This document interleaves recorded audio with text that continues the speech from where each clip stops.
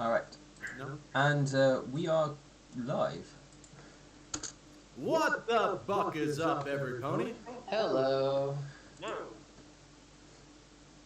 Welcome to hell. It's not that No, I've been to hell. They rejected me. They didn't. Okay, then welcome to half hell. And half heaven. Oh. So, isn't that like Earth? bad. Basically. More specifically, welcome back to the End Times Part 129, where our intrepid group of adventurers have managed to receive godhood and are playing politics with the local religious leaders.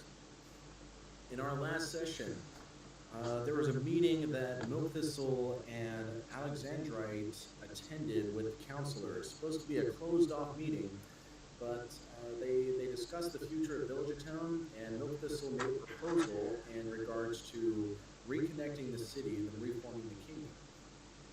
He made a proposal that Clovenhaim be the first city that Villagetown reaches out to because their merchants and travelers have experience in the roads, but they're no longer safe. So if we send the military out to open up the roads and create checkpoints, then we can start trade again, and that will help reconnect the cities even faster. The proposal was immediately accepted, and from there, Alexandrite got some very fancy armor, very honored coupling of the Sun Queen and Blaze. He's very proud of it. It was gifted to him by Duchess Lilypad. From there, we went to the temple, and all of us who have been touched by Hint of Winter and have our godlike abilities, we went to the religious leaders, had a closed-off meeting, and we inquired to them, how can we possibly grow in this new deific power? And each high priest gave their suggestions. The one we agreed that would be the most advantageous to pursue first would be the Sun Queens, where we need to go to a tower on top of a mountaintop that's covered with sunflowers. But before that, we need to make friends with the daughter of the zebra who's working for the demon. We decided that we're going to go fly north out of town and have a picnic. Oh, also, Alexandrite is not old anymore. Mm-hmm. You are correct. Oh, and then one final thing. Milk Thistle offered Alexandrite an opportunity to receive some influence from the Nightmare. He agreed to it, but we will see how well that goes tonight. I believe you're having the picnic with the zebra first. No, we're having the discussion with them first. Yeah, we invited the whole crew. Oh, yeah. But that's happening before Alexandrite's going to go and dream, if I remember correctly. Yeah, I think so. Cool. But we do need to fly north out of town. Yeah, I mean, flying north out of town isn't going to be too much of an issue. You get everyone on the boat, tell the captain to go off for a short while. It travels at a fair speed, so you can get quite a distance in an hour away from the city. You might even decide that you don't have to go a full hour. So I think the boat technically travels at something like 30 miles an hour, but I can't remember. Anyway, so you will. I believe you don't even need to gather up supplies for your little evening meal out of the city, as I believe it's been all provided by magic. Correct. The only thing we'll really need is something large enough for it to get set up on, so like a picnic blanket. Something easy. Oh, sorry. carry on. I think absolutely everything has that. Well, a picnic blanket is it might not be a picnic blanket as per se, but there will definitely be sheets and stuff that you'll be able to lay out on the grass. That would be a good substitute. Yeah, we have the ship sails from before the ship was a airship. Oh? I mean, it'll probably take you longer to get off than just getting the sheets inside the ship. Oh, okay. I didn't. I thought they were removed. Never mind. No, they're still there. Right. Sorry, for some reason the picture in my head was like, oh, we now have propellers and shit like that. No, there's no propellers or anything. It still looks like a ship. You have no idea how it flies. Alright. As far as we know, it's magic. Well, that's as much as you do know. I mean, there's an engine room with like a weird contraption in there, what seems to do the stuff. It's got lots of piping and other stuff coming out of it that you take one look at and go, let's not touch any of this. Mhm. But anyway, you guys all fly out of on the ship, heading north out of town. You go a good distance to the point where you're starting to find it hard to see the city once again. At which point you will, Swift Gadget will bring the ship down for a mostly smooth landing, like she always does. And then you can start basically setting up and preparing for a large picnic. How close to evening is it? Well, we pause at this time. If you're going out straight away, it took you you travelled an hour. It is now 10 to 7. Alright, so we still have some time before it becomes fully dark. Yes. Yes, it is. It is still summer. No, it's coming towards the end of it. Fair, I say. Alright, let's start setting up. And he's gonna do just that. What take? What is Oh, carry on. what is the name of the zebra we're trying to befriend? Katarina? Yeah. Katarina. How's his excitement level moving up to the place we're having the picnic at? He seems a little confused as he doesn't quite know what a picnic is. So he's not really showing any excitement. He's more showing curiosity in what you are planning. Well, I imagine the more friendly characters would be talking him up, asking him questions, getting to know him a little bit better, and all he's interested in is finding the heart of Everglow. Yes. But once we do arrive and we get our blanket out, we'll have Katarina assist with that.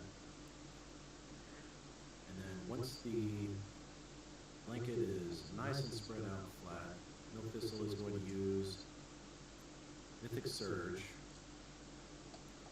which I don't think I needed to do that. I don't know what the 6 is for. But I'm using Mythic Surge to use Inspired spell.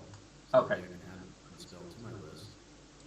And we are casting Bountiful Banquets.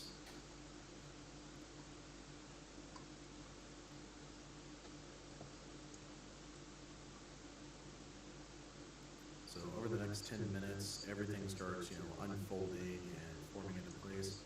And with Mythic Inspired spell, I get to cast this at 2 levels higher.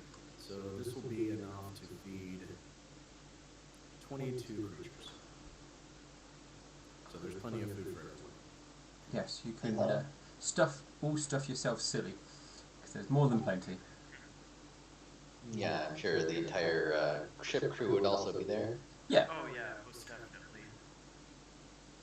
I mean, there's the five of you, the captain, the crew, which I think there is 5. The crew, which is the first mate, and then I'm pretty sure there's 4 other crew members. So that's 11. There's Katarina, 12. Burnt's dad, 13. I think that's everybody. So there's a fair amount of people here, and once Milk Thistle has finished his casting and all the food is laid out for everybody to start to enjoy, the evening picnic will begin basically. Ah man, if only Hoofball was invented. I know, right? I mean, Yeah. I'm, Go on. I'm pretty sure it would be. You would kick a round circle thing around with your hoofs. I mean, it's the sort of thing that I would have thought would be most likely in existence. It like recently got like invented like yesterday. Convenient. Convenient. Yes, very convenient. This sucks. All right.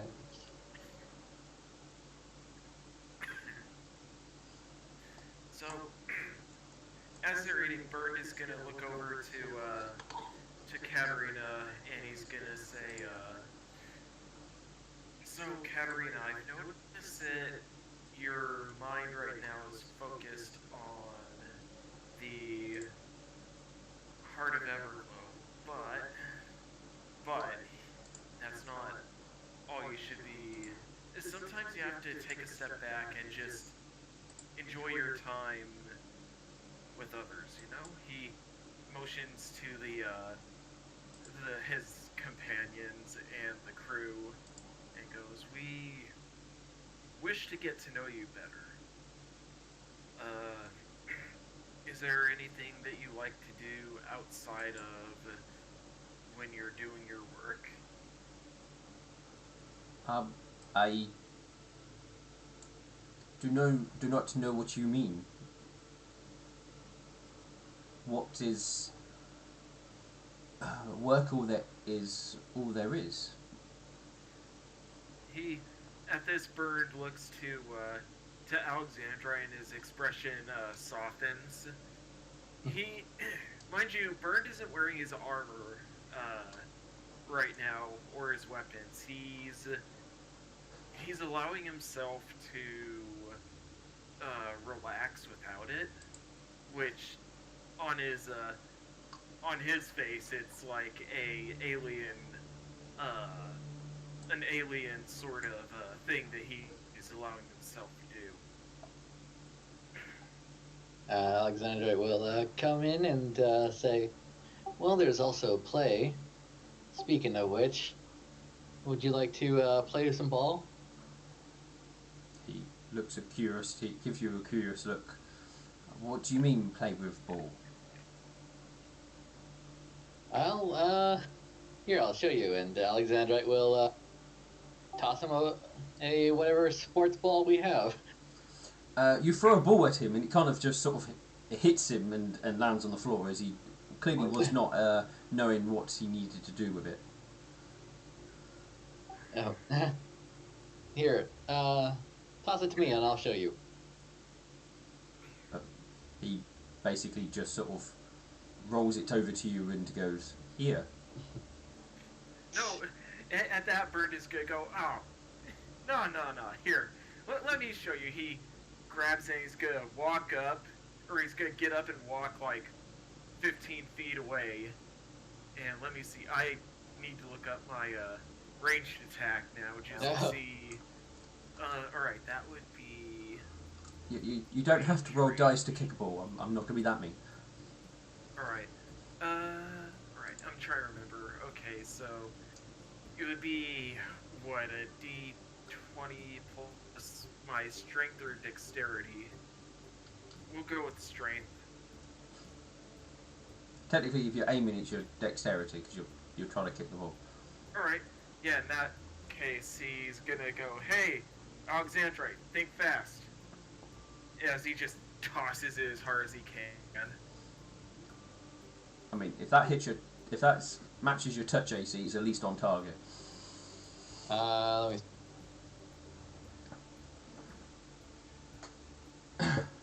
I think it actually might, because I am not dexterous. No, I didn't think you were. Same. Yep. So that just hits my touch. Yeah. So he kicks it in your direction. All right, Alexandra will take it and start running and dribbling the ball and kicking it to someone else. Hey, Milk. Milk is sitting over by the picnic just watching. Yeah.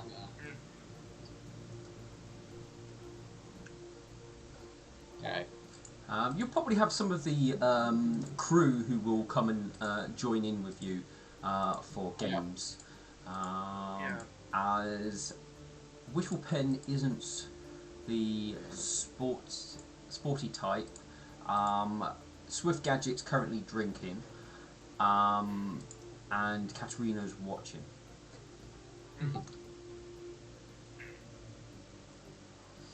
Once you guys have kicked it around for a little bit, Katerina will go, what is the point of this? It seems to accomplish nothing. It's just to have fun. I mean, what's that? There's a saying that I remember hearing somewhere. Don't remember where. All work and no play makes something a dull boy. Something of that extent.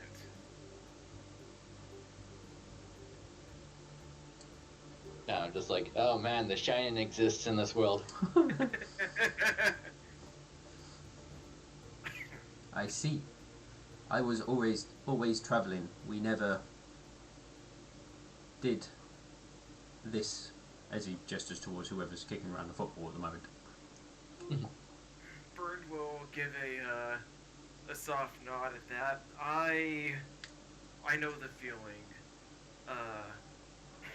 My foster father and I were always traveling and dealing with threats to the Pony Empire. So every now and then we would just like try to have a bit of fun like this, but it always got interrupted by work. He sort of laughs a bit. Well, you're with us. Come on, join in. This is a day to let loose.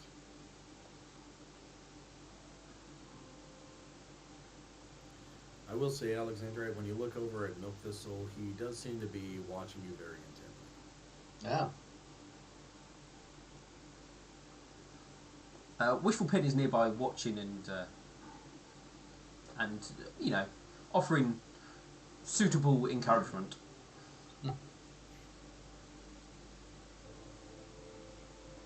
I was gonna say, yeah, being the nerd when people are playing sports, yeah, I understand that. Same. Bird is... Sorry, go on. No, you carry on. Bird is gonna try using diplomacy to encourage Katerina to join in. Well, he's gonna go, come on. I mean, well, I was just about, yeah. I mean, you'll kick it to him, and he will do, the standard thing where he kicks it himself, and it just goes completely a different direction that anyone was expecting it nowhere near anyone. As is the standard thing when a person who doesn't know what they're doing kicks a ball. Oh, I did actually find a Pathfinder ball game called Rook. R-U-K. Yeah. Yeah, so Bird is gonna go and grab the ball and kick it back. He's then gonna kick it over to Metal Banana. Hey, catch! As he just straight up kicks it to them. Okay. I mean, I don't know if you were joining in the shenanigans or if you were... Yeah. I'm just thinking,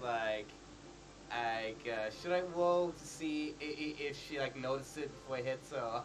Yeah, if you want to. Roll me perception. Yeah, I'll do it. For comedy reasons. Yeah, you're happily currently enjoying a dandelion sandwich when... Suddenly, a ball hits you straight in the freaking face. Well, That's happened to me before. Not fun. Oh, that's a nat one. No. Oh no! Do I need to roll my attack and see if it actually hits? Because I don't want to do that if it actually is gonna hurt. I mean, it won't do damage. It's just for roleplay reasons. Yeah, you kick it over towards them. You call out, but they were completely oblivious to you, and obviously very much enjoying their food.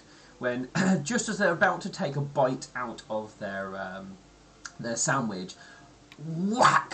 As a ball hits you in the side of the head, sending it bouncing off elsewhere, and sending your sandwich scattering across the picnic blanket. Oh shit!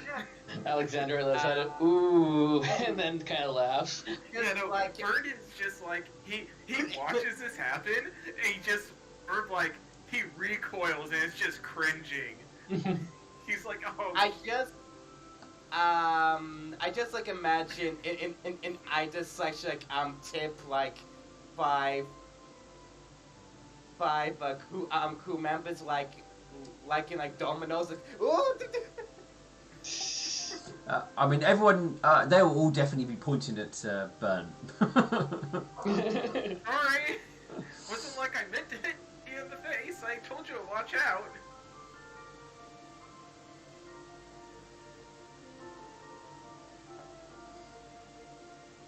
Oh. You guys are playing ball? Yeah. Yeah. He sort of Then, back. Sorry, go on. then, like, why don't you, why, didn't you ask me to join? And I just, like, grab at the ball and kick it back. Like, she's not mad at all from that. Katerina will inquire with one of you, so if you wish somebody else to join, you must kick it at them. I mean, that's one way to also receive a beatdown if the person isn't entirely interested and just wants to be left alone. Is a beat down part of this game? No? I believe Burned is joking around there. Yeah.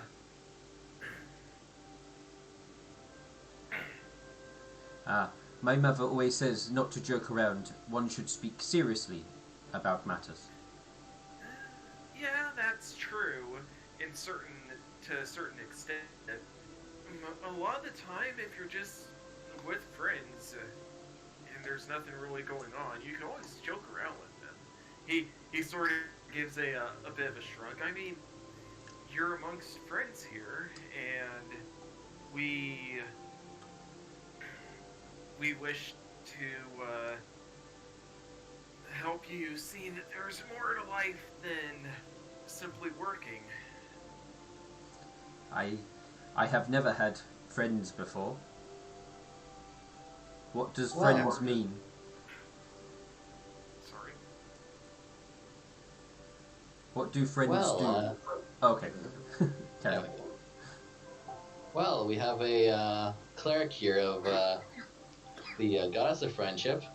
I'm sure she will gladly help you learn about friendships, and you can experience it firsthand. I'd be glad to be your friend. As would I. As would I.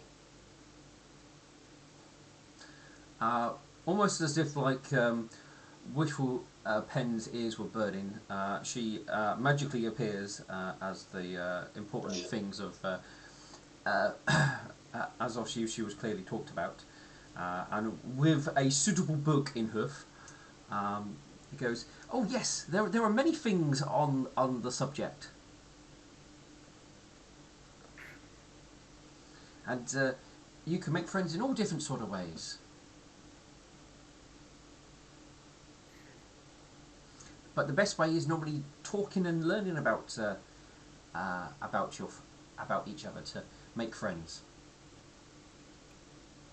and playing obviously in activities such as ball games and other type of games.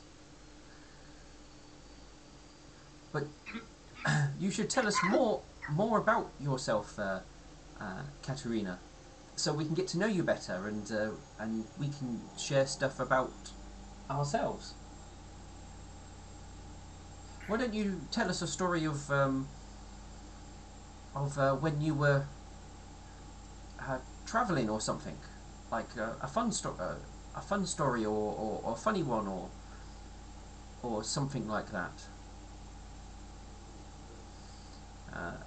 Katerina sort of kind of like stops and thinks a little bit more on the subject as he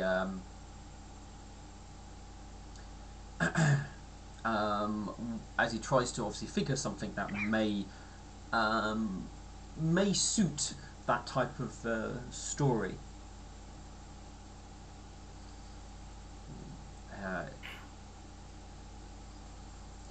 As he sort of does attempt to think, and he seems to have to spend a little bit of time trying to ponder something, as he's obviously trying to find out something that would be suitable to share. And eventually he goes, well, there was this one time where we had to wake up in the middle of the night and leave the town very quickly, as the other ponies were not happy, and we had to run away really fast, and they were shouting unpleasant things. But that happened a few times in smaller places. It's often why we didn't go near people. So I never really spoke and did things like this. Though I did have a few insect friends that I had kept for a little while until they went missing. I assume they would have flown away or gone off to do whatever insects do. Out of character. Oh, Katarina's just making me sad. Yeah. But Alexander will try to liven things up by telling a story about the first time he and his temple brothers got drunk. This should be good. Yeah, very And I good. don't have a story offhand, but so just skip forward. Okay.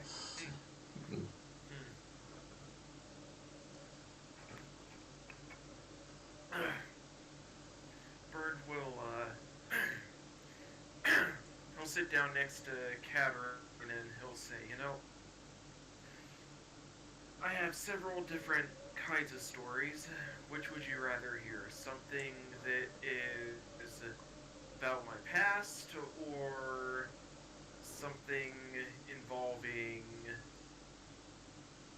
a prior mission that my father and I went on? Katerina gives you an odd look. Wouldn't both those things be a story about your past, as those are the only stories you can tell? Unless you can see the future, of course. But he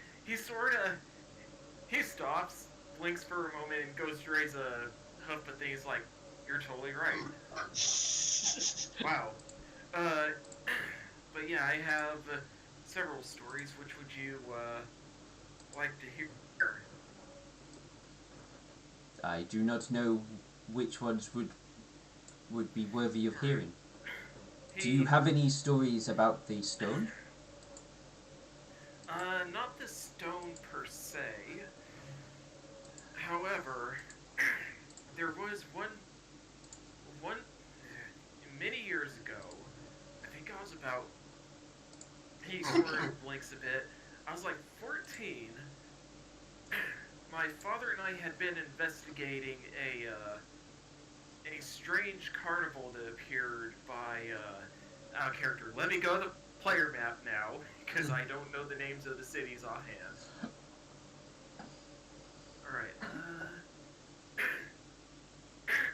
I believe the city that we went to was, Okay. it was over by Port Merhart. This odd circus popped up one night, and we, being samurai, we had to go look into it.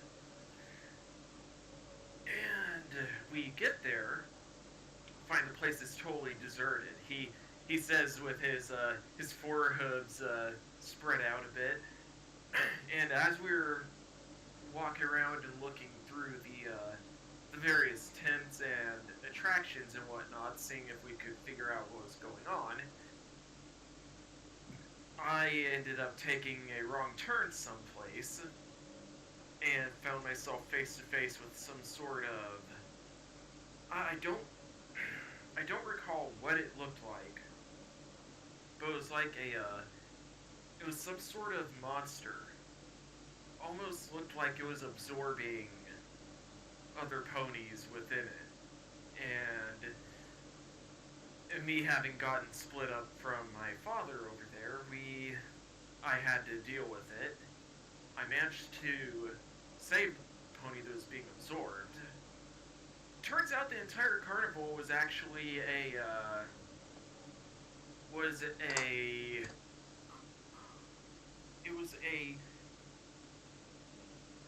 he sort of blinks as he tries to go in and remember it. It was like some sort of, and not so much captivity, but it was like a Traveling zoo. Yeah, you could say that. They had a lot of stuff that was there that we could not just let escape, and so we had to deal with it and kill off all the monsters that had been escaping and trying to cause havoc. Your father goes, you did miss out the fact that I was able to find you again, as you screamed loud enough the first time you saw that creature to let me know where you were. Yeah, you're right about that. But at the same time, that was the first time I actually had to fight on my own. Well, it was a small, or maybe a young gelatinous cube. Well, wasn't quite cube shaped then. Yeah, no, it wasn't. I mean, at the same time, he's sort of like, he has to let a slow exhale out as, his father just keeps on, like, poking his head and like, he's rolling with it, though. He gives a nod. Yeah, we basically had to deal with all that, and, turns out the ponies that owned that carnival, never really saw or heard from him. So, who knows where they went. He looks to Metal Banana and simply, smiles. I believe that you have something.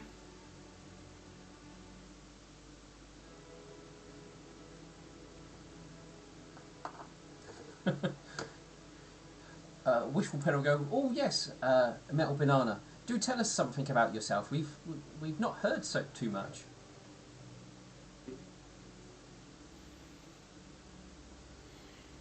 You there? Yeah, I am here. I'm just like, yeah, it has many stories, I can tell. Ooh, pick one. Which one? No, not that one. Too gruesome. No, not that one. Too depressing. No, not that one. Too weird. No, not that one too one. personal. Here's one. Back when I was a squire, I was 14 at the time. Me and my squads decided it's to prank our commander.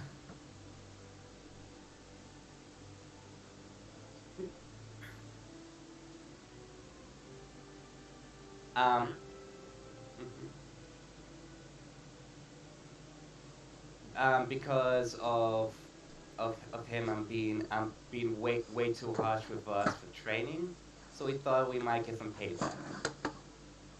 And my friends and crab cake, managed to snatch a frog from the nearby lake.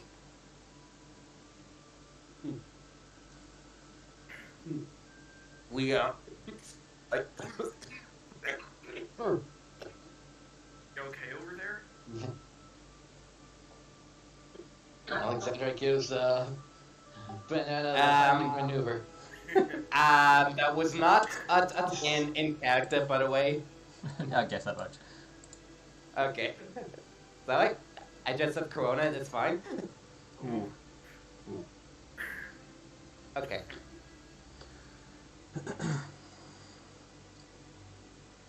So he snuck into his office, and put the frog in his tea. When he came in, and he went to take a sip of his tea. But before he could, he was splashed in the face, aced by a frog. Burns sort of gives a chortle at that. He says, "Yeah, I bet he really appreciated that. You probably were stuck on latrine duty." Well, at least he didn't drink it, or else he would have a frog stuck in his throat. He was fine. And he didn't catch us though, even though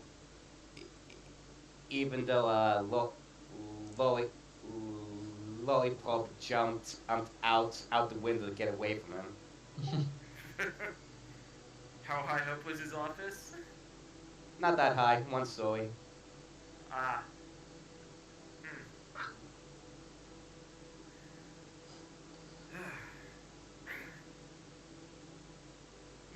Thistle, do you have anything you would like to share? Much like Katarina, the majority of my life has been in service to the Nightmare.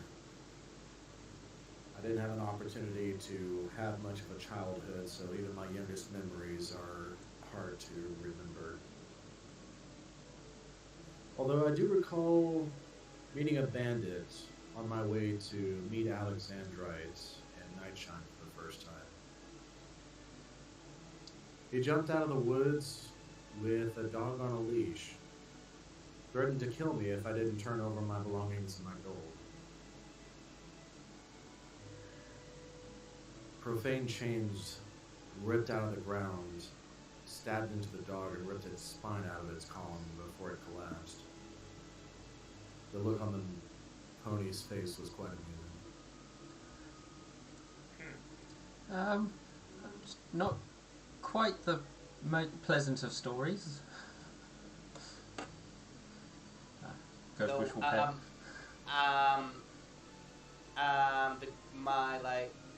The gruesome story. I said it was like too gruesome to say out loud. That is 10 times worse. Let's not have any of the gruesome stuff. I think we're obviously trying to enjoy a picnic after all. Yeah. Burns sort of, he leans back a little bit, and he's just like, Yeah. he's, I was gonna say, picnic. I lost my appetite, and she just like nudges a sandwich on the side. Burns sort of like, he blinks a bit, and he, from the corner of his right eye,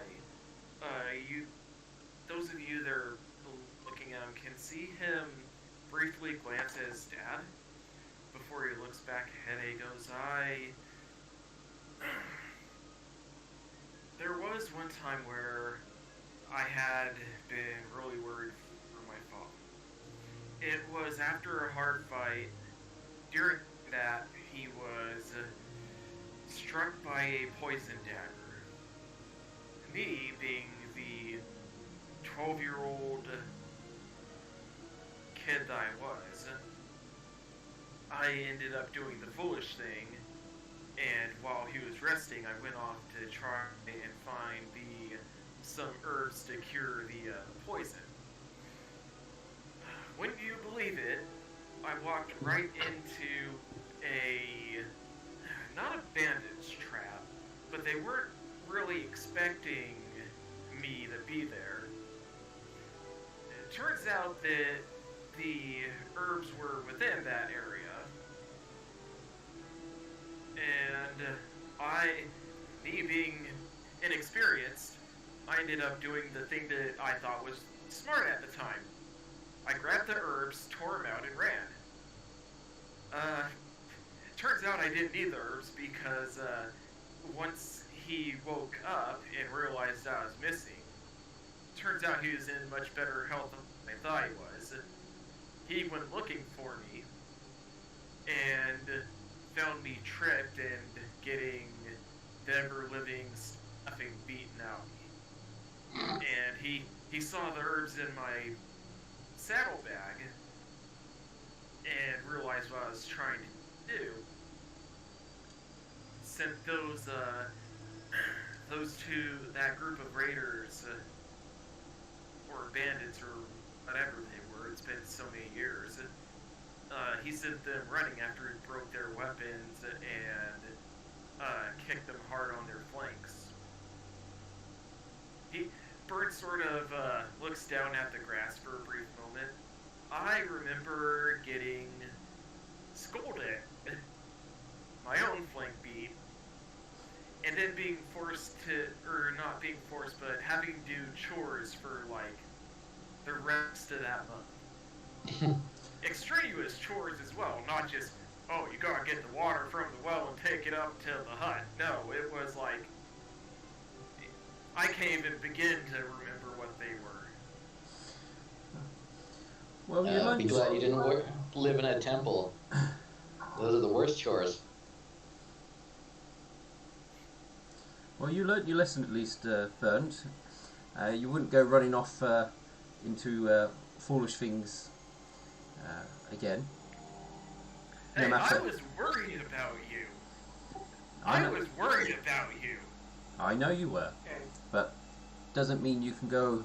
You should make rash decisions just because one person is hurt. Speaking of rash decisions, have I told you about when Nightshine wanted to go see the sea ponies?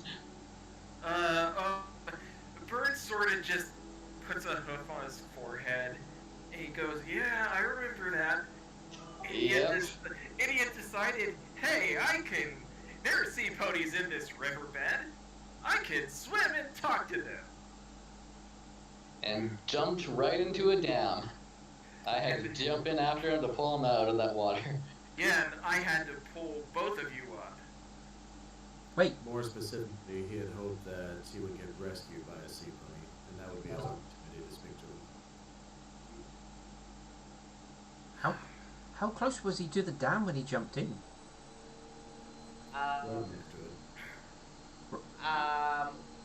What's the check to not resist its breakdown laughing? I mean, Bird is already doing it. I mean, Would that that's. be a will save or a fortitude save? I would say that's a personal choice. Yeah. So, if you want to make a save, fortitude or will would both be suitable. Yeah. Now, if we're talking about the spell, sorry. Go on ahead. Go ahead. I'm good. Now, if we're talking about the spell Hideous Laughter, that would be a will save. There's only Metal Banana does a fantastic job of keeping in the laughter. Just here. I mean, if I was there, I could have given him a few suggestions on how to meet sea ponies. Yeah, but this is Nightshine. And as much as I love the guy, he can be a bit much at times. He seemed fine. Actually, I wonder where he ran off to. We haven't seen him for a while. Maybe he'll come back. Really questions how he became a wizard in the first place. Well, somehow he learned it in his little mud village. Mud Village. Bird slowly raises an eye ridge. Yeah. When I met him, it was in this little tiny village, like just full of mud. I Can't quite mean, remember what like, what we had to fight, but he beat off something with a stick back then. I mean, I've heard of weirder places to live. I remember Alexandrite. Yeah. Is the time that you and I almost got ate by that, oh, what was it? It wasn't a drake, was it? It was a Bahir. Yeah. I was gonna say almost got eaten. Yeah, I remember that, but that was shortly after I met you guys when, before I ended up losing to you in that sparring match, and I slowly started to get used to being without my mask. Yeah, it is. It's quite a thing that I follow you into danger, even into the monster's maw. I mean, hey, we're all walking into danger with these trials we have to go through. Yeah. And Well, sorry, go on. Yeah. But we've managed to avoid dying so far. I'd say it's a good record. Ooh, Yeah, maybe. I'd be here. They're definitely not something you want to mess with.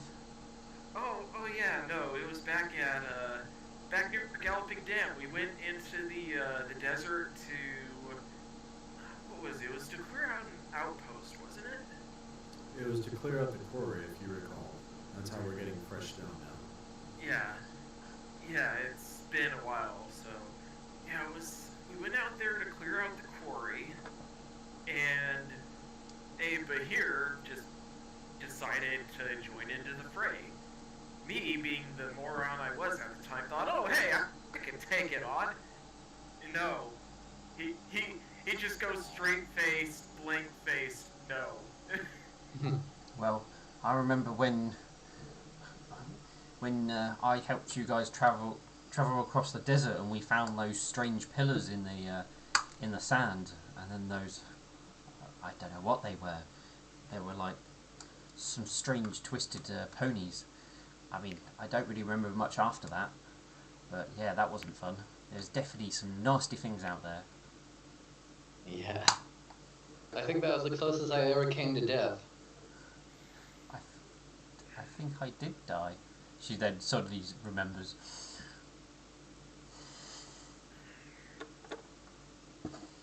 Well, as long as we stick together, we'll all be okay. Yeah. I mean, look at it, you now. You're part of the divine, technically. I mean, the majority of us are. I'm sure there's some goddess that's died and came back to life. Yeah. I don't think deities can die. No, I think Bird sort of has a bit of a smirk on his face. No, I think you could piss him off, but that'll make him even angrier. Yeah, but I mean that making them angry is not the same as them dying. She scratches her head to try to work out how you got to that. But you can make them angry and they might smite you, but it's not often gods will come here directly to smite someone. They might send something after you. I mean, I know the nightmare tends to be more that side of things. She says Oh looking yeah, towards Burn. I remember the nightmare sent something after me.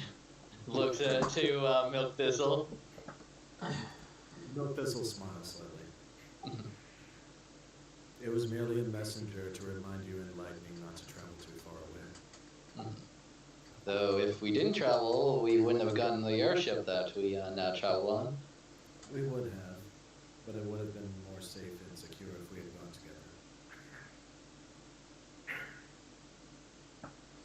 The way that I see it is sometimes you have to take risks sometimes it's not always going to be as easy as traveling in a group for full-on security. As much as that's true, but at the same time, risks do have to be taken. Your dad gives a nod and goes, well, that is the duty of those that walk the roads at the moment. They are always dangerous, and it is up to us to try and make them safer as much as possible. But should you guys accomplish what you are trying to do, then maybe there will be others who will follow your follow you and follow your what's the word? Footsteps. Example. Yeah, follow your example, and we'll do the same. I believe this world could use a few more adventurers or heroes in it. Yes, with what we're going to be going up against, we are the torches that have to push the darkness back.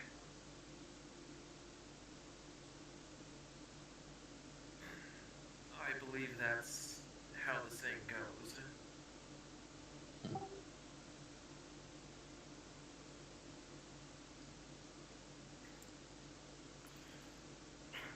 He, Bird blinks and,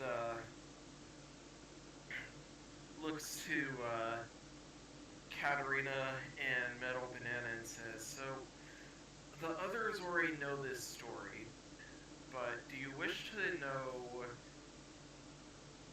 what exactly happened to cause me to be with all of you today? Like, the events that led up to it.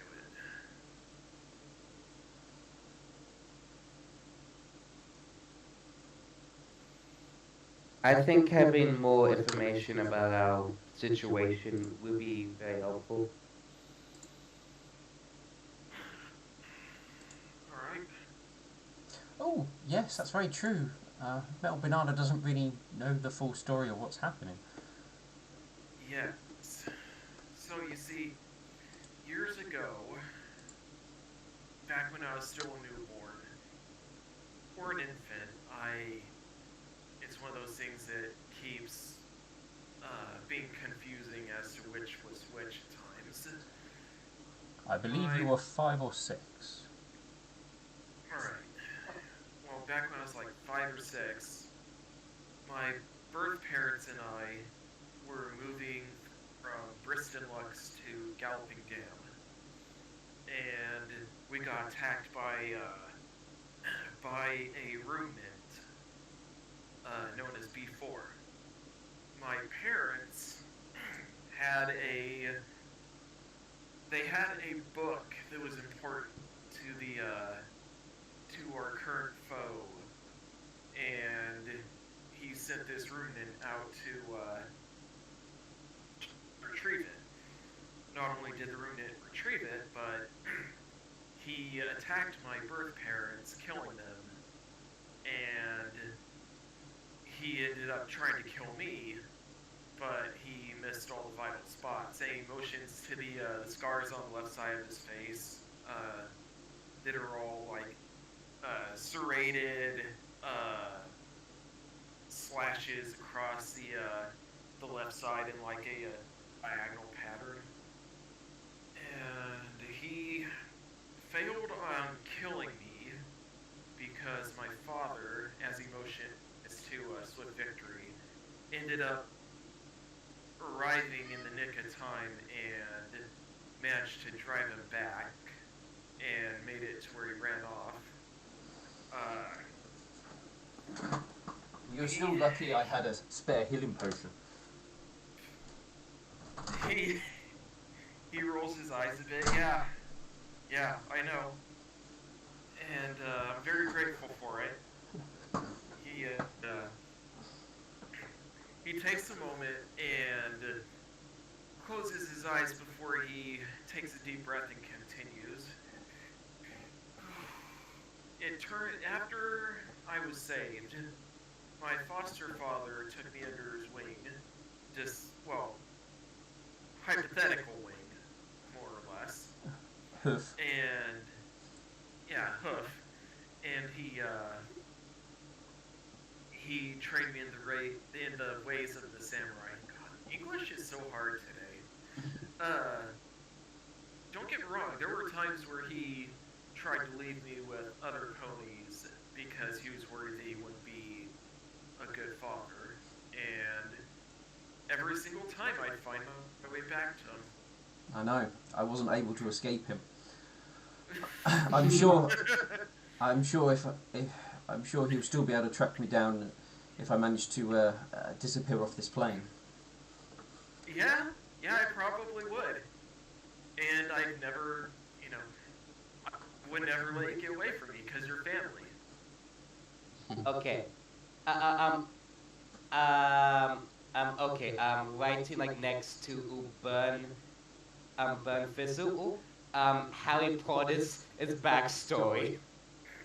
Oh God, you're right. Sorry, go on ahead. Milk. Yeah, what is that you said, Daniel? Metal Banana, I didn't understand you. I basically said his backstory is similar to Harry Potter's backstory. The milk thistles? No, birds. Burns. Oh, birds, okay. Yeah. Honestly, I didn't even realize that until you pointed out just now. But he gives a soft nod and he blinks a bit. I wanted to bring justice for my birth parents, and shortly after, or some time ago, I ended up joining with Milk Thistle, Alexandrite, Lightning, and Nightshine, and they, after it took a little bit, but they thought me as one of their own. Like, we all became a family.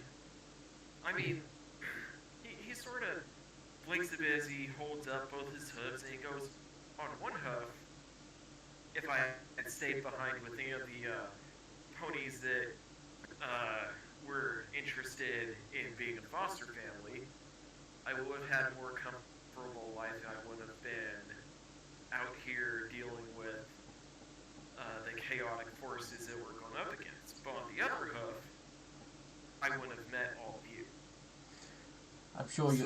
I'm sure your life wouldn't have been as interesting as well. Yes, exactly. He sort of leans back a bit more and just eventually flops down onto his side. If it wasn't for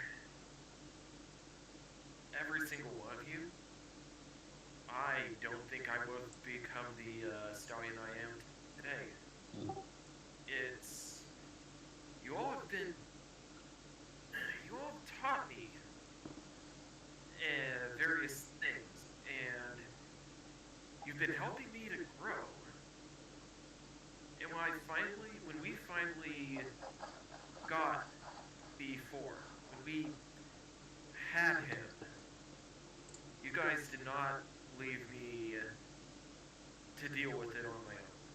You stood by me, and that is something I respect and cherish.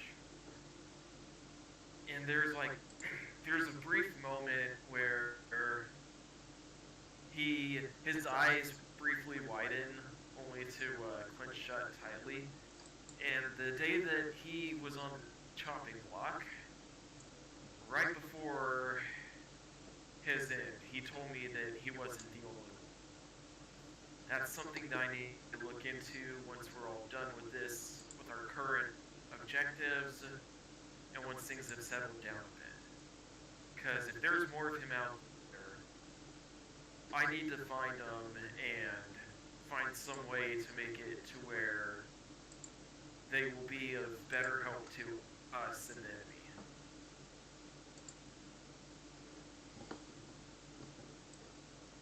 Well, that if we ever find any more of them, you can be sure I would help you to the end. Um, from hearing that, I look at Milk Thistle, then I look at Alexander, then I look at Wishful Ham,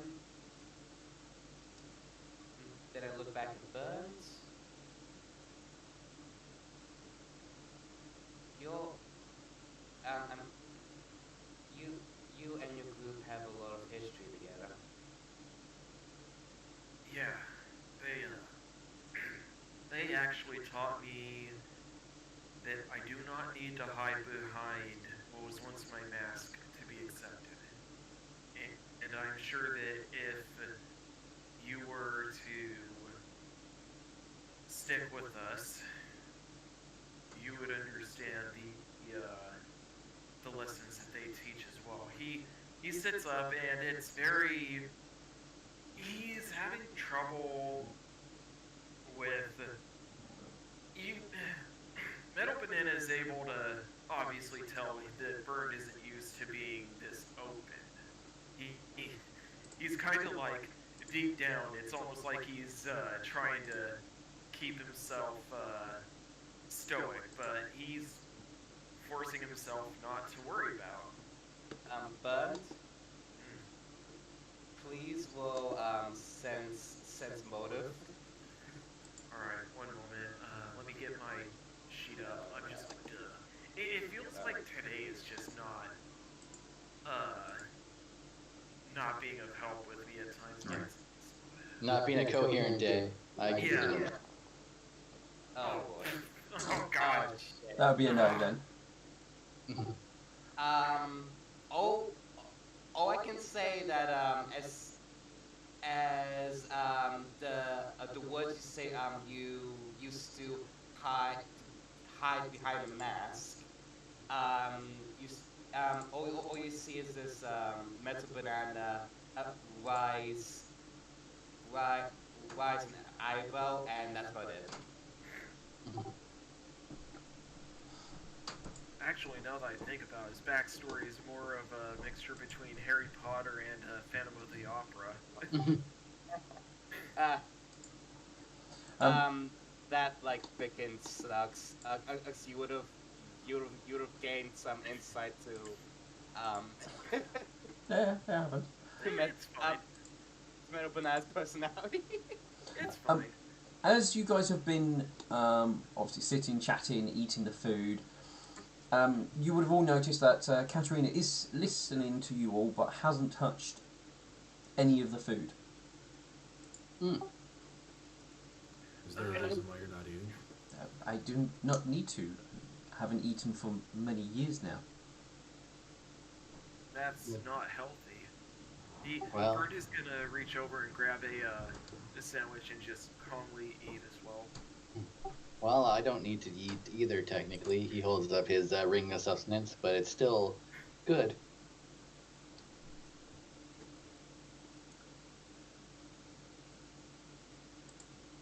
Do you have a ring of sustenance as well? He holds up. I mean, he does have a number of bits of jewellery on him, but one of them is a band, the equivalent of a ring, on one of his hooves. Alright, so he has a band of sustenance as well, okay.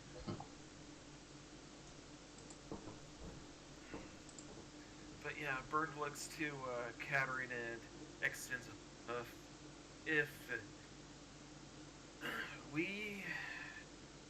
he sort of blinks, but I'm not really good with emoting. But if you stick with us, if you journey alongside us, it won't be a issue before you become family to us. I mean, we're always open, so with each other and with ourselves.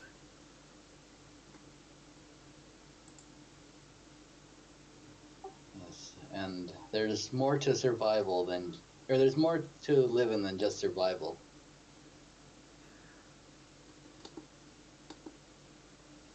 gotta enjoy life as well.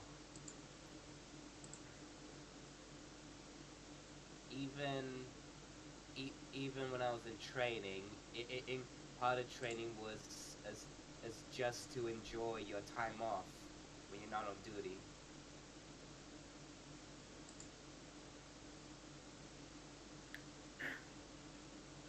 Yeah. Alexandra will cut a slice of cake and give it to Katerina. Try it. I think you'll enjoy it. He'll look at it with a curious look, and will take a bite of it, and you'll see him chew it and swallow. Well, what do you think? It was okay. It did not have too much in the way of taste that I could tell. Fair enough. Bird sort of blinks and looks to Milk Thistle. Hey, you and Alexandra, I remember when we were in the Dwarven Mountains, right? Yeah. You remember how those, what were they called? Those weird dwarfs, thank you, the Draugr. You remember how they tended to go invisible? Yeah, I have the scars from it. Yeah, so I remember having been against, I want to say there were 6 of them.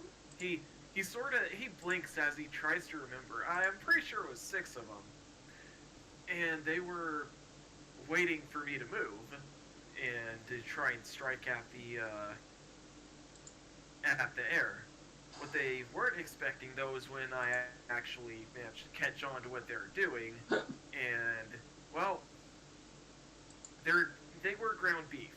We'll just say that. He gives a bit of a smirk at that. I don't think that they were really expecting me to see through their invisibility, or at least watch where they were moving while invisible. No, I don't think so. Though I am reminded of a friend of mine named Ulrich. I think you would like him. He also likes to break down doors with his weapon. Oh, he sounds like fun. Yes, he was. Yeah. I think you would have liked my friend and Sunny Easter, if he was still alive though. I'm sad to hear that. Bird gives a frown at that. Actually, I've been thinking. He turns to look at his foster father. He goes, "Hey, Dad, do you by chance know if any of your associates from the Kind Blades are still around?" I've not run into anyone for a few years, but many of us do not. Many of them may not associate themselves as Kind Blades anymore. Fair to say. Do you think you could send them messages saying that Villatown needs their assistance, just in case something goes wrong with with what's to come? The ones that I know of tend to find on the road rather than send a letter to their to an address, as they don't have a fixed address. Fair to say. Do you recall any of their names by chance? We could always use sending. I do. Would you be willing to let us know their names so we could inform them about the going-ons and attempt to get them back here to Villatown? I mean, you can do it. I do not know if any will respond, as there could be possible that they may fit, as it's not coming from myself. They might not believe the message, even if you say it's coming from me.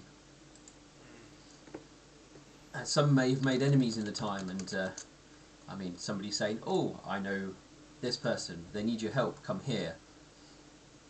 I mean, Yeah. you may find that suspicious yourselves, but it's worth a chance, I suppose. Yeah, that's fair. I mean, at this point, any help is good help.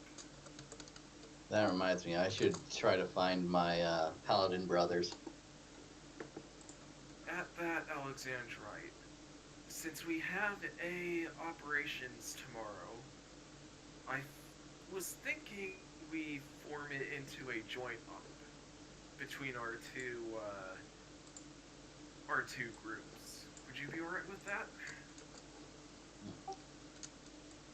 Well, I'm not really in command of my group, but what help they will lend, I can see if what I can. Yeah, I can see what I can do. Fair.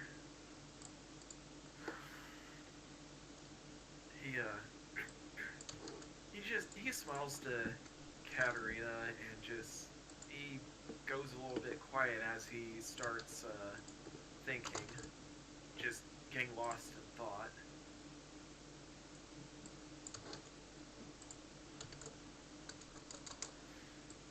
Here we go. These are the names that Burnt's father will be able to give you.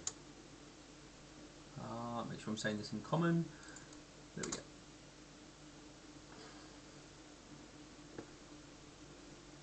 Thank you very much, and you know what? I'm gonna what? Let me double check.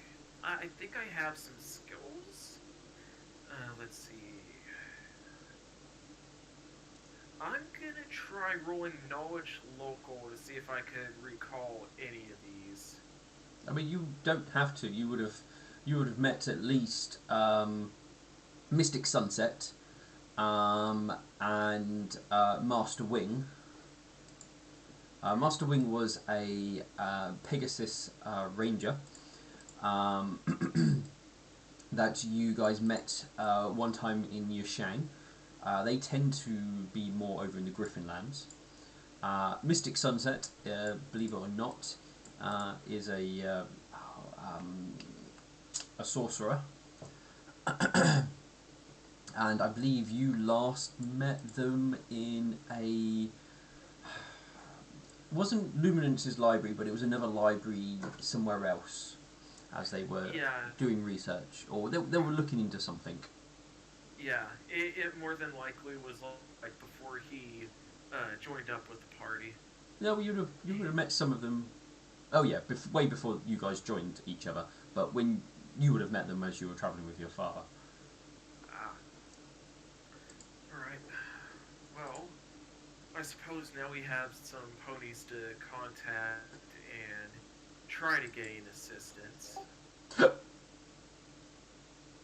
By the way, Steele, could I actually get the names of the characters that I've written down for Alexandrite's backstory? Yeah, I should have a note with them in.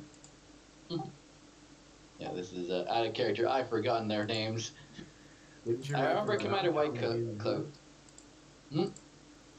You wrote Sorry, them down. Shouldn't they be in your notes? They were in my notes in the Roll20. Yeah, they. Yeah. If you look under the journal one, which is like the circle icon, there should be one which says Alex Contacts. Oh, yes, okay. Contents. I put contents rather than contacts. Thank you. Yeah, so I had all the information there.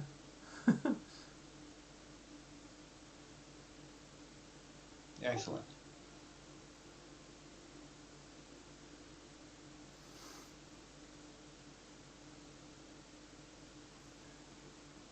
I believe it is Blade Master and Lightsword who are your friends who have gone off places. Yes.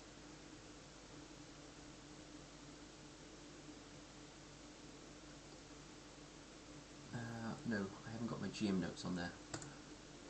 Because that was somewhere else.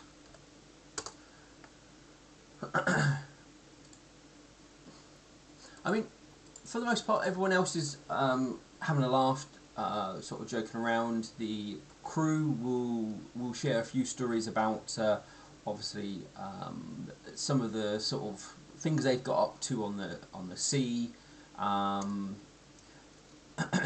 when they've occasionally been asked to obviously take jobs, mostly obviously protection of like cargo and what have you. They can share a few tales of when they were able to outrun some of the pirate ships that were there, and able to get away from the pirates that were or still are causing havoc in that area.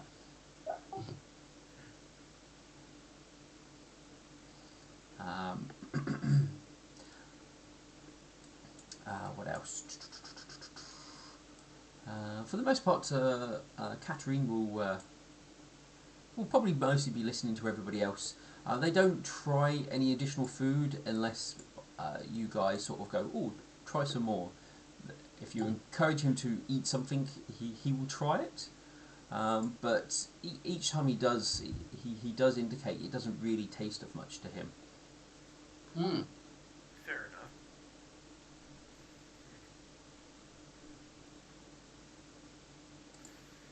I'm also kind of curious about that because I would assume it would kind of be the opposite if, like, you don't eat much or like. Well, you can say based on your own experience, Alex. When you eat food, it's still as tasteful as you remember it. Mm.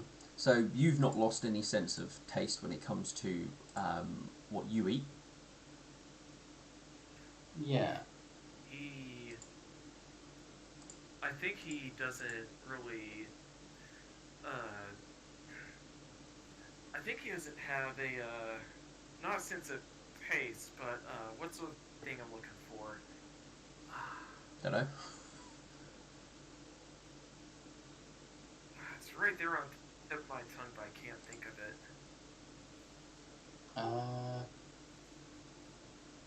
I don't know. Oh well, I'm sure it'll come to me eventually.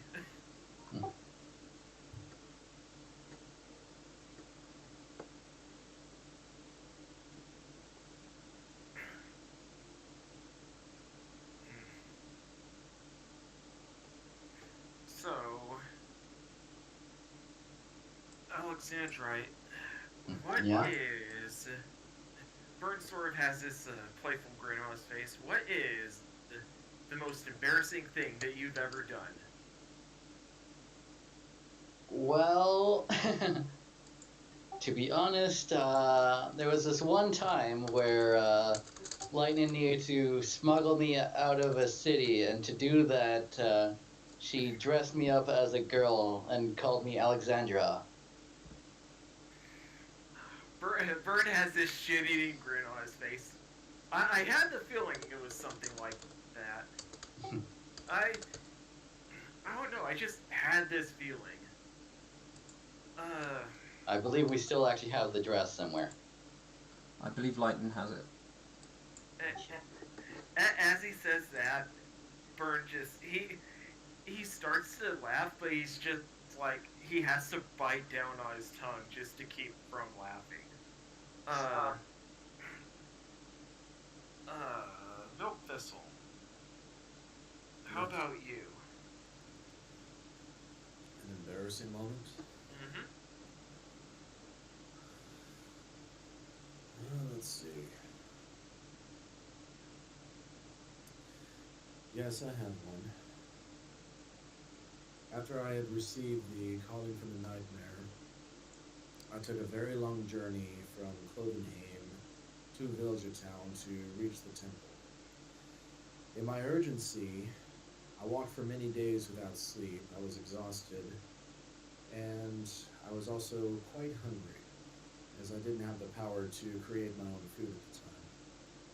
So I found some berries, and in my dreariness, I did not inspect them closely enough to see if they were safe to eat.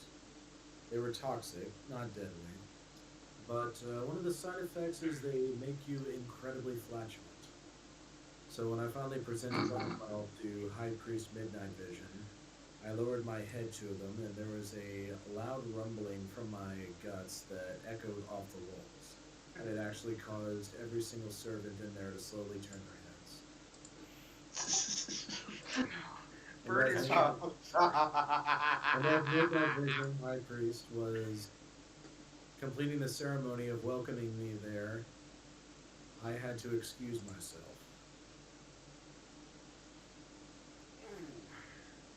That's nasty. Well, I'm sure you at least made a good first impression. I certainly did not. Much like the time you attempted to run away, I was given the most vile menial task to prove my worth and repay for the mess I I hope that wasn't a literal mess. made. No problem. Bird is just like at that. He visibly covers his mouth, and he leans forward to hide it, and everyone can just see his sides as he silently is laughing. Uh, he's gonna sit up after a few moments of catching his breath, and he's gonna say, "I think mine." There was one morning where we needed water, and I've been on a training regiment of carrying this long stick on my back with two water buckets on it. Filling, I thought so. I went down to the river and ended up falling in to where the buckets and the stick washed downstream. Me being afraid of an ass whooping, I ended up hurrying over to the nearest village, nearest town, what have you. And I saw this glass bottle that looked that looked a lot like water. I didn't read the sign or the label. And so what happened is I bought two of the bottles and went back to the hut after getting two replacement buckets and a stick. So I walk into the hut with water. He says with air quotations, and set them down on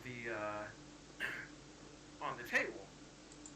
Dad tells me to sit down and have a drink at the hard work, whereas he sits down and gets a drink as well.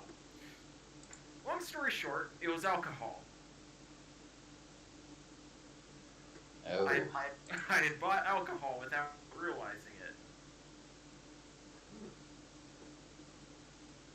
it. Yeah, no, that was not a fun or pleasant moment, as I ended up getting drunk and passing out.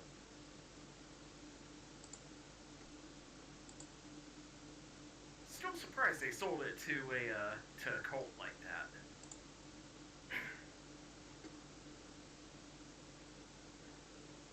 And he's gonna look to Metal Banana and go, well, Oh shit.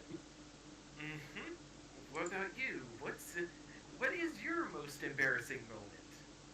Uh. Let me think.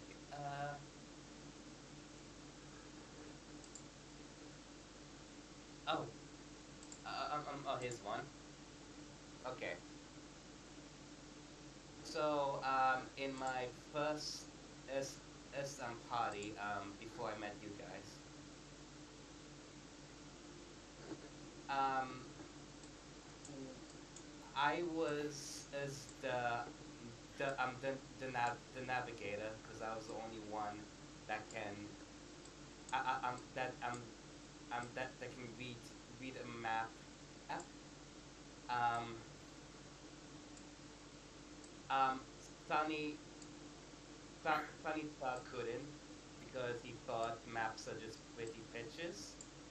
Our necromancer uh, uh, uh, couldn't because he has terrible sense of direction. our druid can't, cause she never seen a map before, being born in the forest. And and and our bard didn't want to, because he thought reading maths was boring. So they let me. And we had this quest as to um, take out some predators that was disturbing a farm nearby, and it was 6 days worth of travel. So we went there for 6 days until we arrived in a town, and I checked the map and realized it we went in the opposite direction of what at our original quest was. So, in other words, you're worse with directions than I am. It was a one time it happened. That's why it's embarrassing. I mean, how were you navigating? Was it by starlight or during the day? I had a map. I navigated by map. All right. Probably probably a compass then. You know, west, south. Yeah. Oh, I didn't have a compass. I used the sun and the moon to know which way was west and which way was north. Alright, well, I suppose that tonight when the stars come out, I'll help you with teaching you a little bit more. Well, it is starting to get a little bit dark now. Again, burned. It was one time, and I was tired. As that one time. It's okay. I mean, it doesn't hurt to better your knowledge, right? Just in case you have to do it by starlight. Fair. That would be fair.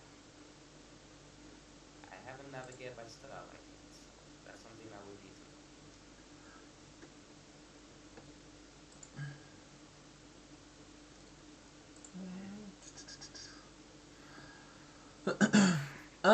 I'm trying to think of.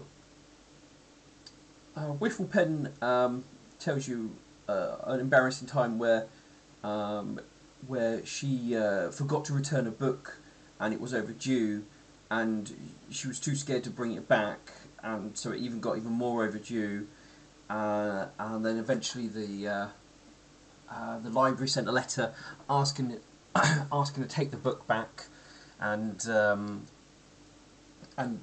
the fact that she had to go in and then return the book, and I mean, the way she sounds it doesn't sound like it was that embarrassing, but by the way she's talking about it, it's clearly something really embarrassing for her. Yeah. Okay. The worst possible thing. Yeah, out of character-wise, I totally know the feeling. You know, Yeah. I had the library police going in. Library police, open up! But yeah, no, I totally understand where that particular moment comes from, though. I've had that myself. But yeah, Bern is gonna lean back a bit and just look up at the sky. And I thought my story was the weakest. I said it out of character. By the way.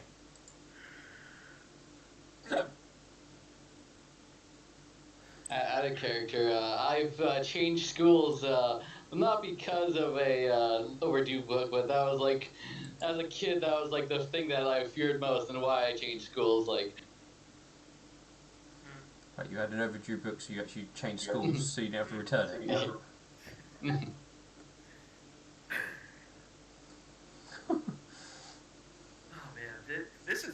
session so Mhm. far. Yeah, Bird is just he's looking up at the sky and he goes, "Oh, hey, there's a." It's not seeable just yet, but if you look up there, you can see the constellation. And he goes off on a bit of a not tangent, but he basically is telling a story about a lost hunter who ended up earning not so much earning his place as like a deity, but like he earned his place amongst the stars, and that's why that particular constellation is up there. Out of character. Are you just telling the story of Orion? Yes, Yeah. whatever the pony equivalent of Orion is. Yeah, I was like, wait a minute, this sounds familiar. Hey, wait a minute, that's not Ares, is it? No, it's Orion. Oh, that's not Orion, is it? Yes. I knew it. Alright, so he's gonna like blink a moment and he's gonna say, you know, I'm not used to really letting myself do this kind of thing. Uh, I've realized that there's a lot that I still have to do, and it would be nice to at least do most of it before we head off. But I know that's like our job, our goals right now are more important than that. But he sort of he's breathing and he takes like several deep breaths. He doesn't know how to word this. Uh, but he goes, one of the things I'd like to do is to find a mare to settle down with. He's just talking. He's not really caring if anyone listens or not.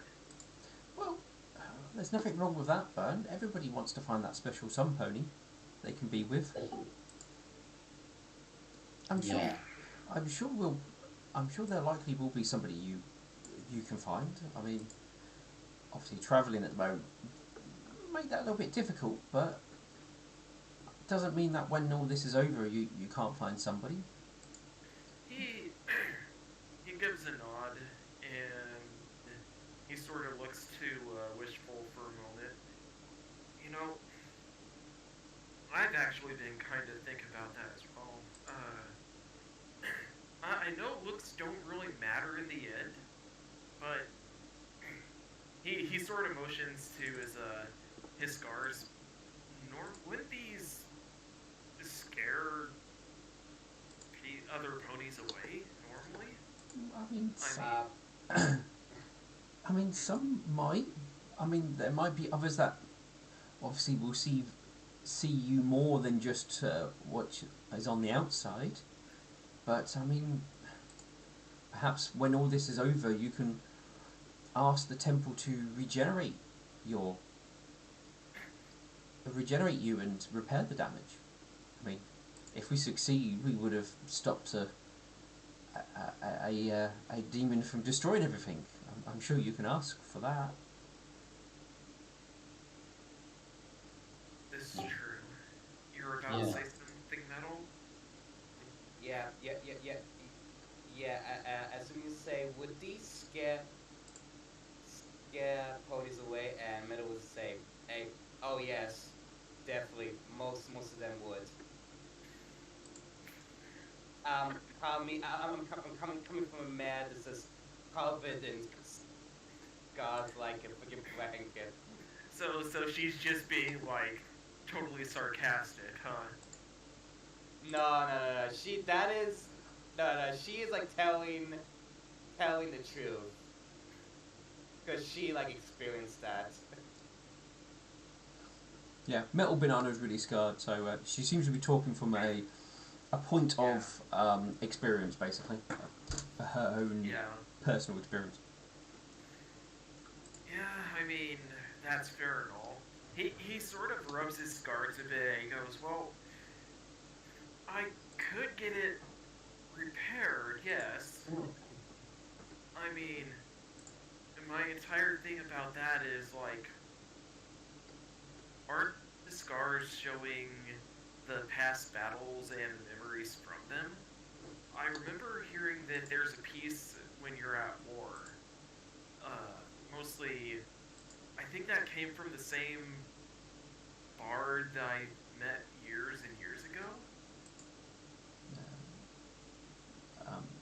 Wishful Pin goes, I'm not totally sure on that. I mean, I would have thought you're possibly keeping your scars as memories more than anything. Or at least those ones. That's a possibility, yes.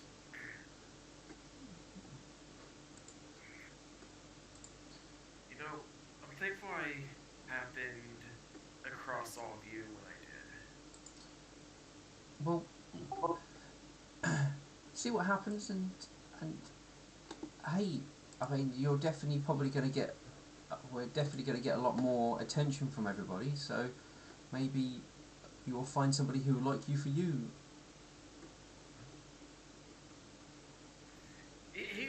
He's gonna just like he's going to not so much flirt with her, but he's gonna just be like a little bit playful and say, I assume you like me for who I am? He just sort of gives her a playful smile. Oh, of course, Bern. I like you for who you are. She seems to give you it from a general point of a friend, obviously bigging you up, rather than. So she's not responding to the flirt. If anything, she didn't even notice that you were flirting with her. So.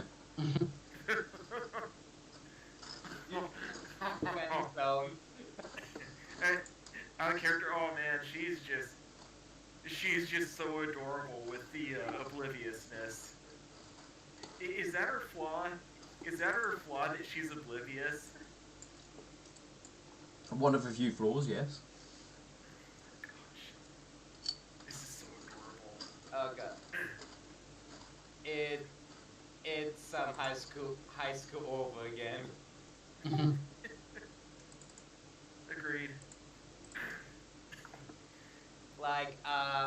This is by the way a true story. Ago in high school, asked me out to grab some milkshakes, and I said, no, no, thank you, I'm not thirsty, and I just left. Oh, Neil, right over the head. And to this day, I still punch myself for making that. It's okay. There will be others. There will be others. I'm glad it happened because then I can tell this funny story. Yeah. Oh man. All right. He's good. Sorry. At this point, it is mostly getting dark, and you are starting to be able to see far more stars in the night sky. All right. So. I think we should probably head back if me and Milkfist want to get our things done. Yes. Before we do, though, all right, Metal Banana, come and sit with me. I'll help you learn how to navigate via starlight and Star Wars. Alright. She just sits next to you. All right, and would this be a public roll or a private steal? Now you can make it public. We can see how terrible of a teacher you are. Oh, for fuck's sake! He gives all the. I mean, there will be other times, but he's like, okay, so what you want to do is you want to follow the South Star until you reach the next lake, and then you want to go swimming in it. in your armor. I mean, He- you can. he's like, I will point out you can use a surge point to give you an extra d6. yeah, he'll. Right, that'll be under features, right? I can't remember where I put everybody's surge. I think it was under. Oh, it's like what? Once a level? No, you get it's under it's under features and it's a class skill and it's just called surge. You get 5 a day. Oh. Right, 5 a day, so that's a d6, right? Mm-hmm. Alright, one moment. This is gonna be for Surge since I need to find it in here. That's not that much better. Ah, here it is. You might have got a 6. I mean, it's better than an 8. Yeah. Yeah. Yeah. You realize that he's trying, like he's legitimately trying, but it's just not coming easy to him right now. Wishful Penny is sort of listening, and she kind of like you say things, and she kind of looks up at the stars and goes, "Am I wrong? I thought that was that." I imagine that Swift Victory is like walking up behind Burn and just smacking him hard across the back of the head. I think Metabana would like giggle to herself a little bit. It's just like seeing you at least trying. Yeah. I mean, obviously, Swift Victory would just be like, no, that's not how you do it, you idiot, as he just honks him on the back of the head really hard. I thought I trained you better than this. Ah, I thought you did too. Ow! Man, jeez. Must be an off day or something. Looks like someone drank too much today. Hmm. Well, I mean, can you really have too much? Wishful goes, I think you can, and she just gestures towards Swift Gadget, who's laying probably partly on the picnic and snoring loudly. Oh god, she's passed out. Alright, yeah, let's head back to the airship. I'll get Swift Gadget and get her back into her bed. I just realized how weird that sounded. Well, no, we need her to drive the ship. Right. Um, Not water or know how to create water? Do not accidentally sleep with her. Oh no, that was Nightshine's fault. Actually, in character, we don't know that Nightshine did sleep with her. In fact, It's heavily implied that he did. yeah, We know that Nightshine smelled almost as bad as Swift Sail did, or not Swift Sail, but Swift Gadget. Yeah. Honestly, I'm kind of curious as to if anything came from that. I'm kind of curious. That's between Nightshine and the GM. Yeah, that's true.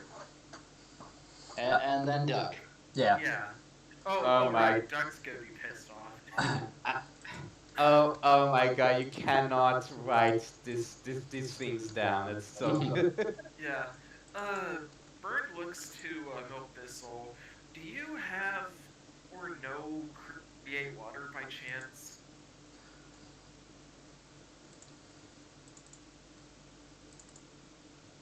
Swift Gadget goes, not Swift Gadget, Wishful goes, I can. And Alright. as she will proceed to wake up, Swift Gadget, who will basically splutter awake, like she's been drowned. And as she wakes up, she cries out, "Pony overboard! Somebody help!" Put it overboard! Help! Swift Gadget, come on, we need to get this place cleaned up, and we need to head back to town.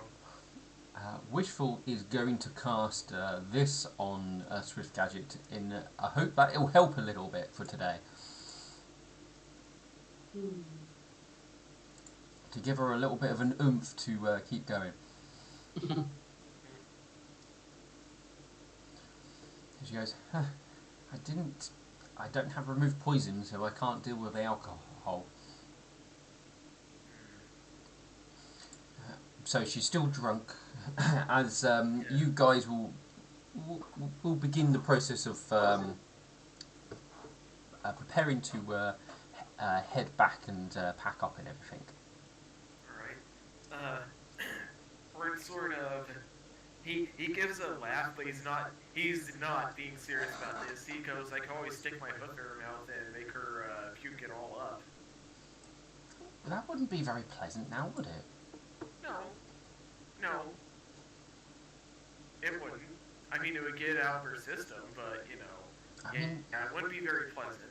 Well, I mean, that just stops more alcohol being absorbed into her body. It doesn't stop the alcohol already in her body. People thinking they can come up with their own cures for poison. He sort of rubs the back of his head. I was never really the smart one. I see, this is why you're not a cleric. Yeah, can you imagine how bad I would be at it? I'd get excommunicated in a heartbeat. I can certainly imagine. I mean, I suppose, all it takes is training. I'm sure you could be taught. Though, judging by your knowledge of astronomy, I do wonder. Okay, one bad night. One bad time. One bad time is all it takes. I'm now. Now you have a new embarrassing story to tell, to talk about. Yeah. Yeah, you make a point. All right. So with that, you guys will start packing up and kind of like throwing Swift Gadget at the control panel to get her to fly you guys back home. Oh, I'll try to stop hiccuping. Packing up and everything, it doesn't take too long to get sorted and what have you, and Swift Gadget just about managing to do what she needs to do to make the ship go in the right direction to do the right thing.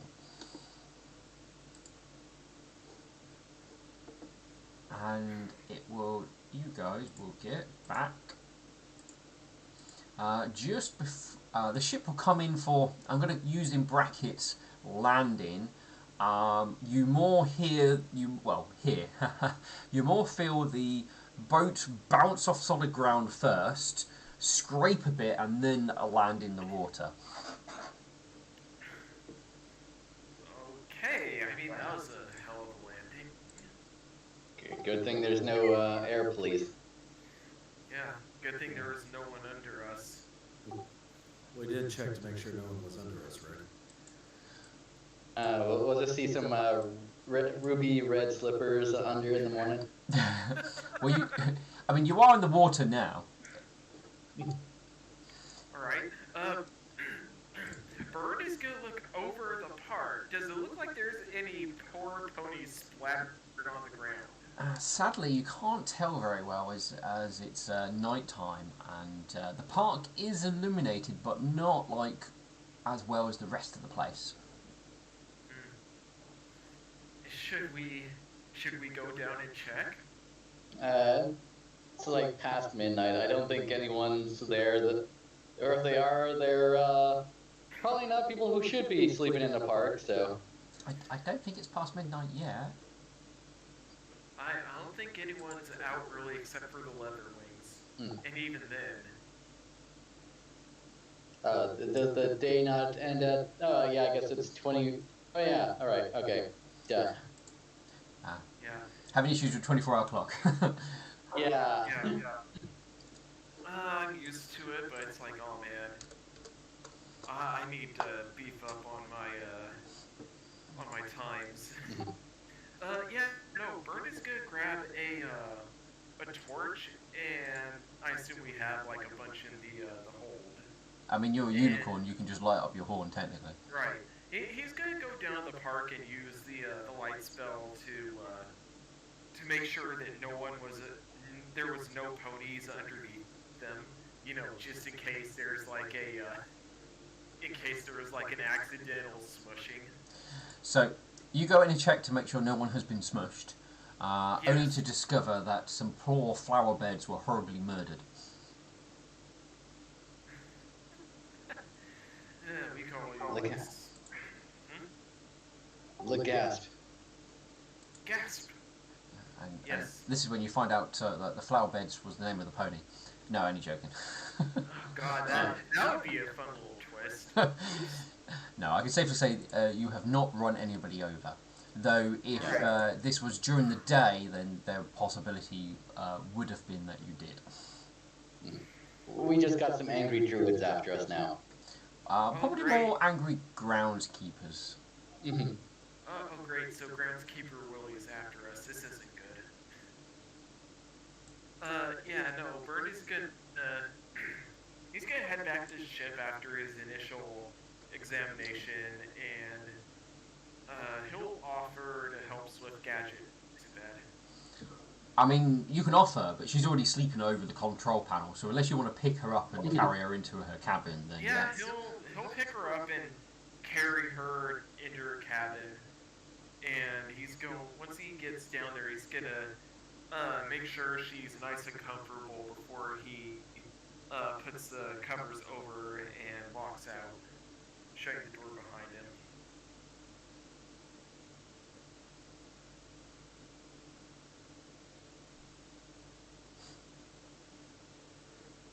Welcome back. Hey, You just missed that we crushed a poor flower bed as we bounced from the solid ground into the lake. pony sad. Yeah. Bird is gonna approach he's gonna approach Milk Thistle, Alexandrite, and Metal Banana. He's gonna say, we have a big day coming up.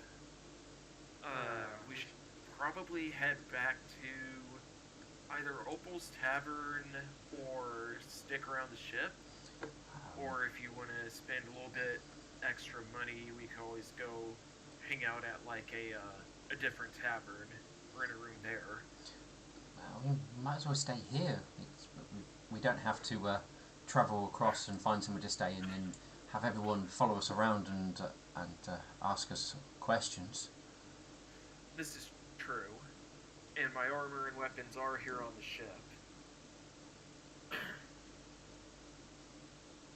Well, we have a big day ahead of us tomorrow, and I need to get back in doing my order rituals in the morning before we head off to deal with the doomsayers.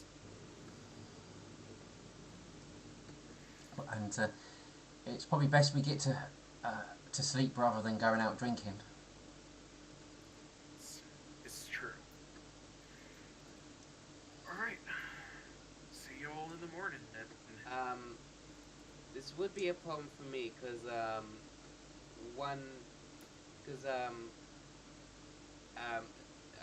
Knights of the Shield prefer to sleep in taverns where there's usually lots of ponies around. You've got all of us here who are on the ship. We count as lots of ponies. Yeah, and there's enough alcohol to count as a tavern. I suppose. Well, the real... Sorry.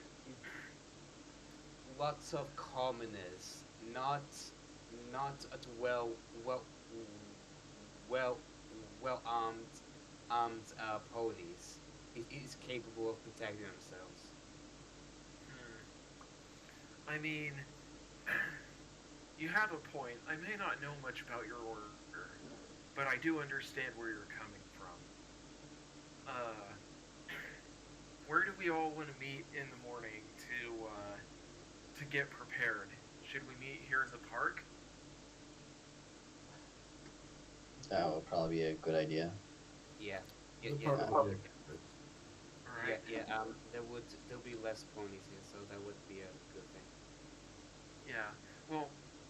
The only ponies that are going to be here besides us are my Chaos Knights and whatever onlookers we get. If you like, we have a person who owns a tavern. Her name is Opal. She can at least make it so you can get some peace. That would be fantastic. Thank you. And he'll give direction to Opal's tavern. I go to Wolf's Tavern. Opal's Tavern. It's on the maps. Where is Opal's Tavern? You'll know Opal's Tavern now. Whee! It's actually close by. Yeah.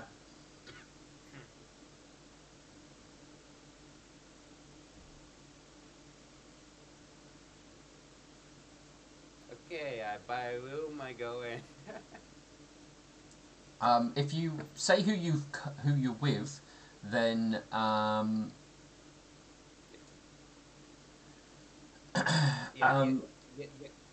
I would say Alexander's with me. yeah. Then because obviously you're associated with the group, you would be allowed to stay for free.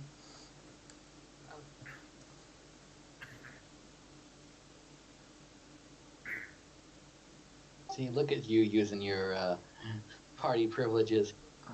Yes, they're the best privileges. Is there like a tip jar there? If you want to give extra money, you can. Yeah. Yep. Yeah. Just like for each other, give them 5 gold. Hey, Alexandrite, Mm-hmm. how pissed off do you think Swift Gadget would be if we snuck one of her bottles from her and drank it? Probably pretty pissed off. It's not something I would do. True. Yeah. I suppose we should get ready for tomorrow then. I shall see you all in the morning. As he heads on down and finds a bed and just flops into it. Good night.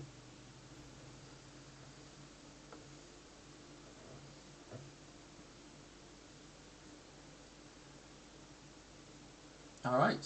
So I think most people are turning in for an early night. I assume that means Alex and Milk Thistle will be sort of doing some whatever preparations before they head out to the temple for midnight mass. Yes. Have you given thought to what I've offered you, Alexandrite? Out of character, could you remind me what you've offered? Because it has been 2 weeks, at least. Milk Thistle made an offer to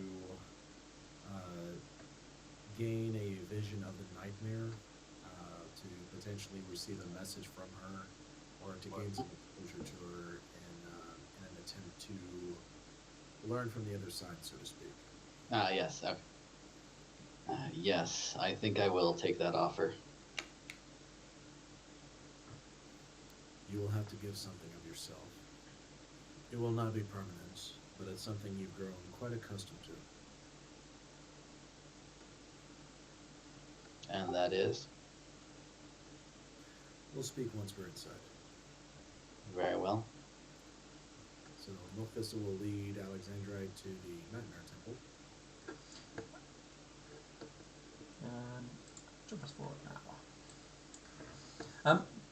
So obviously it's night time. The night wings are more populated at this point rather than the rest of the temple. Though there are still those around, and you guys entering does cause everybody's eyes to turn in your direction. Still does give you a nod to your direction as you walk through. As we approach the Nightmare Wing, Milk Thistle will request some sleepy time tea from one of the temple servants. Is this the You asking for the sort of the better stuff, or was it the sort of more common stuff? The more common stuff. More common stuff. Okay. Because the good stuff, that's for strictly nightmare worshippers. Yeah. No, I just wanted to check. Yeah. Milk will give a gold coin. I'm not sure how much it would cost, but I don't imagine it's too much for a single cup. No, I mean, put it away. It's there for commoners to have. So most people would pay a copper, maybe two. Though those who could afford more would pay more. It's just chamomile. And Milk Thistle would request one of the cloistered rooms in the Nightmare Wing. They would be able to provide that for you. So he donates a gold coin, and we head to the back.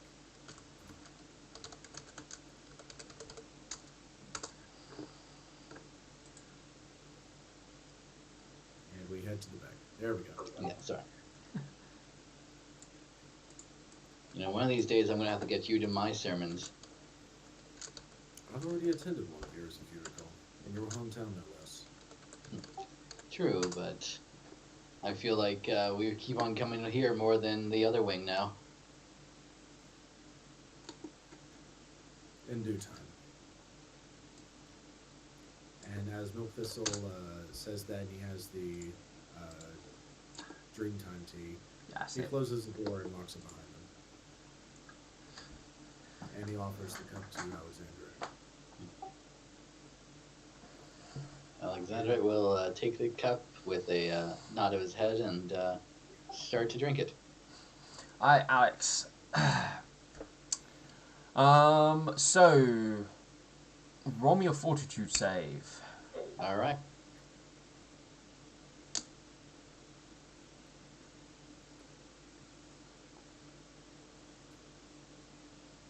That was a 34. Okay, that's cool.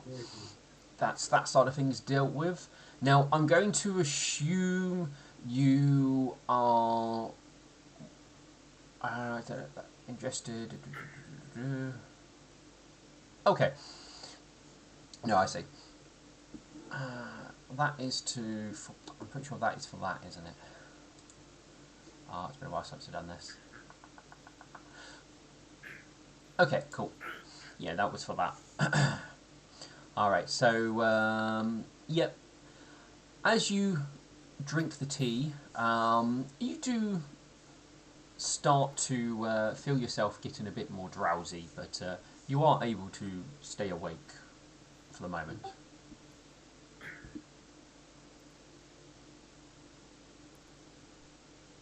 I must ask you a question, Alexandrites. Very well.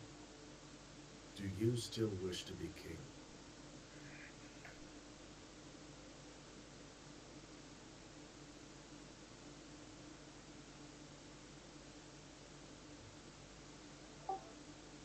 That is a difficult question. At this point, I feel like our goals to become basically gods oversees that.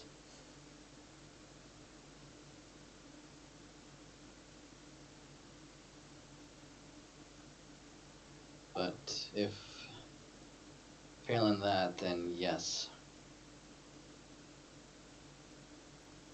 I wish to do what I can for the good of all ponies and other creatures of the pony lands.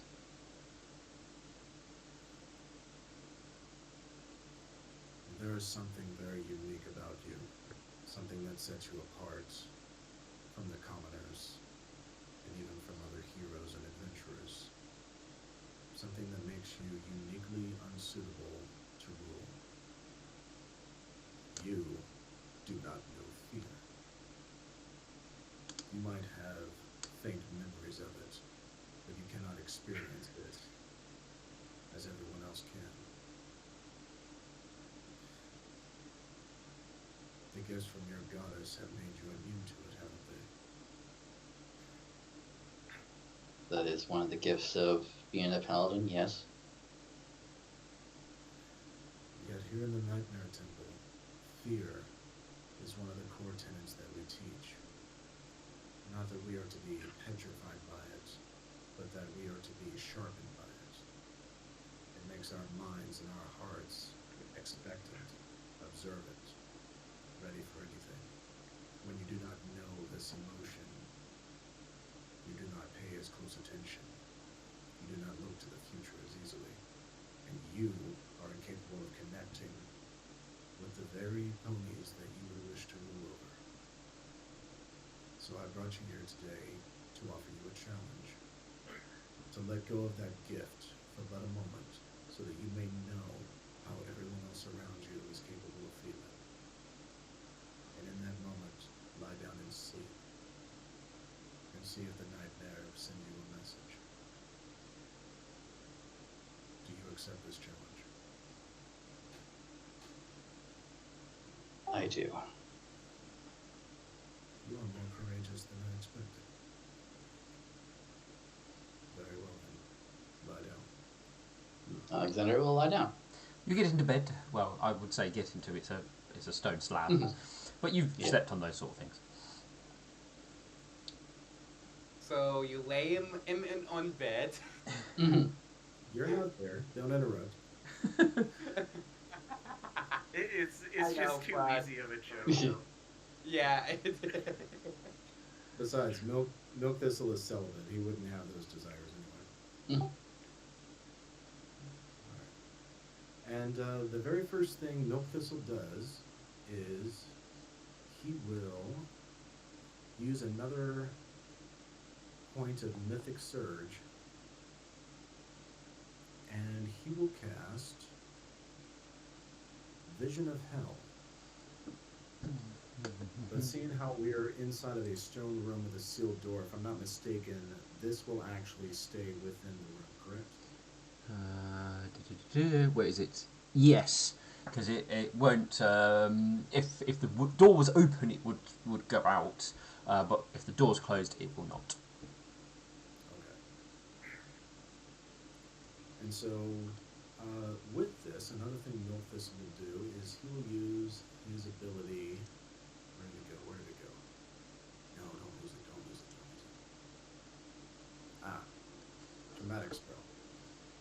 So this will cast it at 2 levels higher. So this is actually being cast at 5th level, which means it would last for 11 minutes.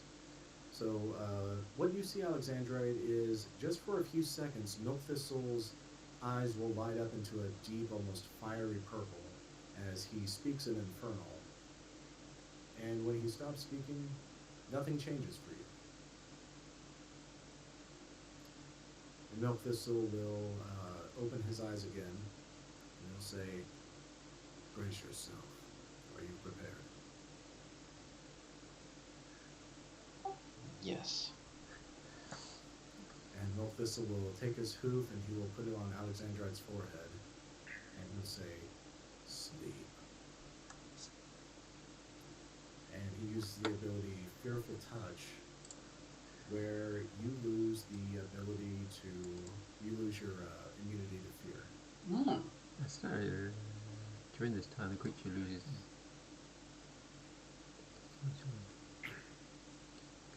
That's a nifty little spell. Yeah. Supernatural ability, actually. Yeah. Is it a -2 penalty on fear effects? -3. Is it -3? Oh, will it increase? Okay. Yes. All right. So yeah, you basically are have, well, the room around you. A moment that he touches you with this, the room around you utterly changes to depictions of a hellscape around you. Everything has warped and twisted, and you are no longer in the area that you once were, or at least that's what it appears to be. You need to make me a will save, technically speaking. All right. We'll add in all the negatives afterwards. Mhm. Or you could surrender. Or you could choose to fail it. Mhm. I think I'm going to choose to fail this. There you go. Attaboy. Alright, so there's definitely a few minutes of you suffering through this nightmare, so to speak. But you suddenly sort of, as you're in your fearful state, you're suddenly overcome with unconsciousness, basically. It sort of comes washing over you fairly quick. Clearly it's the tea itself having its desired effects. And within moments of like sheer panic, the unconscious sets in so quick you're sort of out like a light. So you have 60% chance of receiving a meaningful dream. Okay. So roll me a d100 between 1 to 60 will determine if anything meaningful happens. You still have a dream, just depends if it's meaningful. And one last important detail with the traumatic spell metamagic. Yep. He is under the effects of this spell. Oh, okay. Yep.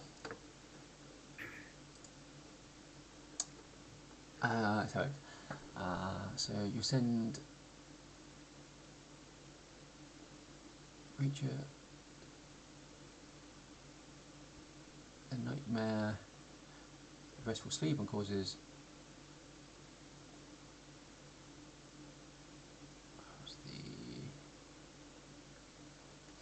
on your knowledge of the subject. You know this subject very well, and you have the subject right in front of you. Okay.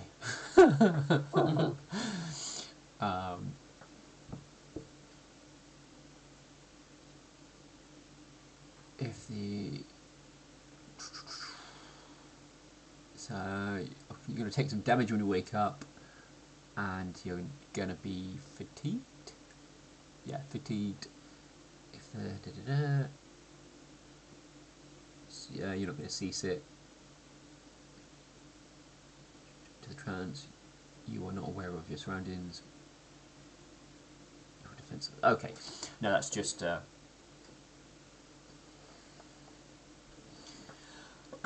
All right. Alex, do you want this to be a more private aspect of a dream, or do you not care if everybody else sees what goes on? I think it'll be more enjoyable for everyone else if they hear what my dream is. No, fair enough. All right, so you enter into your sort of dream state. Like with most dreams, you don't realise you're dreaming to start dreaming. It's a very pleasant, warm, sunny day.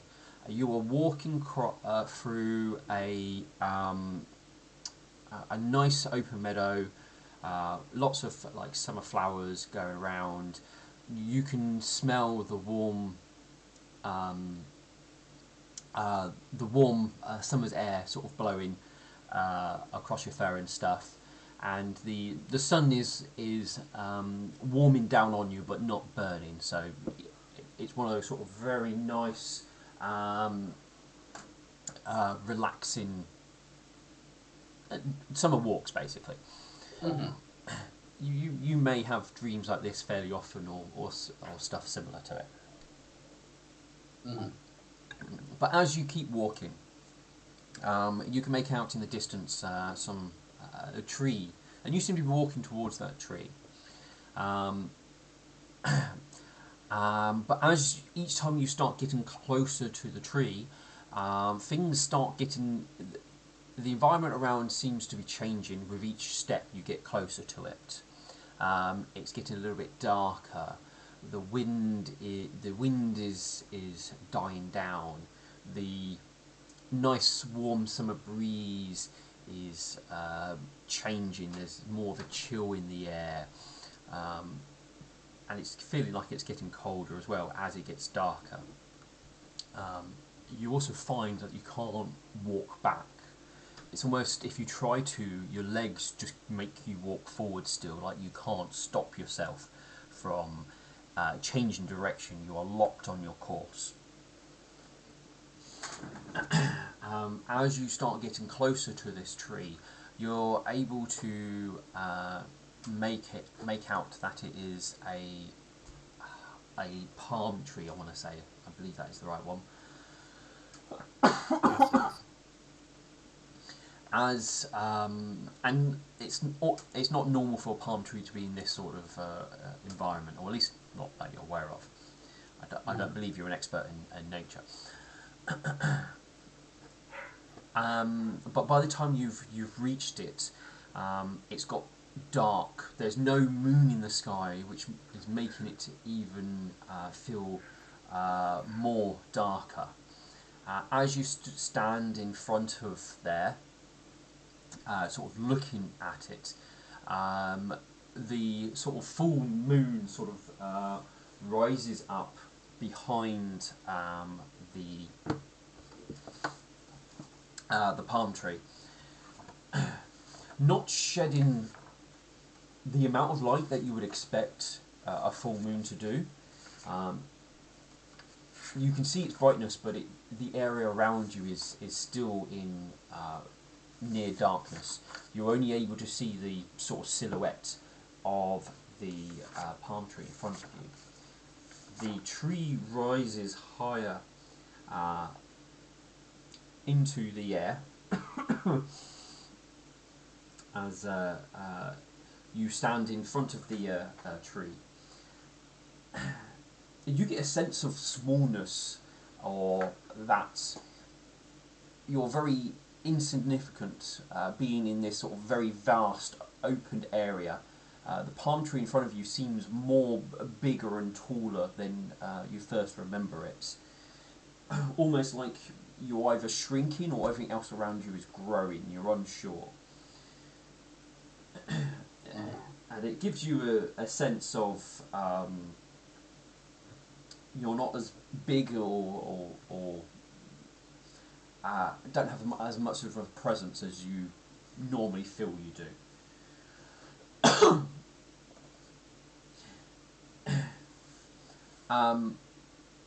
Then you hear a voice. It's not a loud voice or a deep voice, but it's a commanding voice. It does have a female tone to it, but there's nothing loving or calm about this. It's almost, you can feel the you can feel the harsh tones in every word that the voice speaks to you. You see yourself as somebody who could rise to power and strength. You are pathetic.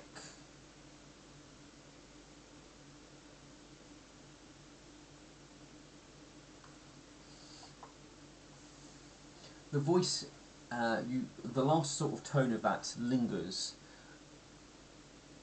As the voice, you get a sense that it's seeing if you would say anything in reply, or if you would just stand there.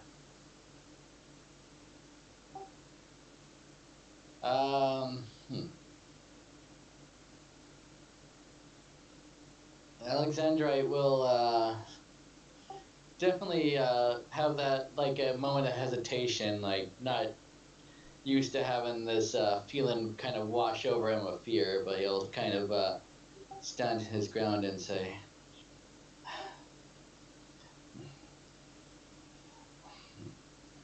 "So is everyone else who rises to power. Is that not true? No one is born great.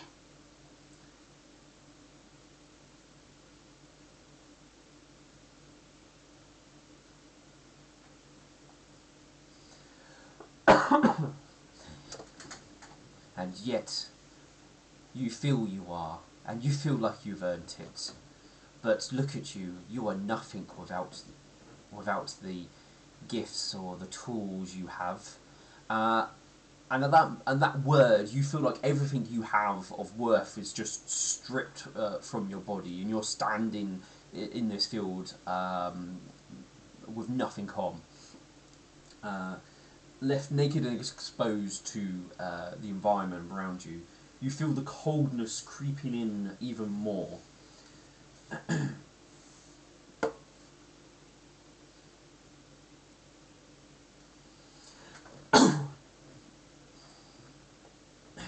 You're too afraid to lose everything you have got, that you even have sold your principles to just protect something that you hold dear. You are weak because of what you care to lose.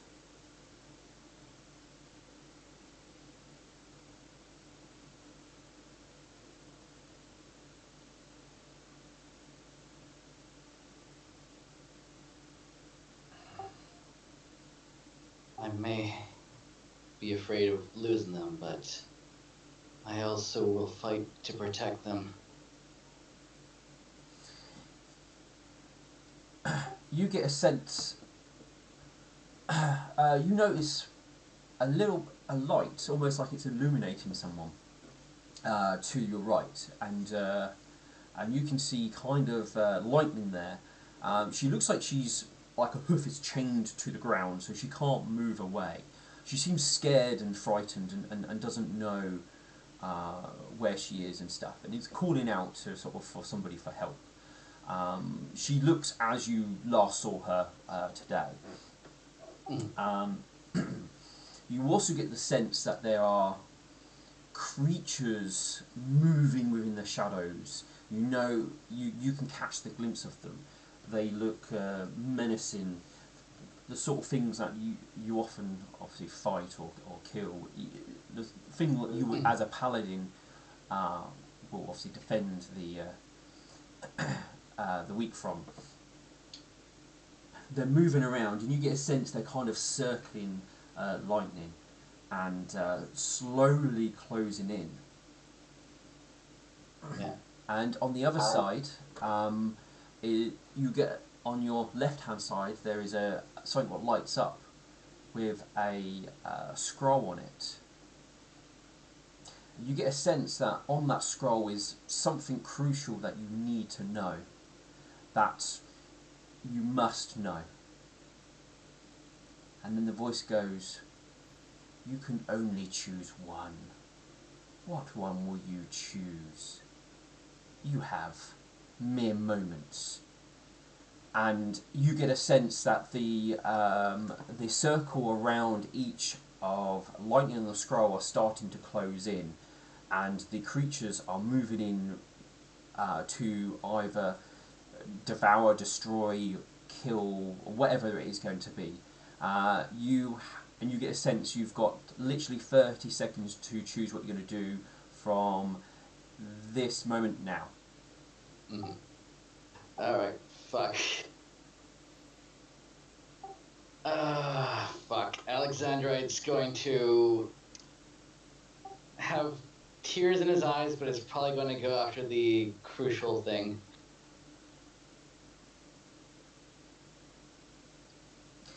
So as you run towards the crucial thing, you hear lightning call out to you and begging for you not to leave her and your child. You do have one last chance to change your mind and run to lightning instead before you reach your destination.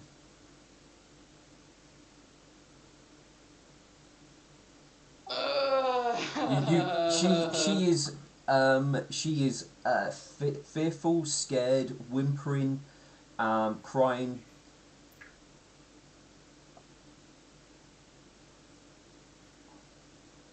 Yeah. Alexandrite's going to hate himself for this, but he's going to stay the course. Like, it is very, clearly hard for him to do this, but...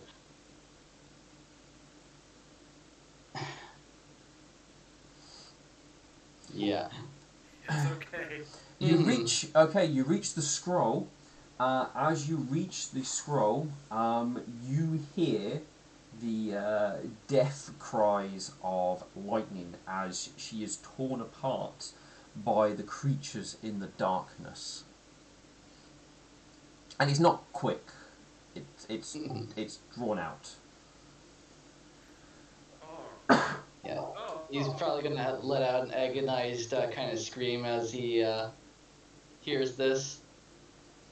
Like, tries to cover his ears and such, but, probably can't because dream logic. Oh yeah, dream logic. You try and cover your ears, you just hear it even more. Mm-hmm.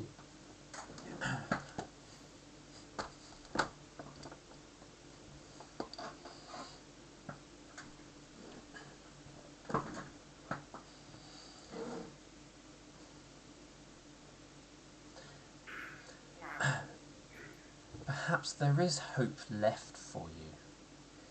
Until you're willing to lose everything, you are weak. Remember that.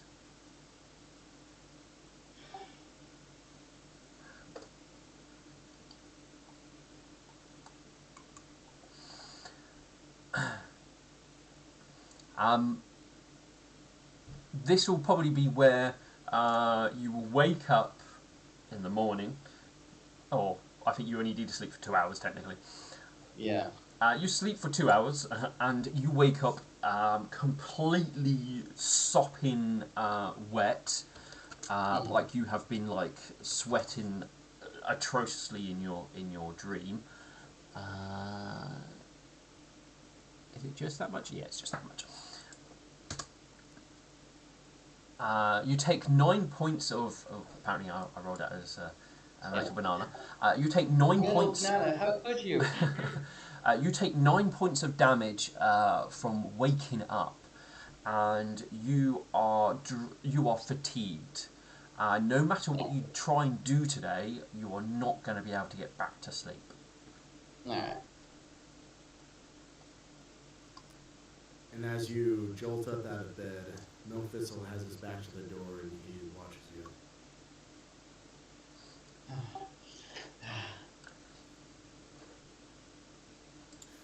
You thrashed about, crying in your sleep.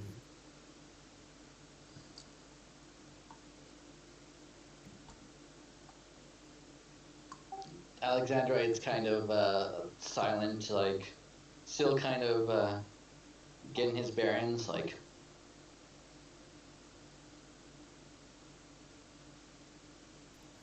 Milk Thistle approaches the bed, and while you were sleeping, there was an empty pitcher next to you, but it's filled up with cool water now. Mm-hmm. And he pours it for you. Yeah, Alexandrite will splash that onto his face.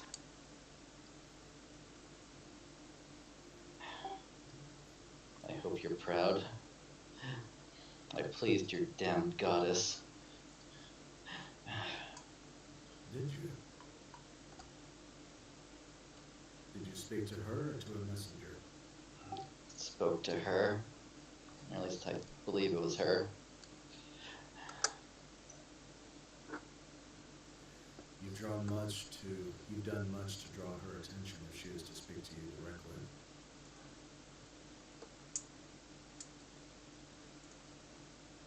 Yeah, and Alexander will go over what just happened. And as you do, Milk Thistle opens up his book.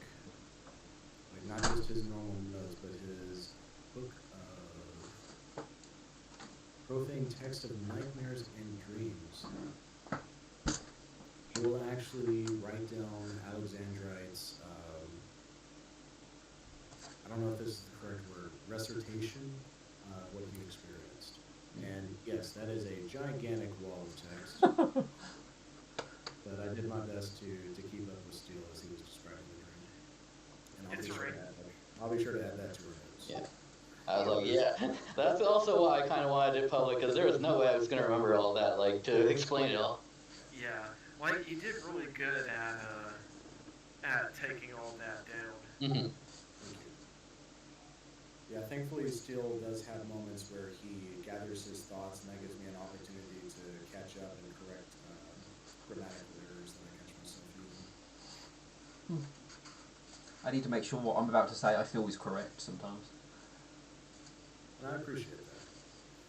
All right, so with this written down, Milk Thistle is going to flip through his book, and he's going to interpret dreams, Alright. which I did attempt to roll blind. I don't know if it rolled. Yeah, I've got it. It says blind.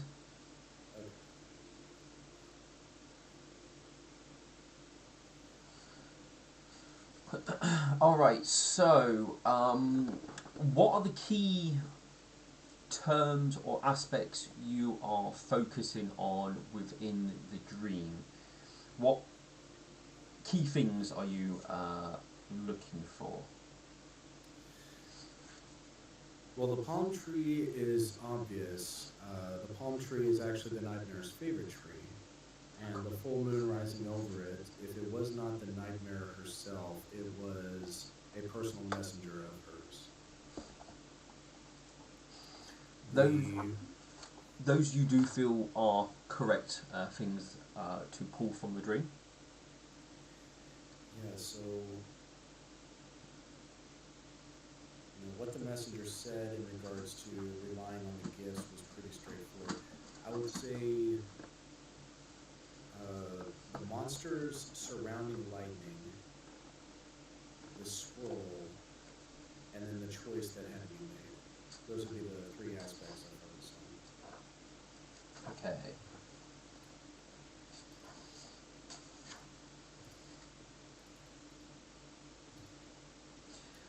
You obviously have the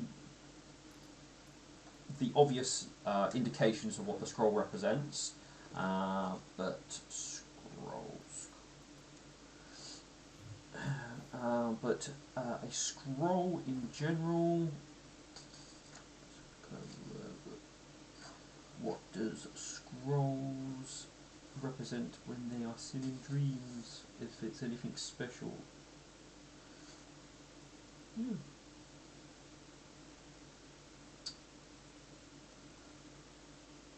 Apparently scrolls aren't important enough to be mentioned by anything. Let's check another word for them. Yeah, maybe books. Oh no, not going for books. It wasn't a book. We're going for paper. As I flick through my massive book of dreams. Well, I've literally got a book of 12,000 dream interpretations. So this is the equivalent of what Milk Thistle gets for meaning of dreams. Oh, palm trees we got. Really doesn't fit this set. So I just found palm trees and I was just reading what it was. The interpretation of palm dreams in this, and it's like, no, that really does not work. Paper. I can't think of my alphabet now.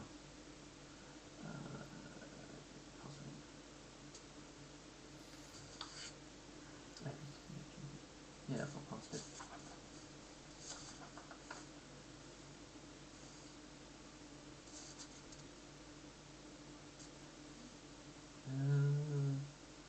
Parking parrot. Slips, party, partner. Ooh. Yeah. So scrolls, a single scroll or paper or something like that, itself doesn't hold much in the way of meaning. What the scroll represents is the more important aspect of it. So as long as the individual who's having the dream is aware of what the scroll represents or the importance of it, or around the dream, that is normally the message within it, more than the scroll itself physically. Given the nature of Alex's dream, it's obviously information in this. It's information he seeks and needs, but obviously he doesn't say what that information was because he didn't read it. He just knew it was very important. So the fact he never read it, you can also pull from it is he also doesn't know if it was actually useful. So he could have even done all of that and it could have been meaningless.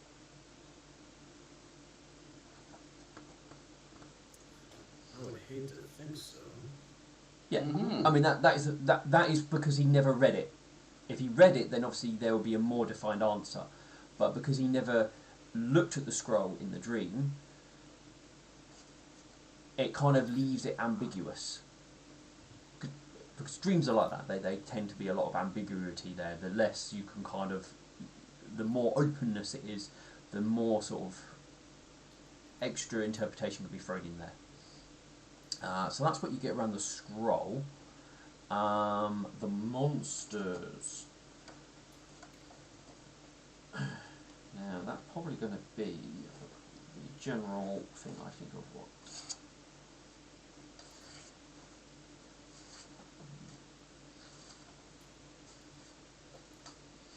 The monsters or the creatures in the darkness can and the there we go. So monsters often indicate or indication that sorrow and misfortune holds a prominent place for you in your immediate future. If the monsters were slayed, then you do know that it foretells that you will succeed or will be able to successfully cope with enemies and rise to a prominent position. So you know he did not indicate he slayed any of them, so it does indicate misfortune or sorrow is possibly imminent.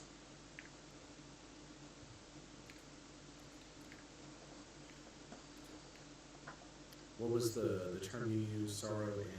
Sorrow and Sorrow and misfortune holds a prominent place in your immediate future. There is also the aspect of they could have, because of the nature of the whole dream, there's also the chance that they represent the nightmares of they could just be like pure representations of the nightmares. What's the word? I don't want to say familiars, but underlings type of thing, of working at her behest type thing. So they were creatures under her domain that were being commanded to do things. But that's only because of the association with the possibility of the dream itself. Turning in the scroll and the hard decision.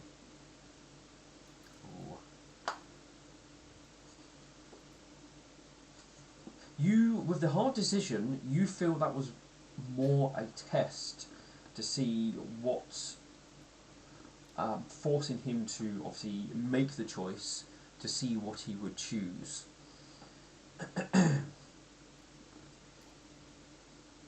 Perhaps it was to see if he would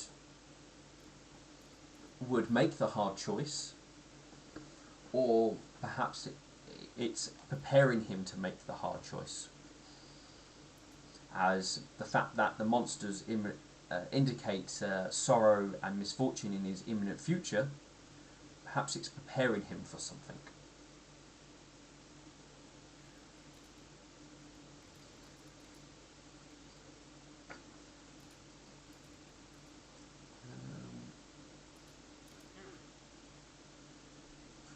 That is definitely interesting.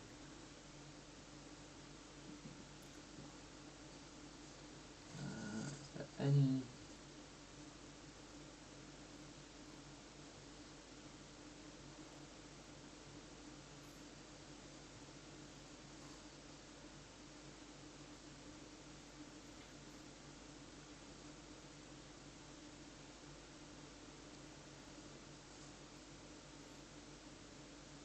Was there anything else we could pull from those 3 topics, or do we have what we can? From those 3 topics you picked out from, that is the main thing you can pull from. I'm just seeing if there's anything else which would fit in, but I'm not seeing anything in regards to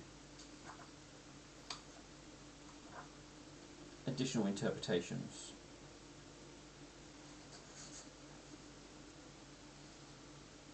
This one might fit.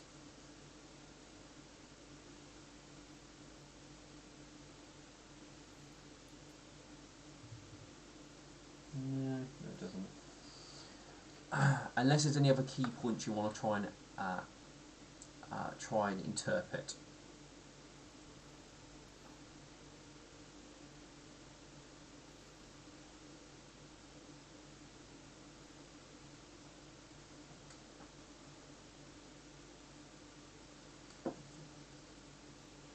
I don't believe so. Okay.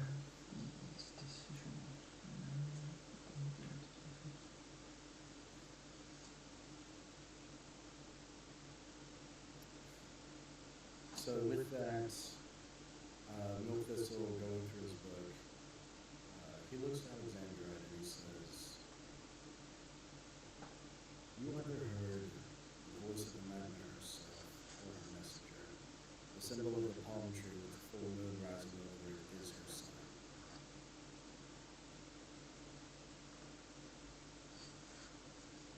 The monsters that surrounded lightning, they represent sorrow in the future. Had you have slain the creatures, you would have known that you would have succeeded and you would have risen to a prominent position. But you didn't destroy them, which means imminent misfortune holds a prominent place in your immediate future. Given the nature of the dream, those creatures could very well be minions, underlings of the nightmare herself. The nightmare will oftentimes use hardship to test you, to find out what you're willing to give up and what you're willing to do to achieve your goals. She might not be impressed with you,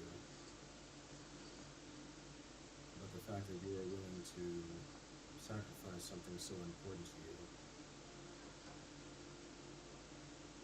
leads her approval. The scroll itself, did you happen to open it and read it? I did not. I was too preoccupied with hearing lightning screams. And with that, the scroll itself doesn't hold much meaning, but it shows something of a more important aspect. Information that you need to seek. But it's unknown at this time what that information is, seeing how you didn't read the scroll. But then again, the scroll itself may not have been important at all, it was simply part of the test. But the hard choice that you had to make, where there were mere seconds given and an opportunity given to you to change your mind at the last second, that was a test of your strength and resolve.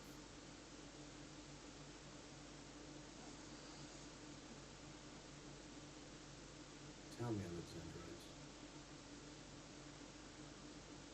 how do you feel now that you know fear?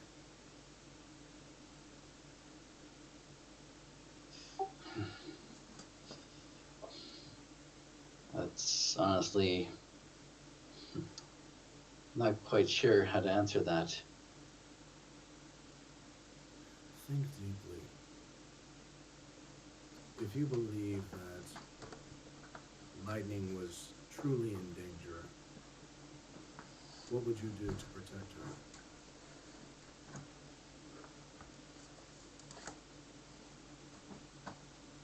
I would do whatever it took to make sure that she would be safe.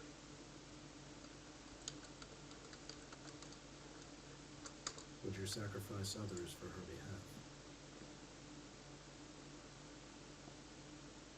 I would. Would you sacrifice yourself? Within a heartbeat.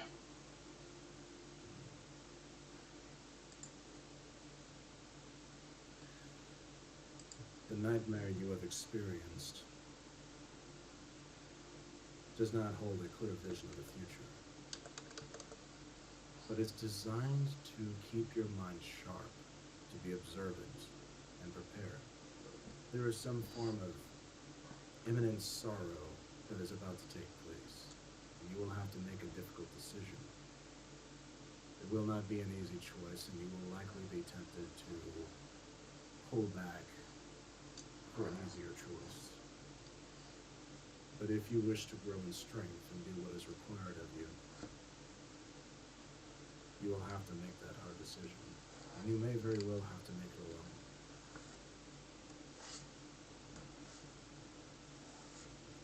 Be prepared, and do not forget this moment.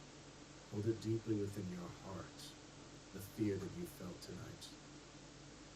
Because this is the fear that the commoners feel when they believe that their death and destruction is imminent. The demon that is coming will make them feel what you felt tonight. And if you give a damn about them, you will protect them.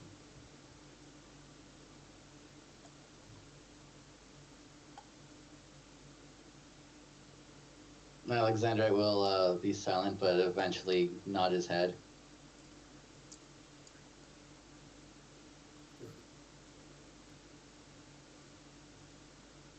Do you have any questions of me, Alexandra?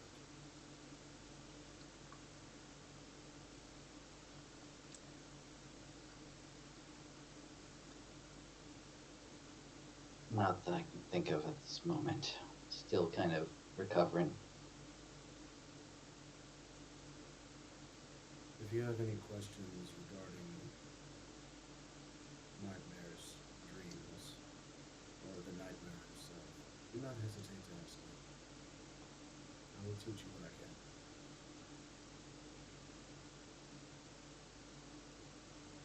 I can. I'll be sure to come to you then. Very well. Come now. Drink some water. Don't just waste it on splashing your face. We have work. Alexandrite will drink his water. And sorry, I just had to post this now.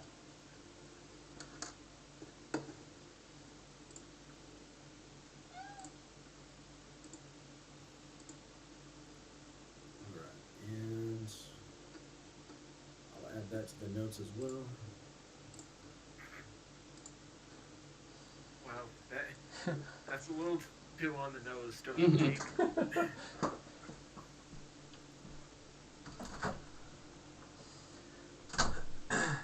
You want to go out as well? Let's go on. Alright. With that, are you guys planning to stay in the temple or go back to the ship? Well, Milk Thistle will need to sleep a couple of hours himself. He stayed awake to watch over Alexandrite. Mm-hmm. Alexandrite will just kind of boop himself to get rid of his fatigue with his land hooves and head to the ship. Once again, as you head out, you do gain a lot of looks, as you do. Mm-hmm. Steel will give you a nod as you walk out as well.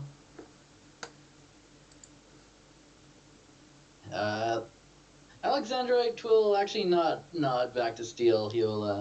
He's kind of still kind of reeling a bit, so. That's fine. And you make your way back to the boat. Any plans anything you plan to do on the boat? I think just kind of be with Lightning at that moment. Well, she's sleeping, so I assume you just get into the bunk and just hold her tightly. Yeah. Exactly. After an hour, you will feel fatigued again. Alright. Also, it does mean you cannot refresh any of your abilities for today. Alright. That does only affect arcane casters. Technically, Alexandra, it's a divine caster. I know, Well, but I'm using GM Ferratics and saying he can't do it. All right. Interesting. The GM Fiat. Yes. Always fun to throw that out there. I was also gonna say I'm no longer a caster actually, so. I know. But, But yeah. so use your resources wisely. So you're not, Mm-hmm. as whatever you spent yesterday is also spent. Yeah, I think I've only spent one of my surge points. Yeah, I don't think you've done very much.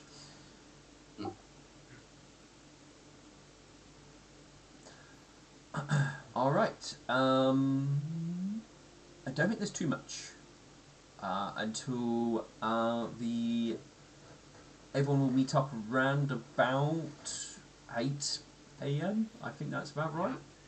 Alright, let me roll my thing for the order. Okay, that's 4 temporary. No, 4 non lethal. Yeah, I was supposed to say, I'm sure it's non-lethal damage. Yeah, that's for the You whipping the yourself. Chaos Knight deal. Yeah. Yeah. Yeah, so before Burned heads out to the park, he's gonna get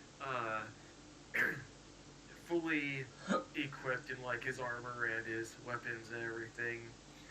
And he's gonna be patiently sitting out in the park waiting for his Chaos Knights to show up and his friends just doing exercises. Well, as it was sort of pre-arranged, I'm going to assume everybody kind of arrives roughly at the same sort of time. Maybe some a little bit earlier than others, but it's going to be roughly that sort of. Everyone arrives at the same sort of time. They're ready for whatever you have planned next.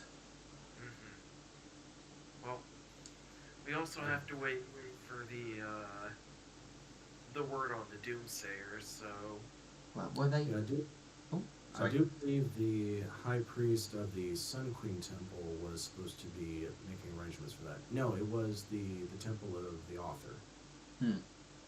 So maybe we actually should have met up at the temple. yeah, All right, so we met up here at the park as a lot of us slept on the boat. That's perfectly fine. Mhm. Zeeb will need to stay behind. He's not welcome. Oh yeah, I mean whoever's here is just left over from the party. Most of the Lightning won't be coming with you. She'll be on the boat. All right, everyone, back to the temple. All right.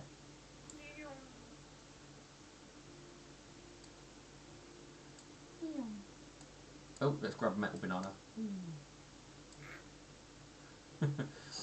Alright, so you will come into the All Seasons Temple again, waiting in the sort of front sort of entrance area where still is with the Queen's sarcophagus, and you've got the big open book which is the author's book that you can see as you walk in. You are sort of waiting there for around about just sort of after 10 past 8 when a cleric will come out to the group of you. You guys definitely did again pull a rather sizable crowd around you as people come in and stopped and stuff, to the point where they had to start, where the temple guards had to move in to start moving people so it didn't block the entrance, stopping other people getting into the temple. But eventually a cleric does come out and comes up to you and goes, I have some news that I'm to deliver to you. They have a folded piece of paper which has been sealed with a wax seal, that of the author, as they hold it out to you.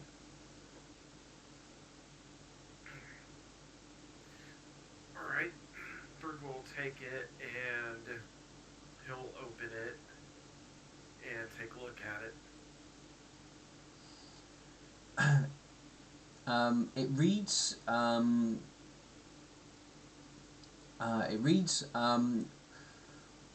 We have located one doomsayer. He always seems to be. For the last few days, he's been doing it in the same location. He should have started not long ago. If you leave now, you should be able to catch him. Alright, does it say where the location is? Yes, it gives an address. And one thing for Villager Town is their address system is very good. So you actually have a very good idea where it is.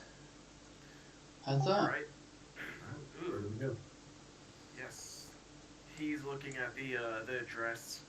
It is over near the maze, basically right around about here-ish. That's Alright. not too far from where, what's her face got kidnapped? Amethyst? Yeah. Amethyst? Yeah. Man, I swear I can English today. No, I Yeah, can. it's also where I think what was it? Nightshine's was held. Yeah, not the exact spot. It was over here where this orange circle is, but Mhm. close to the neighborhood. Alright.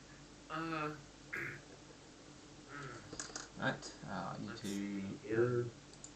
We're gonna travel over there as a group. Hoods up. Let's try not to draw too much attention. Yeah. Yeah. Okay, for some reason my cursor's like, LOL, nope. Yeah, and I had to zoom out and try to grab myself, and it's like, nope, nope, nope. Here we go. Nope. Nope, nope, wrong. Let's Damn make it. sure the map is good. Hello, Banana, are you joining us? I thought I put tokens on this map. You did. Little Banana's just a double. No. I think he means the new map that he's making. No, I've already made it. I thought I set it up. Hang on, are my walls there? No, my walls are gone. What?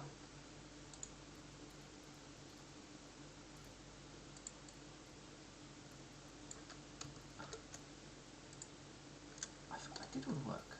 I did it. Hang on, we're just seeing if it's my game. I'm just going to quickly log out and log back in. Hang on.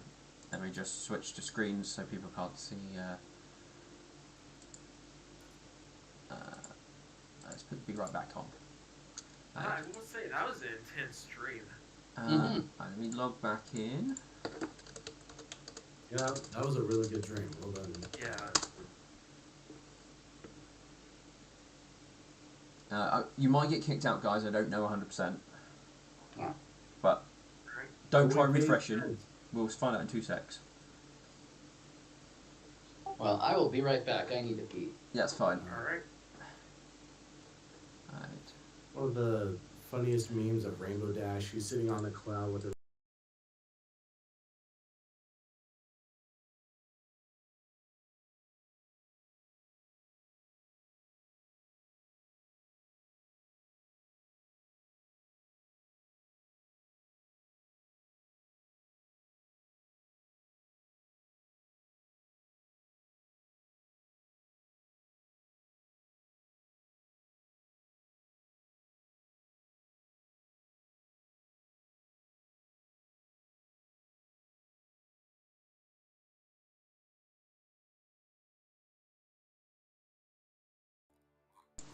Trying to see if Little Banana had to step away for a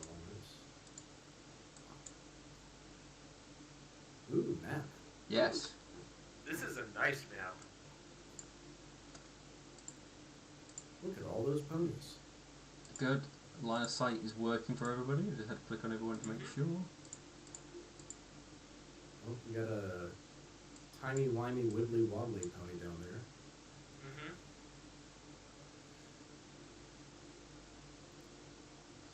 Nice. Interesting artwork. I like the Pegasus with the scarf. That's a dapper looking Pegasus right there. Yes. Welcome to my crowd of commoners. They are mixed of different people. I just wasn't going to find hundreds of different icons. I just gave them all the same stats. And It's alright. Don't cast any AoE spells over here. Mm-hmm. all right. Is Metal Banana with us still? We haven't received a response from her. She's still muted in call. Oh, muted. Sorry, I fell asleep. Oh, okay. There you go. And alright. Well, check out the new map. Oh, ping him. Oh, okay. Alright. Yeah. If you missed anything, we went to the All Seasons Temple. We were given a scroll from a servant of the Author's Temple. It was sealed, and on it says a doomsayer has been located. He shows in the same location every day. We were provided with an address, so we traveled here, and we're gonna see if we can spot the doomsayer. So, as you guys come in from the north with your cloaks, you can see a crowd of individuals stood here in that section, and an individual standing on a relatively small, hurriedly put together sort of almost stage. Seems to be standing there addressing the crowd. They are saying the things that you've heard, very similar to what what's her name say? Katrina. Yeah. Or sorry, yeah, Shisha. Not Katrina. Shisha. Yes. Yeah, Shisha. Yeah. That's it. You've heard Shisha saying about how how that they should think of their loved ones as walls and armies. When the destroyer finally comes, they will not be able to protect you, but you can. You can protect one person if, when they come, you surrender willingly and do not fight, do not resist, and you can protect that one special person that you love. If you fight, then you are not only throwing away your life, but also the life of your loved one. Out of character, do I have permission to smash this guy's head in now? Not just yet. Let's get close enough to him. Yeah, Alexandrite is going to use his special eyes to read if this guy's evil or not. Yeah, actually, Bird is gonna be doing the same thing on him. Let's see, features. That would be. Oh, I need to move Wishful Pen up. Come here, Wishful Pen. Yeah, he's doing detect chaos on him. Okie dokie. Why is it not? Yeah, you didn't move me either. Well, it's up to you to move you. I can't move. Oh, my game is paused. Is it? Okay. There we go. Is it on pause now? Yeah, it is. There we go. Alright. Yeah, we sometimes get that weird bug where it's on pause for everyone else, but one person.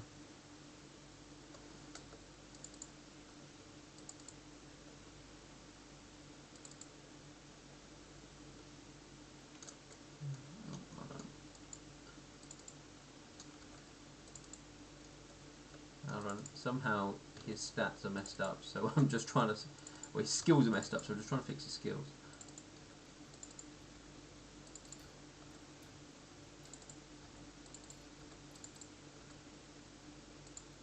God, why do I feel like we're doing a pony version of the video game SWAT 4 here? I was thinking more along the lines of Assassin's Creed. That too.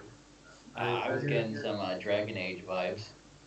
I get some Assassin's Creed 2 vibes from the map.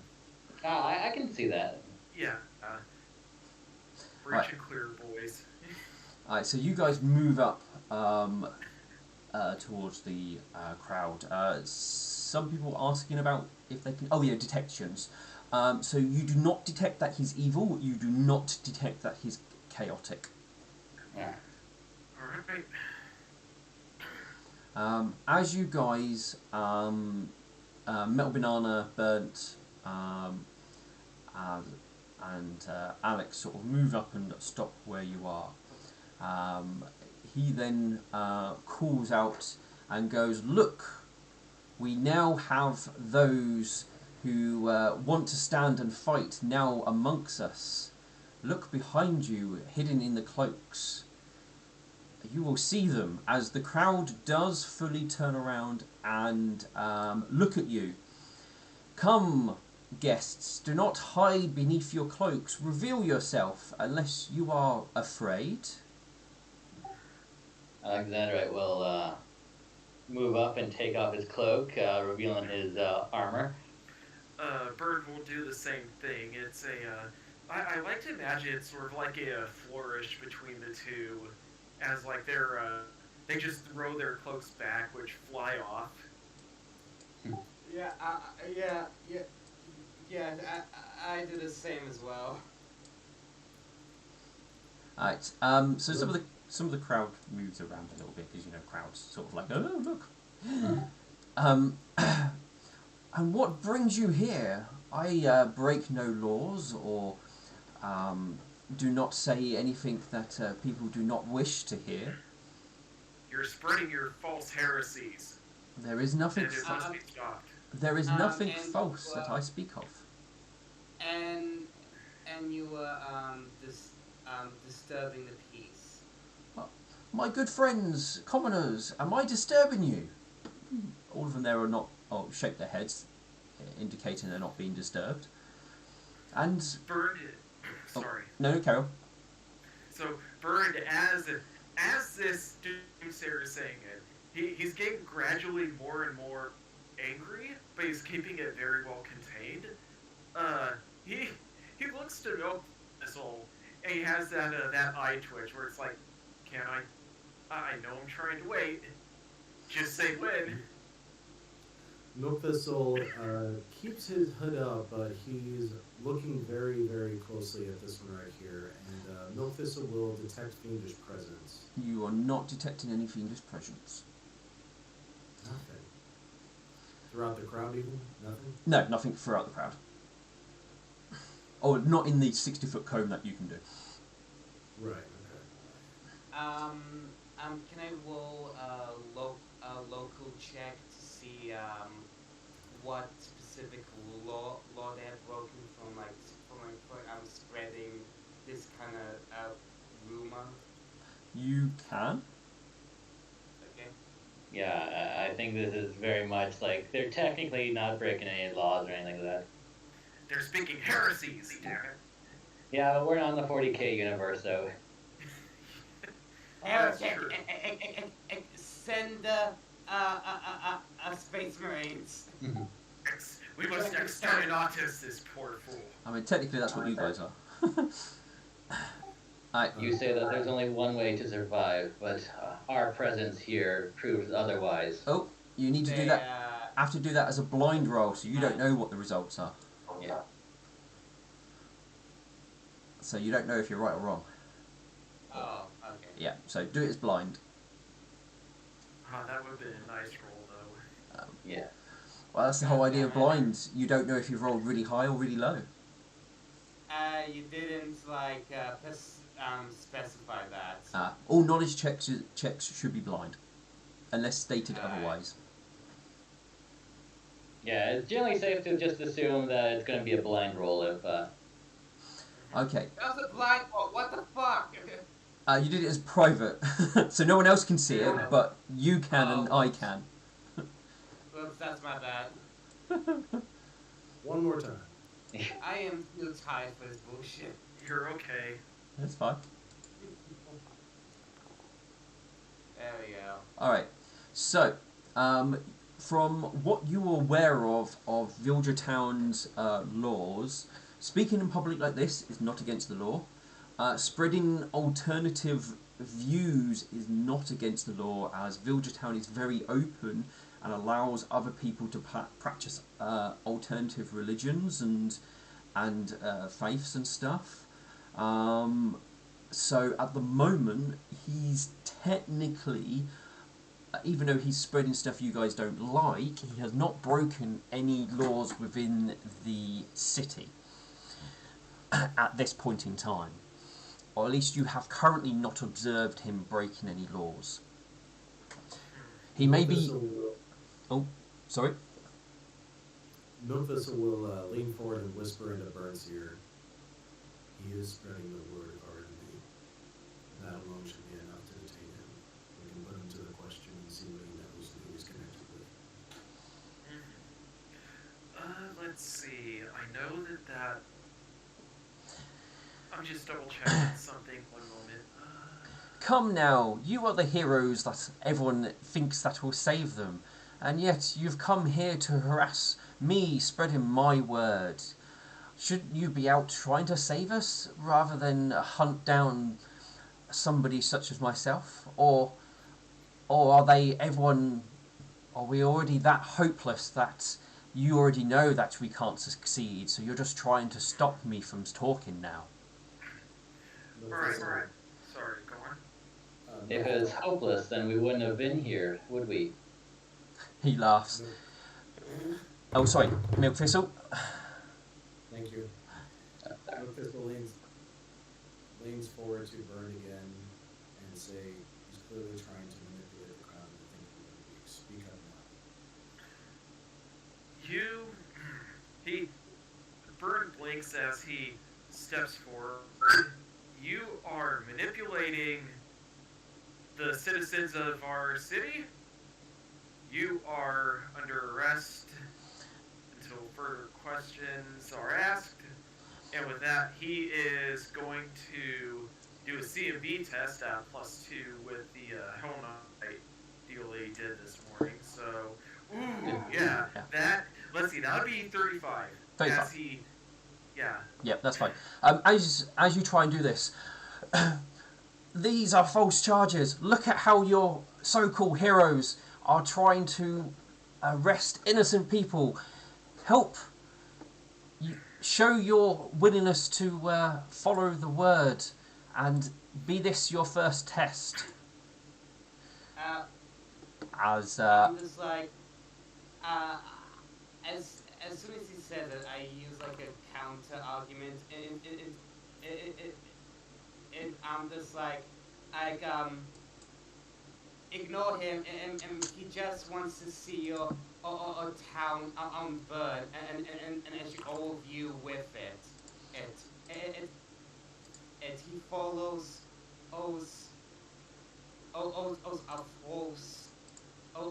demon that wishes nothing but to harm and destroy everything in this land. And, All right. if you help demon, he will not reward you anything. Your only reward would be death and suffering, not only for you but for your friends and family. All right. So you can roll diplomacy with that, but we will Blind. go into combat. But that might stop Is that some. blind? Oh no, this one can be public because you will, like I said, it's only knowledge ones which are definitely be blind. Other ones are fine because you're going to know if you succeed or failed straight away. Diplomat. Yeah. Diplomat. Here we go.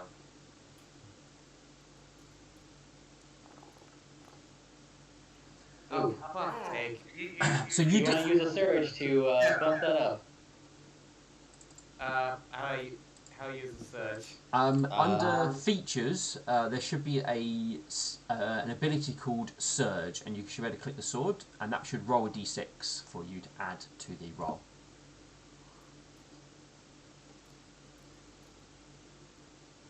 Oh, here it is.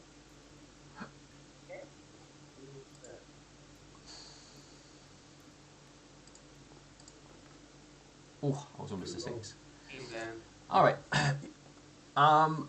You call out. You're not sure how many of them might be disturbed, but you think you have disturbed a few of them, but you don't know who.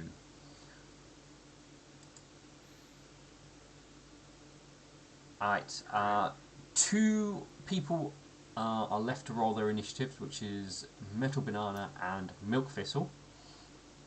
Yeah, I was kind of hoping we were going to talk our way out of this, but apparently not.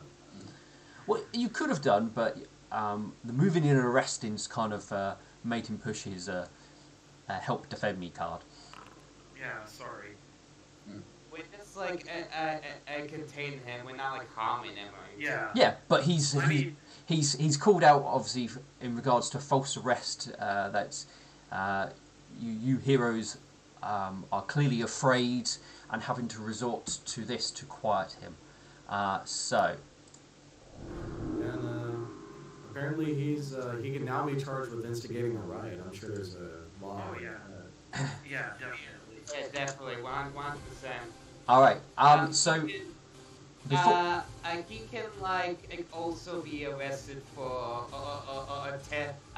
support terrorism. all right. So The demon's Well- technically a terrorist, right? well, there's no terrorist laws in Everglow, I believe. Okay, never mind then. So, obviously, be aware that the commoners are commoners. So, Indeed they are. So we should find a non-lethal solution to this problem. It's a good thing I got a feat for that recently. Milk Thistle, you start us off. Yes, Milk Thistle. He is going to do Mythic-inspired spell and use a Mythic Surge point to activate that. That dice roll is not important, but it's going to allow me to add an unprepared spell to my prepared spell list. So Milk Thistle is going to cast Visions of Hell. And he's going to put the point of it right there, so that's going to create a 50-foot aura and basically cover the entire marketplace, this entire crowd right here. Yep. Oh. So, yeah, he casts that spell, and he basically shouts out, "All of you return to your homes." So, I assume that all of us have to roll that will save. I'm just checking. Unless you are lawful evil, I do believe you have to make a will save. Or if you're immune to fear effects, of course. Alright. Yeah. People around me would have a bonus to this save because Paladin Aura. Yep. Does it? What's the wording on your aura? Does it say allies or does it state? I believe it does specify allies. Let me see here.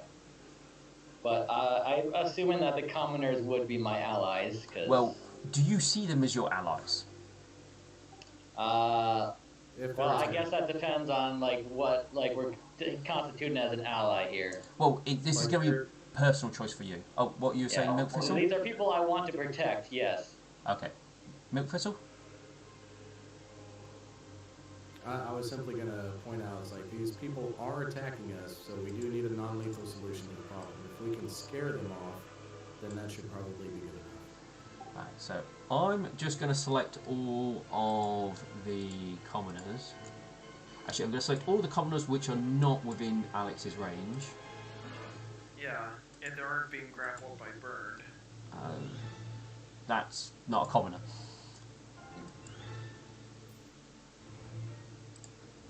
No, why am I selecting things? Alright. Alex, can you do a 10-foot aura from you? Yeah, how do I do auras here? Just go to the little ruler tool, go to the circle and do a circle around you. Alright. Drag it out to 10 feet. There we go, cool. So I just know who I don't need to select. Because these are the ones without the...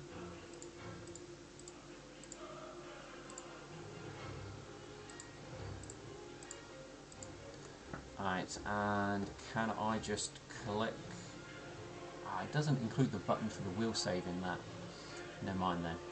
I hate to be a stickler, but your Aura of Resolve does specify a +4 morale bonus on saving throws against charm effects. Vision Yeah. effect is no charm. I might have clicked on the wrong aura.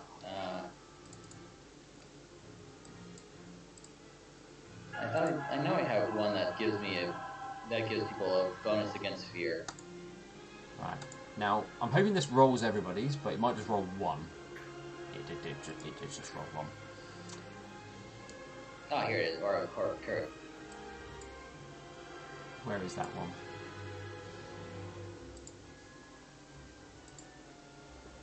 Alright. Why what is it? What's it say on the list? Human commoner. Oh, I didn't change their name.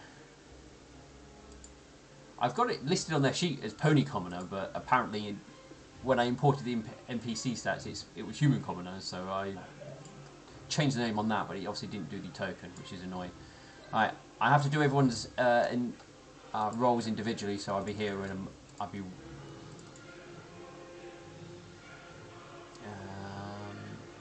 where is it?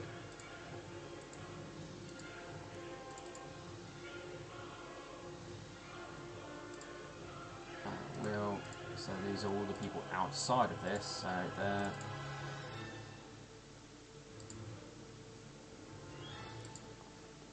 Yeah, so if you guys also want to roll your saving throws for the fear effect while I'm doing this.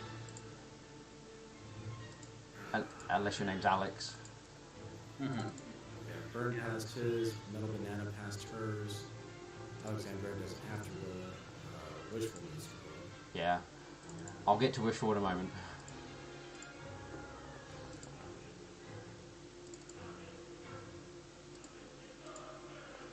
What's the DC, by the way? 19. 19, okay.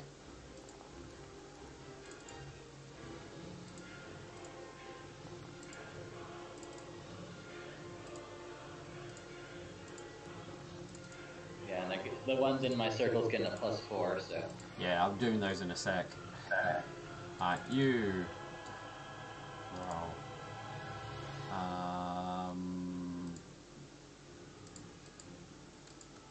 Can I just... situation bonus 4. Normal. Alright, you. 4. Normal.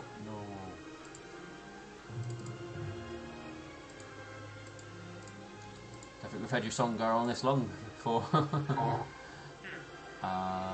No, I haven't done the top ones now.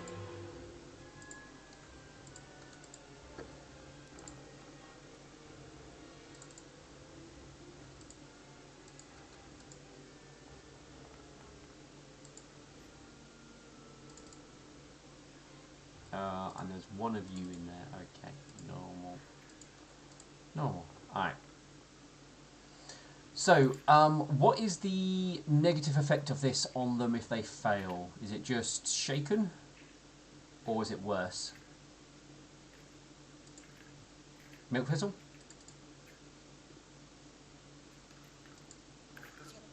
Did you run off? Sorry, I stepped into water. What did you say? Oh, so what is the effect for the ones that have failed on this? They are shaken. It is shaken, okay, so I now need to go through and add shaken to everyone who failed. Right, so you got a 10, so... Where's the... Any What's... other creature within the area make a will save or becomes shaken, and they also take a -2 penalty on saves versus fear effects. Which is fine. Once I find the shaken icon, then... Shaken, aye. So, you got shaken. 18, you got shaken.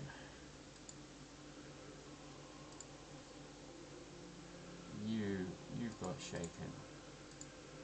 Oh, no, I made you invisible. Yeah, he got deleted. No, he got made invisible. Yeah,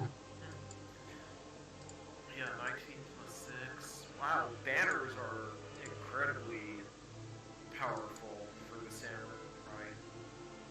Oh yeah, I forgot we could also have banners. Yeah. Remember, it's a morale bonus, so it doesn't stack with your one. Oh, okay. Yeah.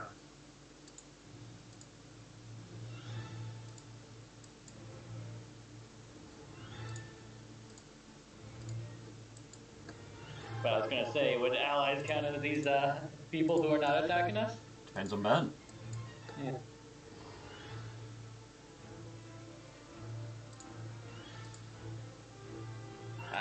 Yeah, I'm trying to make our, make people not hate us.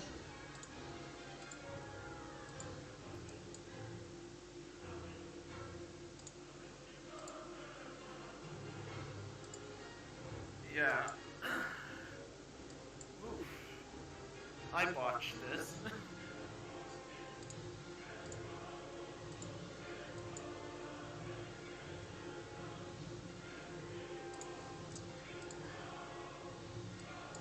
Also, nice roll by Wishful Pen. Yeah. Yes, very nice.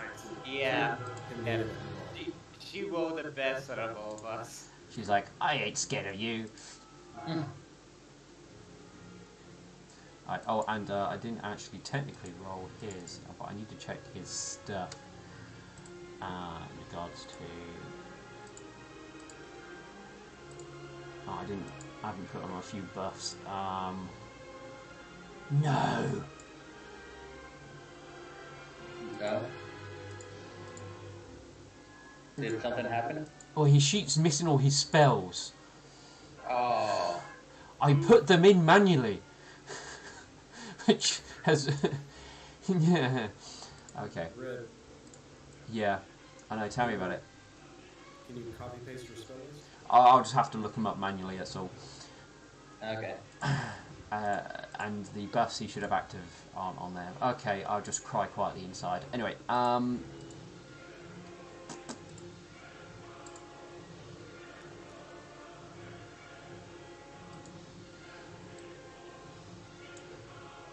oh crap, some of them were Earth Ponies.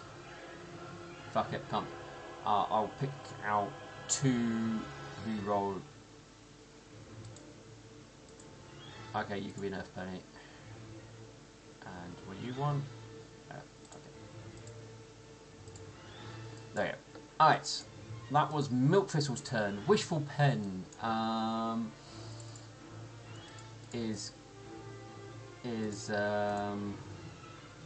was not ready for... Oh, she didn't prepare the spell.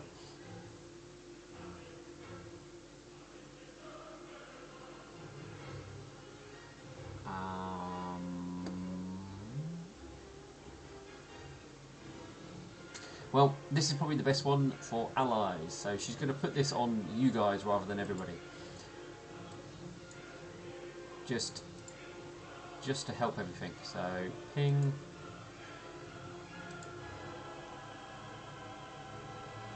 Oh god.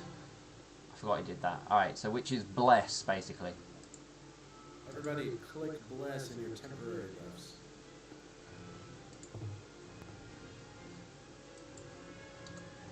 I believe that got everybody, yeah.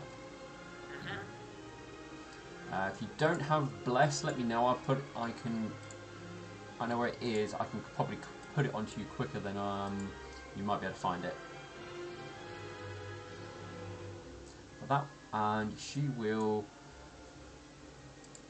hang back for the moment, so she can watch things. Alright, our first baddie. You are shaken. How much did you fail by?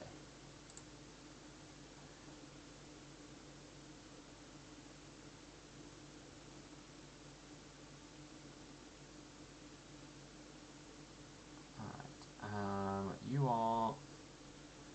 Got that. Alright, so you are one of the more diehards. Okay, so you're going to come up.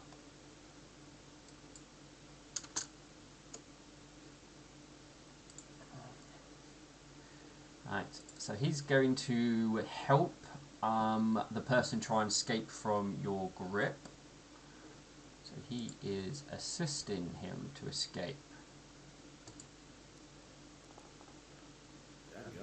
Alright, so he will... well, you know, he's assisting, so it's just giving him bonuses. Okay. Yeah, he's the guy still has to escape himself, so... can't so this check won't allow him to automatically escape, it just gives him bonuses. Alright, Metal Banana. Yep. It's your turn. Okay. So, seeing him, a random,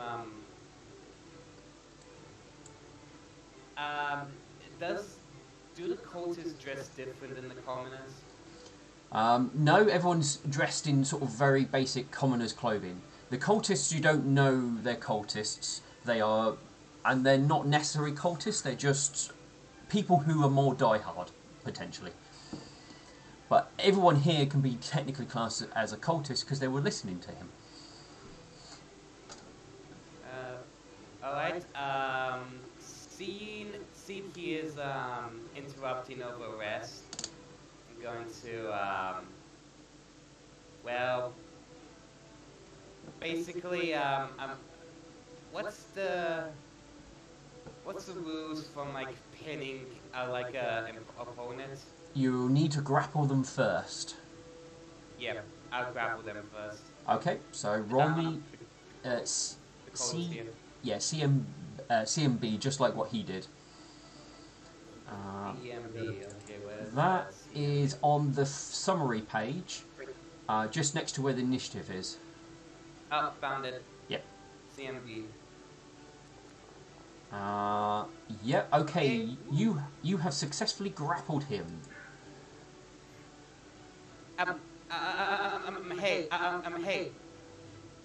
Hey, disturbing with arrest is a punishable offense. Hang on, I just realised I have to add grapple to everybody. Oh God, this is gonna get this is gonna turn into a grappling mess. I've realised what I've just done. I mean, The cultist grapples. The other cultist grapples onto Umetsu. Alexander grapples the cultist. I mean, All right. to be fair, Is there anything else you want to do, Banana? Can I pin him or? No, you have to. That you can attempt to do next turn. Yeah. Okay, I'll attempt to do that next turn then. All right. Commoner, where are you, Commoner? You're there. You run away. wow, we got the whole good cop, bad cop routine going here.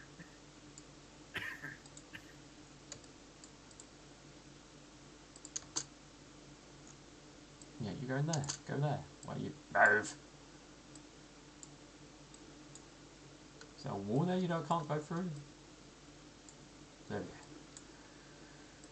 go. You. Oh, did you? You are at least next to the paladin.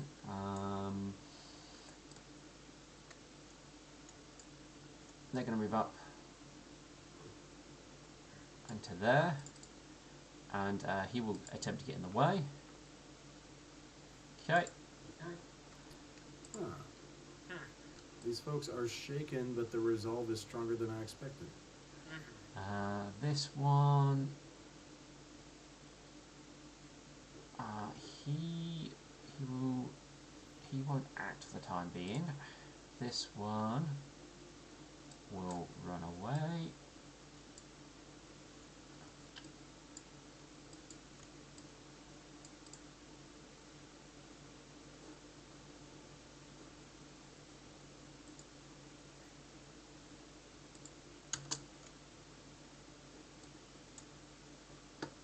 Run away. Keep running, Pony. Is there a wall? It's like that Monty. This is like that Monty Python in the Holy Grail sketch. Run away! Run away! Where are you? What one are you? You're there. You're running away.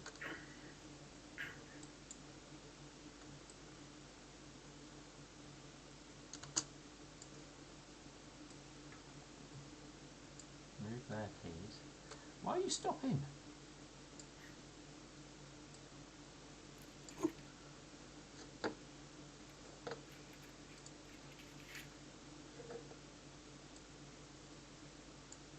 There we go.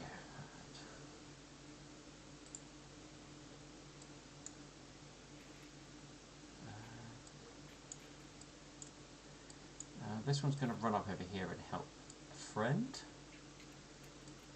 rather than the big person in charge.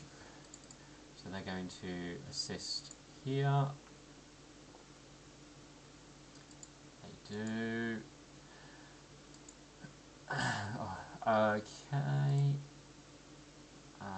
Which one are you? You're that one there. You are running away.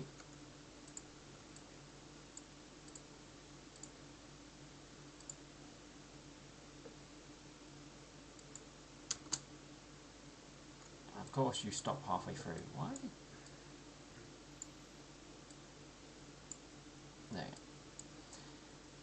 which way are you? You're that one.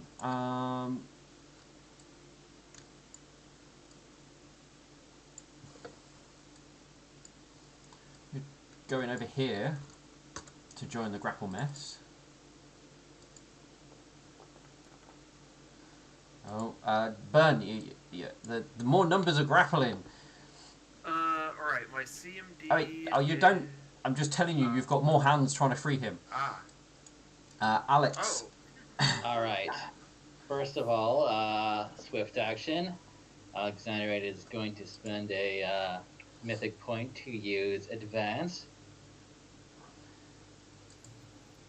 So Alexander is going to say, everyone who wishes to not take part in this, leave now. As he gives them the power to move an extra thing for all of his allies, which he's counting all the people who everyone who's basically has not gotten involved so far yet, his allies. Alright, so everyone, and that includes you guys as well, you can all make a 30-foot move. Yeah, and Alexander is going to count himself as his own ally, I believe. I can do that. Nice. Can I drag this No, dude with you me? can't move, No? you're grappling. Right. It's a single move action, nothing more.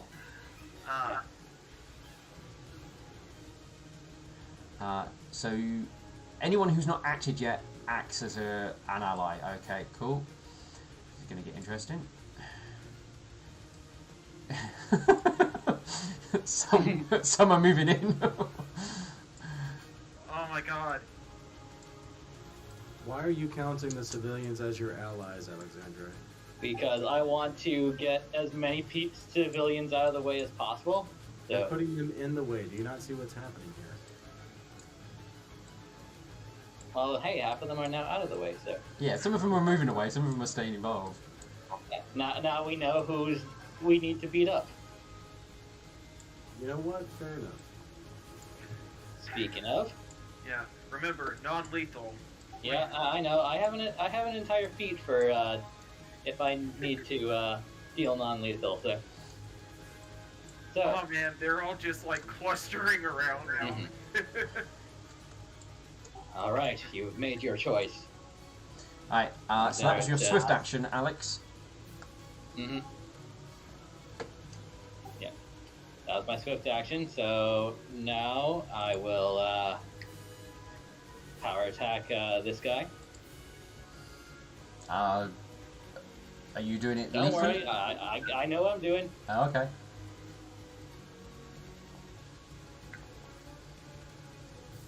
And let me grab the thing. I just love how it's like peace was never an option. There you go. Alright.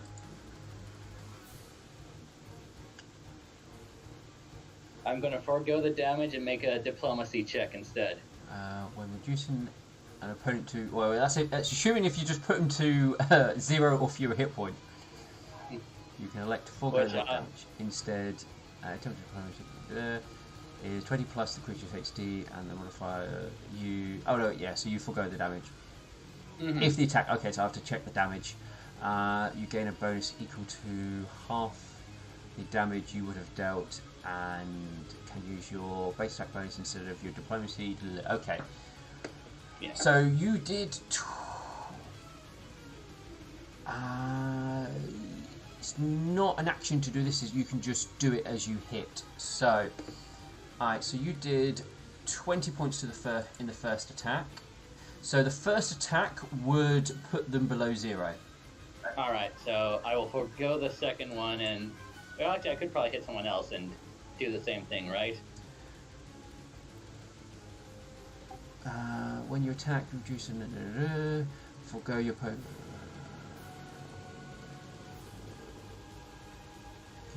This is the first time I ever got to use this feat. Like with a normal increase the towards you by more than 2 steps. You can use this feat only against enemies who attacked you and whom you did not attack or otherwise provoke first. Okay. So they never haven't mind. attacked you, so you can't use this feat against them. All right, then I will just take the what is it, -4 to hit. Alright, so -4 to each attack. Yeah. So the first one will hit. So this is where the fun begins. So your 16 and the 3 damage you did, which is part of the power attack, is non-lethal. The fire damage is not non-lethal. It is lethal because you can't change that. And All right. let me also work some math out because you did 16. I need to minus that, which means so they take that much non-lethal, and then the rest of the damage gets converted into lethal damage that they still have left to take. So they take that much lethal damage. So he goes down to that much health. As you hit him that hard that you have injured him. Okay. And he goes down. Oh, no, I made him invisible again. You kill him. The end. Prone. Yeah, it will mark him as dead. Don't. I will tell you if you physically kill someone. But he's definitely bleeding on his head, laying there unconscious. But he's not bleeding out. You obviously hit him hard enough to make him bleed. Yeah. Where's helpless? That's helpless. There we go. Alright, and the second attack, 12, will -4 miss. Yeah. Is that everything? Yeah, that would be everything. Alright. Alright, so let's jump on. Alright. That one damn caveat I missed or forgot about. He moved in to help that person against Banana, so we'll do an assist, which I don't think he gets. No, he does not. Alright, then we have this guy who is... Where is he? He's here. He's going to assist, but this... oh, no, he fails. Isn't that one, baby? Burnt. Alright, so, considering the fact that we don't want this guy getting away, Bird is going to pin him. Right, well, first of all, you need to roll to maintain. The DC of this has increased based on the amount of people who have assisted. Alright. But he does get a +5 bonus since he is maintaining the ground. Yes, Yeah. you do. So, let's see that, plus 2. So, let's see, +5 now. Let me check his numbers. 22, and then the +2 would be 24. Why has he got -2 to initiative? Why you got -2 to dex? Huh? No, I'm just looking at this guy's stats, and it's giving him a -2 to his dex. I'm like, why are you doing that? Alright, that's a grand total of 24. 24.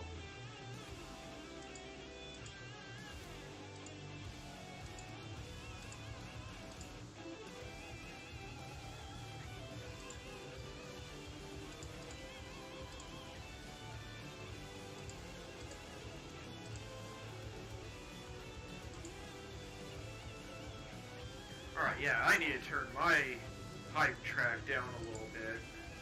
Yeah. There we go. Alright. I'm just trying to check his numbers because it's his dex is a bit skewed for some It's reason. okay, you're I fine. can't work out why. Take your time.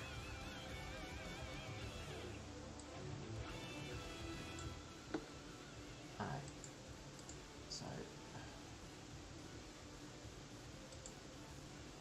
So it's showing 12.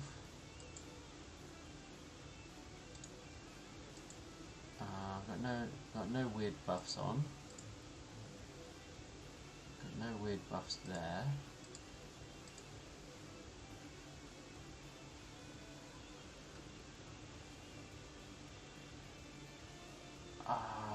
It's not. Double click this, right. Okay, I think I know what I'm going to do.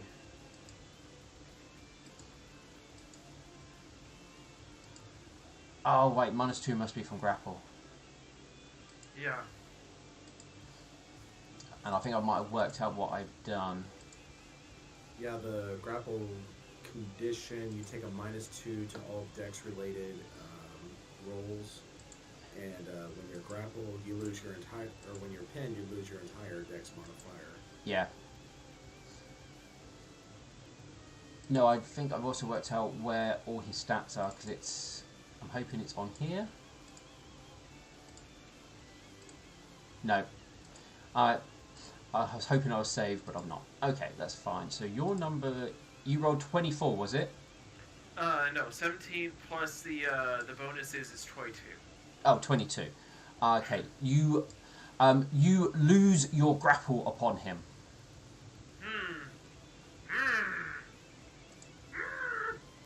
I feel like I'm, turning into Kermit there for a little bit.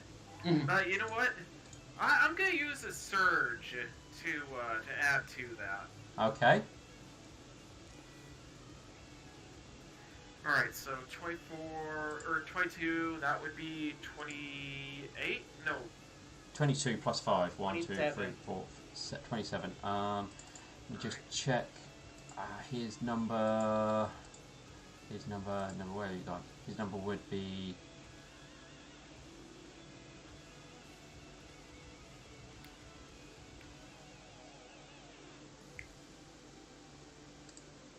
What? Okay, brain is hurting. Yeah, this is why people don't usually use grappling. Right, okay, that's why it's... Okay, that... So I've worked out an answer. Okay, so that's fine. So he gets that bonus... And he gets that bonus, and then that bonus. Okay. And you, what was it, 27? Yeah.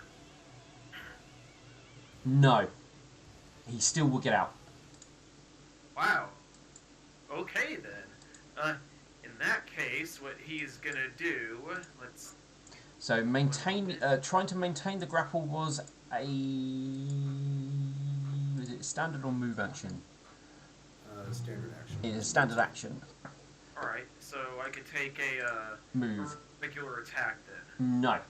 No. You used your standard action. Alright. Or by maintaining the grapple, you can move him to the pin condition. Yeah. So you have to succeed, and then you can do those things. Alright. In that case, I really don't know what else I could do. You've got a move action or a swift action now. Alright. You know what? He'll use... this is something I need to use more often. He's gonna use challenge on him, and that's gonna be my swift action, and that's gonna be it.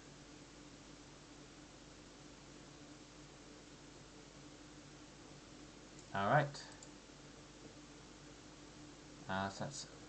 is this a commoner who ran away, or is he a commoner involved in all this? He's running away one. You will continue to run. Go there. Cool, you ran the full 40 this time.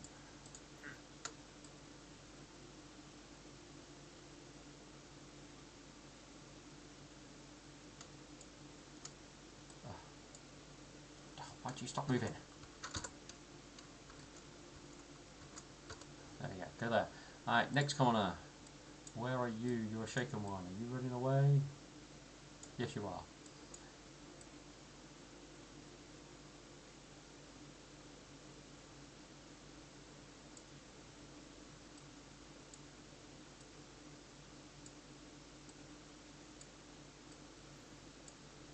Alright.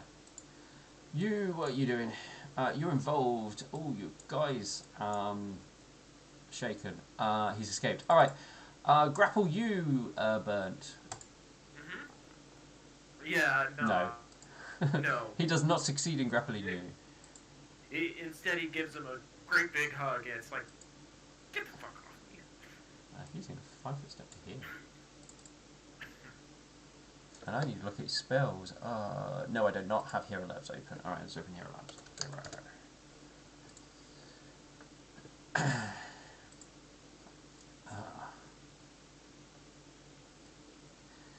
I spent ages putting together everything to make sure it was all ready. And that's really annoying.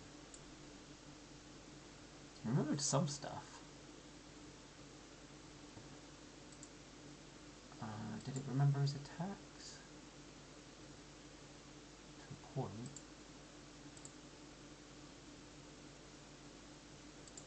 It's got those. Okay, it's remembered his attacks if he does anything. Right. Hero Labs. Load.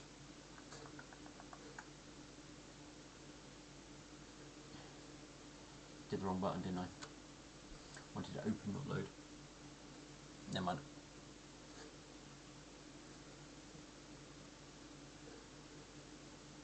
Open file.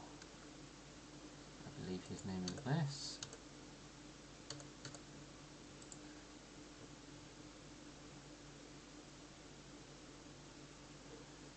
Here we go. Right. Now I can see what your spells are.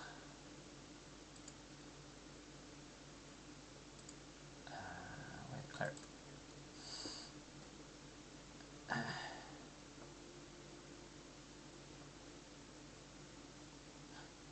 Okay, so the other one, does he have to touch them to do that, or can he just do it?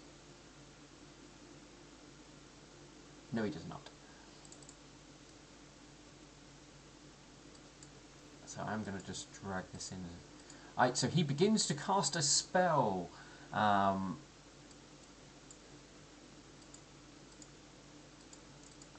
People, if they want to work out what he's casting, is a spellcraft check. Can we roll public? Yes, because I'm either going to tell you successed or you failed pretty quickly. Rolled an 18. 18. So that'll be, as long as it is a level 3 spell, I believe you will know it. Once I've thrown it in, I can check see what level it is. Yeah, I think the only other person who can roll is Wishful. Yeah. I think you have to roll 10 plus the spell level to recognize it. No, it always starts at 15 for recognition for spells. But 15 plus spell level? yes, you will know what it is, so I will.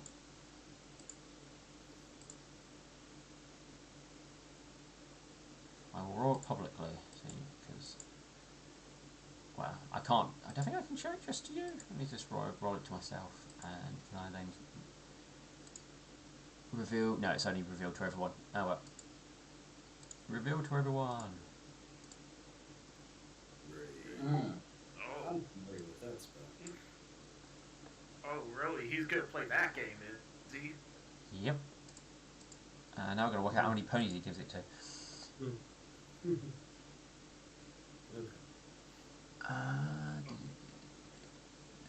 This is gonna be fun. We get a +1 to their will saves. That might work against me. We'll see. Come on, what's each creature? Yeah, how many creatures? Is it saying here? Each affected creature. One. Okay, one willing target per 3 levels. Okay, so 1, 2, 3, 4 then. Okay, so so we're going to get those 4 who are closest, who are not unconscious. So let's get the buffs for rage, so I can just throw that on to them, so I don't have to worry about making any changes. Buff, buff, buff. It's PF buff, there we go. Rage. Right, so let's open new. So, rage spell. Rage spell. I haven't turned it on. Rage spell. And you, rage spell. Get buffs, let's tick the box.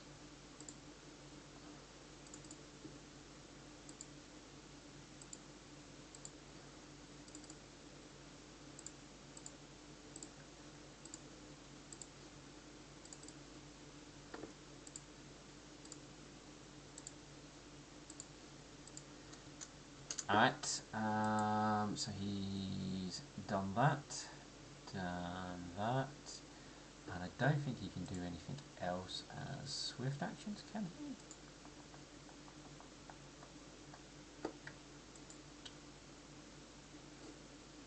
Yeah, I think everything, actually, is that a swift or is that a standard? To use that ability.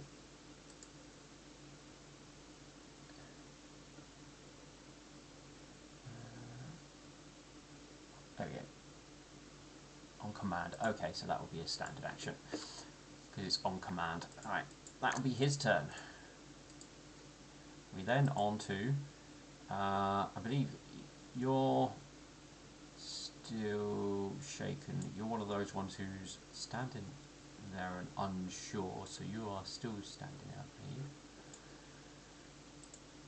I believe. You are a runner.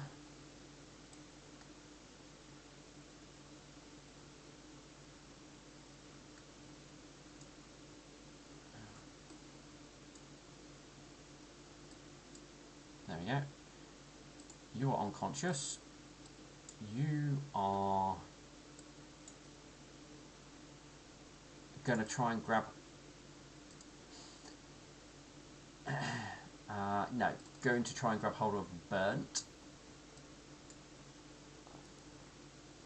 Which will be a 12, I think, which will be no.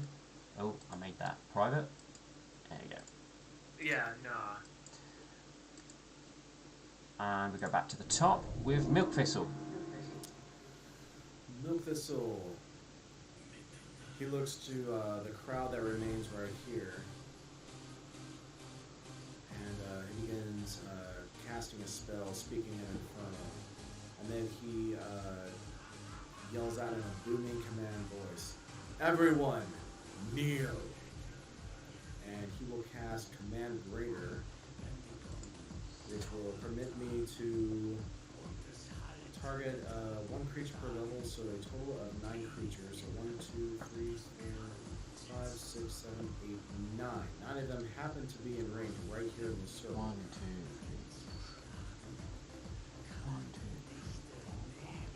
7, 8. Well, he's down on the ground, so you. He's already kneeling. He's already kneeling, so the Yeah. Yeah, so they. I mean, just select them all, and I will hit the will save. So hopefully some. Oh, I just gotta keep hitting this button. There we go. Full Destruction was the closest, but he failed as well. No, he gets a +2 because he's an Earth Pony. Ah, I see. The first one who rolled, he went with the +1 from Rage Skill Force. Yeah. So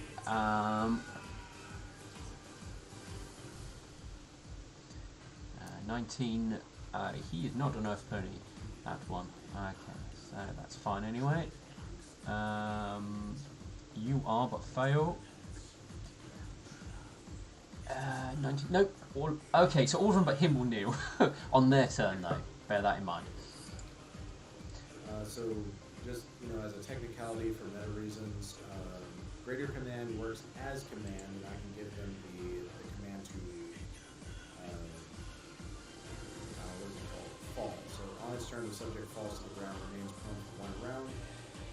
They can act normally, but they take appropriate penalties. But with Greater Command, it lasts for 9 rounds, and they're... Oh, I'm not losing it. Oh, I turned it down a little bit so I can hear you better. Thank you. It lasts for 9 rounds, and at the start of their turn, they can make a new will save to see if they... Okay, so they have to do the action, and then they can do a new save on their turn. Yes, for the next 9 rounds. Cool. All right. Wishful will come running in. Oh no, maybe not there. She basically just sees civilians everywhere. Spells. What can you do? Oh no, she didn't. What mythic thing did you take? Wishful. I think she took the nerdy one to help us with knowledge checks. Yeah. Yeah. To use. If she has a spell like Hold Fey that you can cast on this guy, that would be helpful.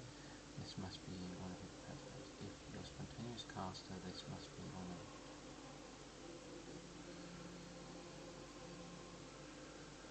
No. You can expend one use of mythic power to cast any one divine spell without expanding a prepared spell or spell slot. If you prepare spells, this spell must be one you prepared today. Okay, damn. I thought she could just go, I need this spell, I want it. Or was this one? That's the one Bilfist took. Yeah. So that was a mythic inspired spell. No, she got Recalled Blessing, which was the one I was hoping for. Alright, so which is slightly different. Okay, so she can't pull out anything from there. Does she have anything that will help? She didn't prepare that one, which was a bit of a pain.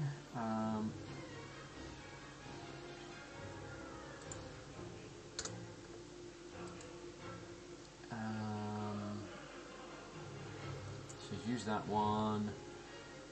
That won't help here. No one's blind.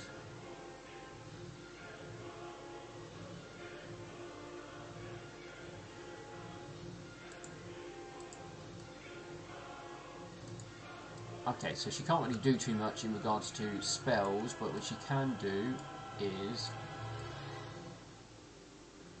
if I move 40 feet there... She can move 40, can't she? Oh no, she... Why can't she move 40? Oh, she's carrying medium load, that'll be why. So she's got another 20 foot of movement. Can she reach him? She can. She'll get up to him and cause him hassle with as she stands there with her quarterstaff. She's to stand there menacingly. Alright, this guy, who's this guy? It's him. He's being grappled by Banana, but will have to follow command and will drop prone. Blip. Do they save this time or do they have to save next round? I believe they get a chance to save at their turn. Let me double check. I assume it's after they've done the command action then. At the start of each commanded creature's action after the first, he gets another will save. Okay, so they have to save prone this round. Yeah, so he doesn't save this time round. Okay, cool. Metal Banana, you're holding on to the person, they're already on the floor. What do you wish to do? Good. Good. So seeing our main in target after rest is getting away. I'm going to wait. Do I have to use a move or action to get rid of the grapple, or I can just do it automatically? No, you can end the grapple as a free action. Okay. So I'm going to since he's prone, I'm assuming I can just jump over him. Yeah. I mean. Yep. Yeah. Oh, I have no issues with you doing that. Okay. 5, 10, 15, 20. Yep. All right. So as you do move round, he gives a flick of his head, and something which you didn't see originally is revealed as you run past him, and he strikes you with his hidden weapon, which now can be seen. Mm. Which, why has it done that? Kos? Choas? Chaos. Okay. Let me just check the weapon stats, because I looked at it because everything else had broken, and it was like, okay, this has looked fine. I think... Alright, so you do take you take 14. You take the first chaos damage, which is the 2d6. The 3, which says chaos as well, is actually meant to be fire, but you're not meant to take that, so ignore that one. And the final 2, I don't know where that's come from, so ignore the 2. Okay. Okay, so I take 11, 7, that's 18 damage I take. Oh yeah, because you got DR, don't you? What's your DR? Yeah. 3 for my armor. I count that as 20, because it's 14 plus 9 you take, which is 23. Then minus 3, so take 20 points.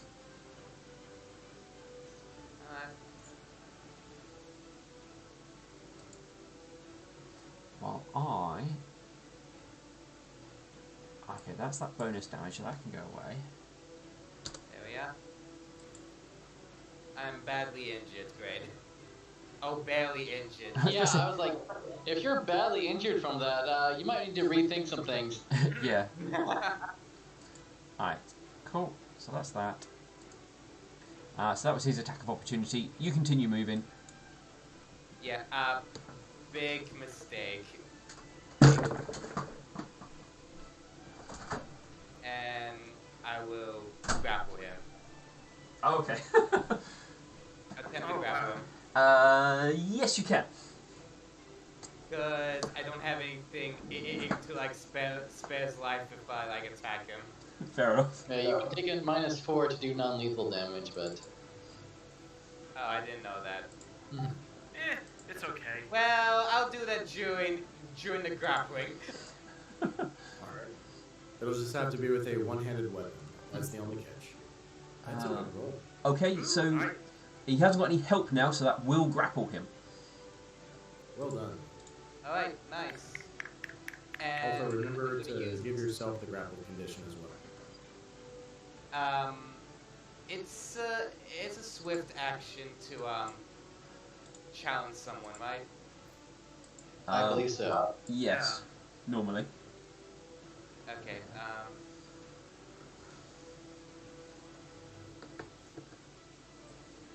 Right. Yeah, I'm going to challenge into the main guy. So. Yep. Okay, so we have 2 people challenging him. Yeah. It's gonna hurt if he gets out again. Alright, have you finished? Yep, that's my turn.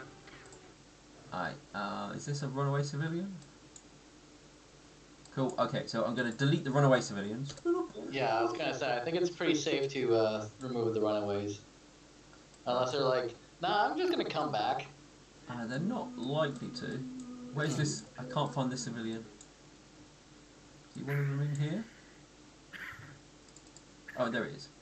Oh, I think it kind of went a bit weird. There you go. He's there, so he drops prone. Prone. All the prone. Next one. Where are you? You're over there.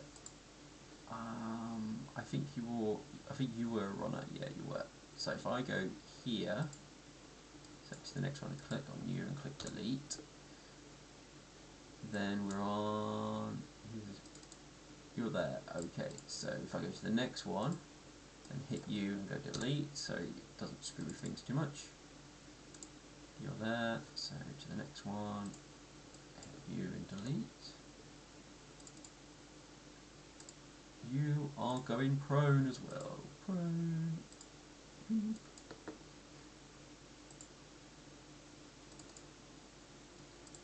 You are going away, so jump to the next one. You delete. You going prone. You are going prone. Prone. Alexandrite, your turn. Yeah, Alexandrite is going to lay on who's the person he brought down, just to make sure that he's not dead. Okay. I think we can do that afterwards. Well, true, but he could also die, like, between turns, so I want to make sure. Apply healing. He is now fully healed, I believe. Alright. It still says he's dead. Oh, because he didn't remove the non-lethal damage. There you go. He's now fully healed. But he's still prone, but he's no longer helpless. Yeah. So I would like say,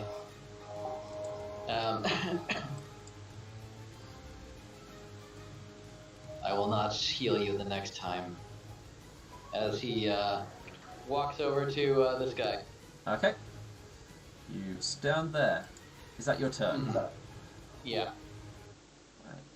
Where you're running away person, so next cultist, or next individual, you are jumping to the floor.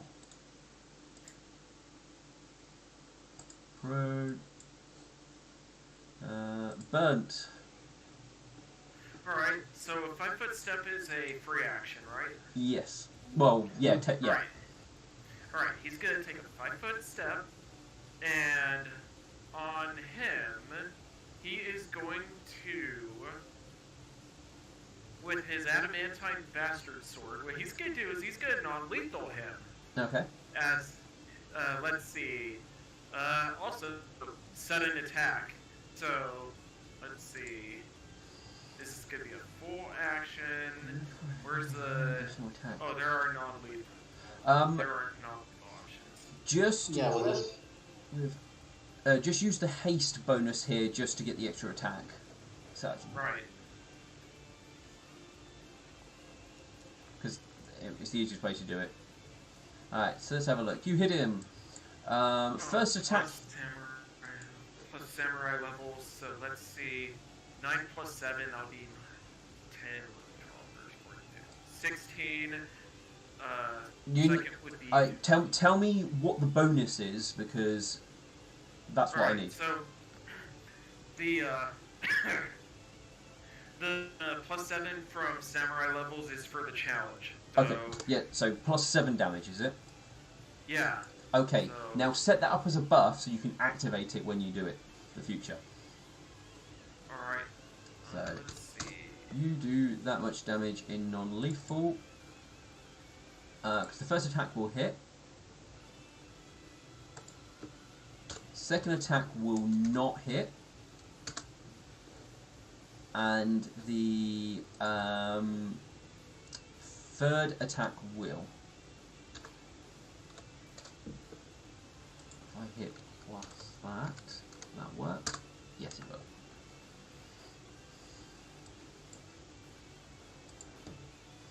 Is that everything? Oh, right, I still need to do... I already did the haste thing. Alright, that's essentially how it works, so... Oh, yeah, no, he's, that's it for his turn. Right, antidote. Right, let's have a look. Where you are running away, so go here, delete you. Boop. Where are you? You're also running away, so go here and delete you. You're also, oh crap. So there you are. That one. Are you running away? No, you are jumping to the floor. Boop. Him. He's grappled at the moment. So did everyone walk the dinosaur? I was just thinking that. Mm-hmm. Alright. Everyone in the circle did.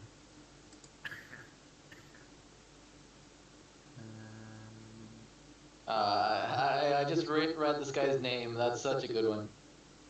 Full destruction. Mm-hmm.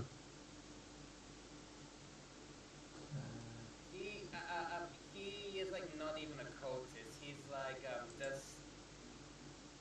just a guy who likes causing chaos as a hobby. Mm-hmm. Alright, hey, everyone needs their hobbies. Even if it is wrong. He'll pay his dues.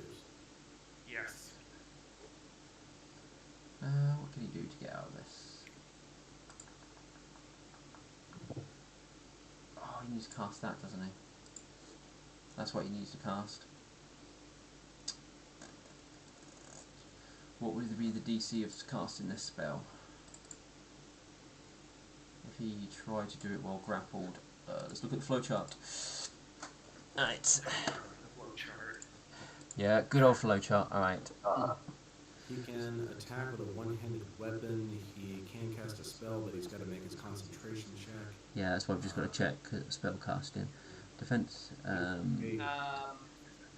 You know, you know, like casting a spell provokes a opportunity attack, right? Yes. Yeah, Yeah, you would okay. know that.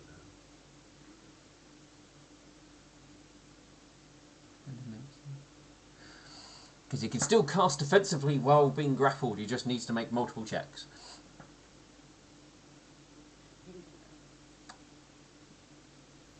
Attempting become the controller. Attempting an action which requires 2 hands. Oh, here you go. So attempting to cast a spell without components and those, if any, hands in hand. The defender makes a concentration is 10 plus the initial attacker's CMB plus spell level. Okay. So, Bernd, what is the bonus you get to your CMB? 1 moment. I'm just fixing up something. Oh, for 13. There you go. yeah, yeah, 13. So 13 plus 13 plus the spell level he's considering, which will be that number. So that's my number I've got to try and hit. Now, what is the likelihood of him actually hitting that number?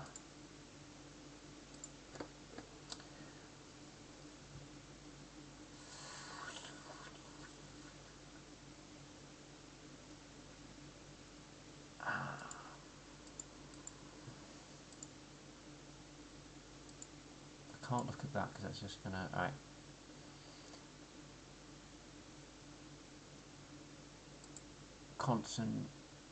Is that the concentration check there? Let's have a look at it.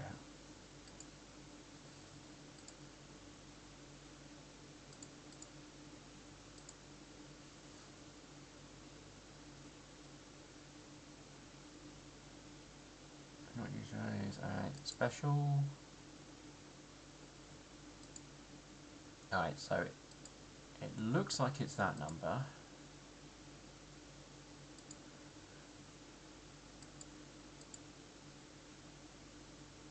I was trying to work out if what was giving him his bonuses so I can make sure it's right.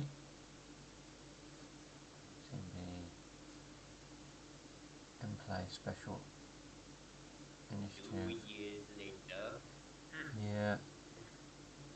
It gets plus 4 to it, but is that number including the plus 4? Because if it's not, then he will try it. If it is, then... what would you have to roll to succeed? 12, okay.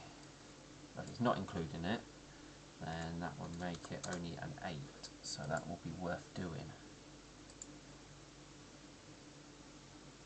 Alright, let me just remove the one thing I think it's doing it, so that one. Oh no, it isn't. Perform. Oh, it's this, isn't it? There we go. So, plus 1 initiative, plus 2 on the... or while grappled. Plus that. Okay, that looks correct. I think he's going to go for it. So, let's see if he can cast this spell off. Now, in here, is it done correctly? So, it's a concentration. That does not have the bonus in. No, we need to do wisdom. Which will be that, and then that gets a further plus 2.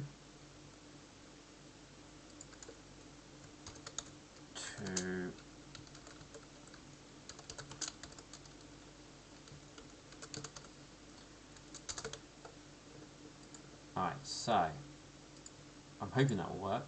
Oh wait. 2. There we go. Roll and see what happens.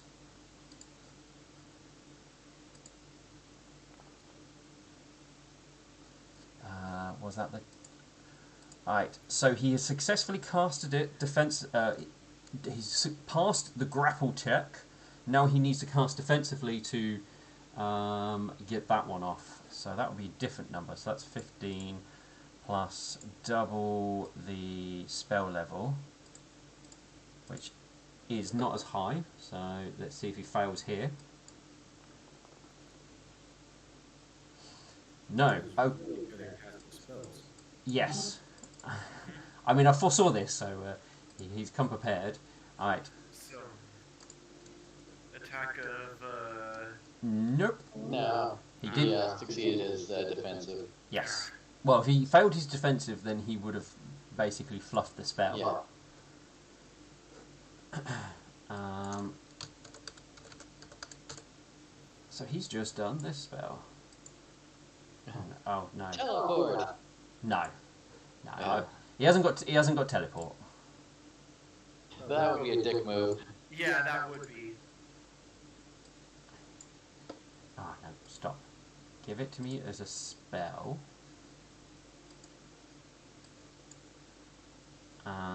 So let's cast that spell. Oh, okay, fine. Let me just add the spell in so I can cast it. Right, there we go. Cast the spell.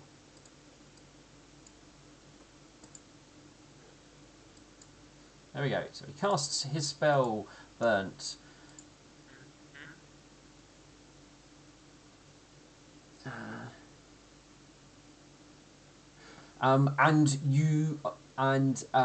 Sorry, it was not Burnt. It was Metal Banana. Metal Banana. He just slips out of your hooves. You just can't get hold of him. Oh, he used grease. Nope, he is not covered in Yeah. grease. Freedom of movement. Like I said, if somebody wants to, you can do checks to work out what he has cast. But I'll roll the check, but I'm pretty sure that's what he cast. Yeah. Can we like do a opportunity attack or? nope, he No. cast defensively. He's Oh. boxed between us, so. I had no idea what that means. He casts in a way where you can't attack him. You do not know Milk Thistle, but you can still guess. I think he cast freedom of movement, which means grappling will not work on him for the duration of the spell. Well, good thing Metal Banana and Bird have challenges on. Oh yeah. Oh yeah. We like tried bring him in unarmed.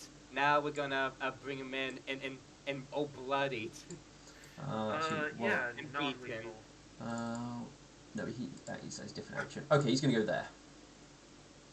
As he moves away. Alright. Was that So that was a... Was that just Yeah, because I'm trying to see... There's too many people around him for him to attempt to move at the moment. And because that would just provoke 4 attacks of opportunity, which would just end badly. What's... You know, I remember the Spoony ones once make a video about this. Oh yes, the conga line of death.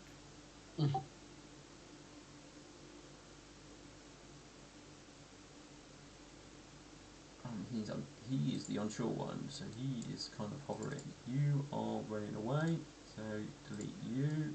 Goodbye. You are...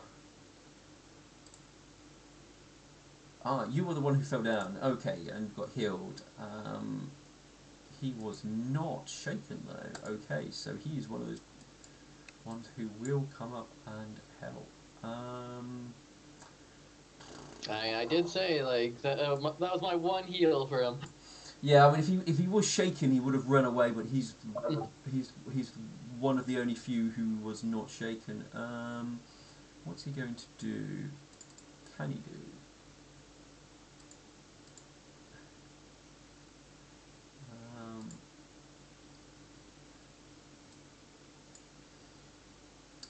Stand up.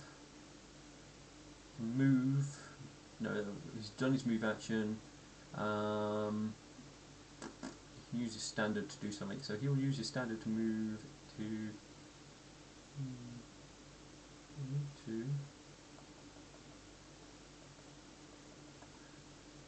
there. And you drop to the floor. Drop to the floor. Drop it like it's hot. Alright, back to the top of Milk Thistle.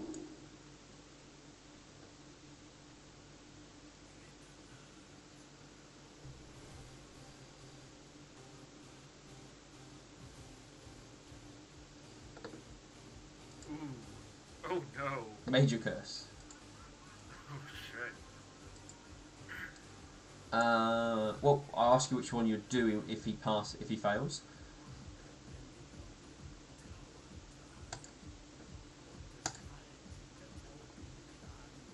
No, he succeeds.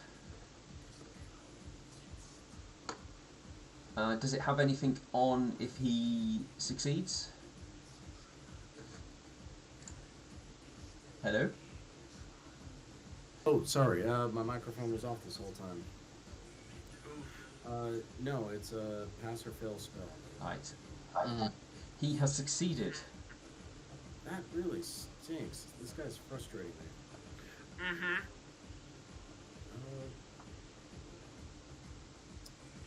Mephisto will move here. We did establish that Aura of Madness requires a standard action to activate and a swift to sustain, correct? Is it concentrate? No, not a concentrate aura, just a swift action to keep it going per round. Okay, if it just states that in the rules, then yeah, it's swift action to keep it going then. Alright, but I've already used my standard action, so that's my turn. Who's up? Wishful Pen. She's going to... wish she had different spells.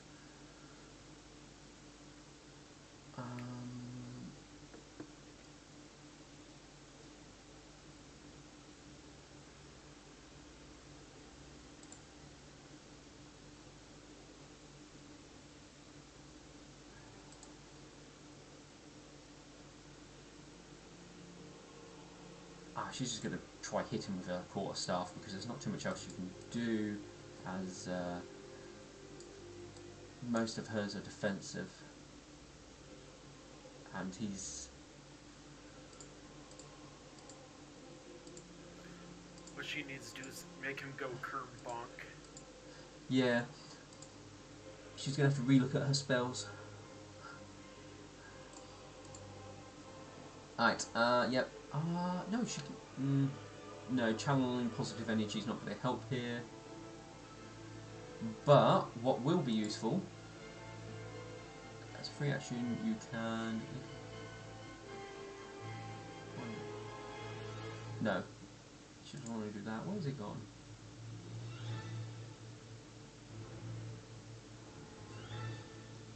I thought, as a good domain, she could give Alex something. No? Good domain. I thought she had something from the good domain. Yeah, the touch of good. Must not have added it.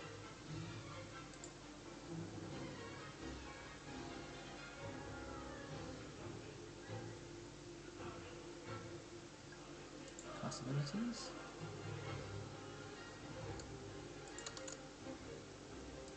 Cool. So she's going to use this on you, Alex.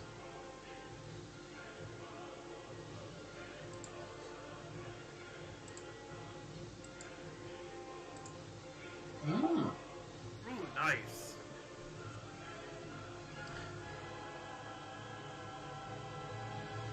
Half a cleric level is... she's level 8, so it's +4.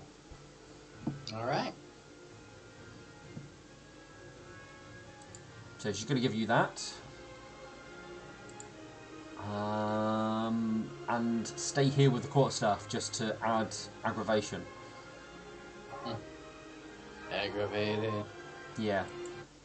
This cultist. Alright, so they get another saving throw against your major command. If they fail, they will keep kneeling. Normal.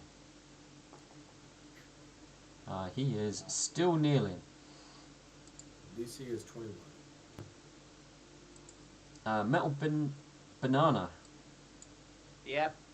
You're up. Question: Can I charge non-lethal? You do not have enough distance to charge him. If I may make a suggestion, try moving right over here. Gonna say you can 5 foot and then full round attack him. Oh yeah, that too. Yeah, because you got a bastard sword to attack close range, don't you? Yeah, I do. So what squares I need to actually charge? You need to have 10 foot of movement before you would stop. So you've only got literally 5 foot, so you can't charge. You need to be further away from him. Um. Yeah, I'll move 5 feet and double attack this guy. Yep. So click your buster sword and do the full round attack. Hell yeah.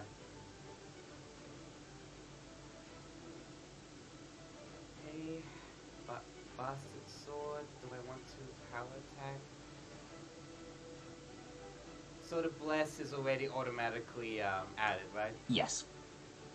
Oh wait. So let me look at my challenge feature very quick. Let's see.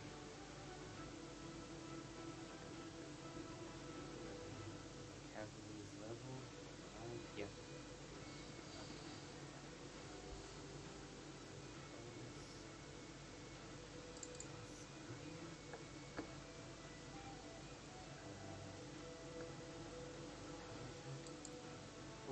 Full attack. Here we go. All right. Ooh. I think you got a Oh crit. hell yeah! Ooh, nice. Oh, it crits! Yes! I want to check. You was doing it non-lethally, correct? Oh yeah, non-lethally, yeah. Yeah. Okay, so all of That's those attacks take a -4 because they're non-lethal. Okay, -4. Yeah, so it'd be just That's a 20, that's a 25, and a crit always hits. yeah. But it will affect how it confirms and stuff. So let me have a look at his current AC. So his AC is that number. So 29 to 25. So that will hit. So that's 24 non-lethal. 20. Obviously the 26 hits. It will not confirm. As you're actually hitting him, he looks like he's wearing nice, well, he's still wearing, looks like he's wearing nice clothing, but you're not hitting clothing. You're definitely certain. It feels like you're hitting something metal every time you strike him. I see. How is the second one not confirmed? It says it rolls 17. You rolled a 24 to confirm, and that does not beat his AC.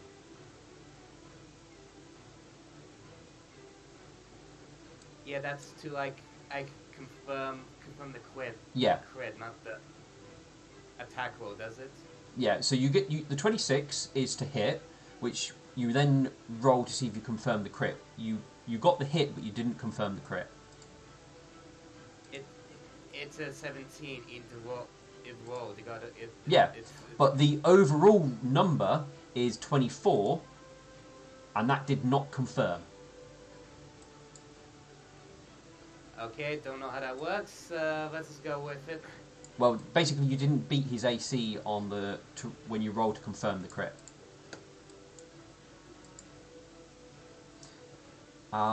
Is that everything? Yeah, it's everything. All right. Let's see if they will succeed on their will save. I think these guys need a nat 20 to do it. Yeah, they're gonna need a nat 20. Ooh, he got close.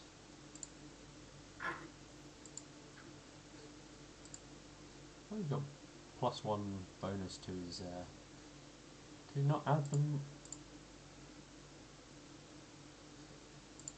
DC 21. That's fine. I'm just checking his. Oh, because he's scared. He's got -2. That makes sense. Yeah, even if that doesn't work. Okay, he's still kneeling. Next one. This guy. He isn't kneeling. Nope, he's still kneeling. Next one.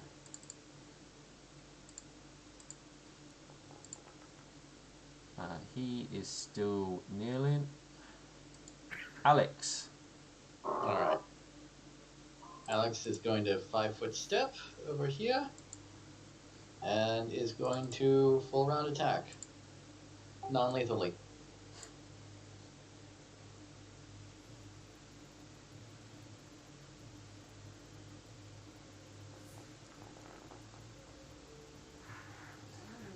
Uh, 29. Nice.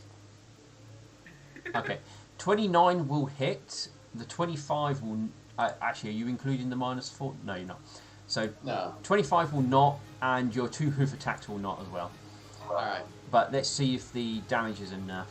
Obviously, the fire damage is not non-lethal, but it does not.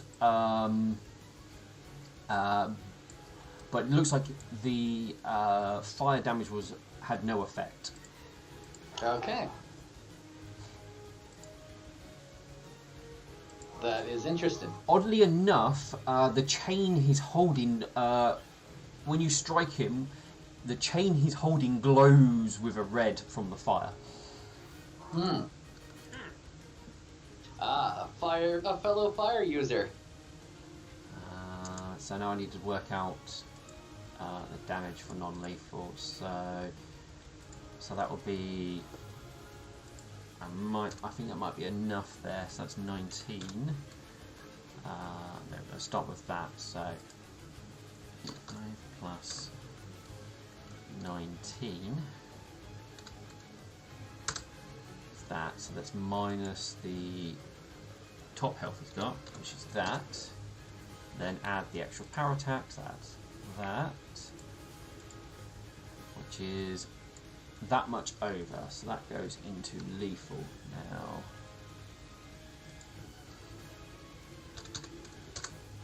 And that would then go to minus that. And now I've just got to check one thing to see how this interacts with non-lethal damage. Alright. Because I've never actually looked into this. I'm sure it's happened to other people. Yeah. And it...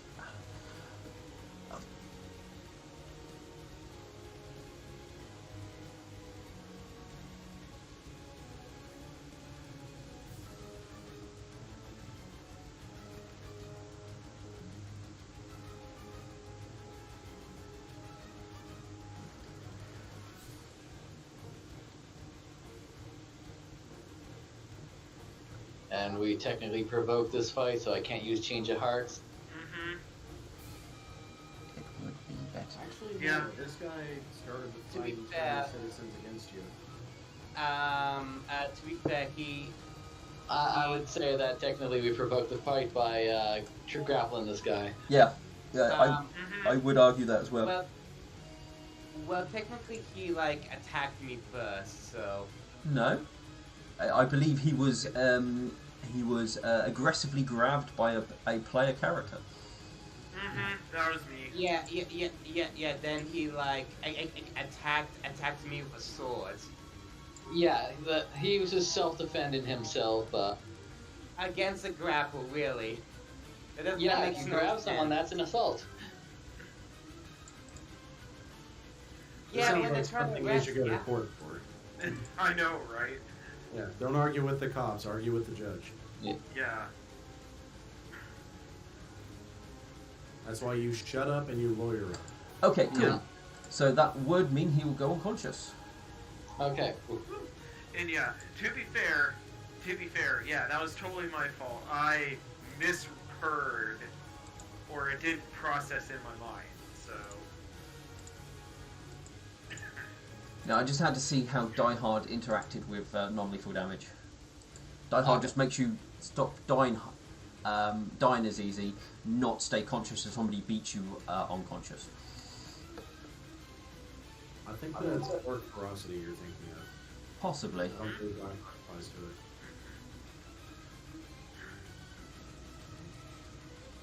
But yeah, that would be my turn, and he's unconscious. So we'll With have to see what.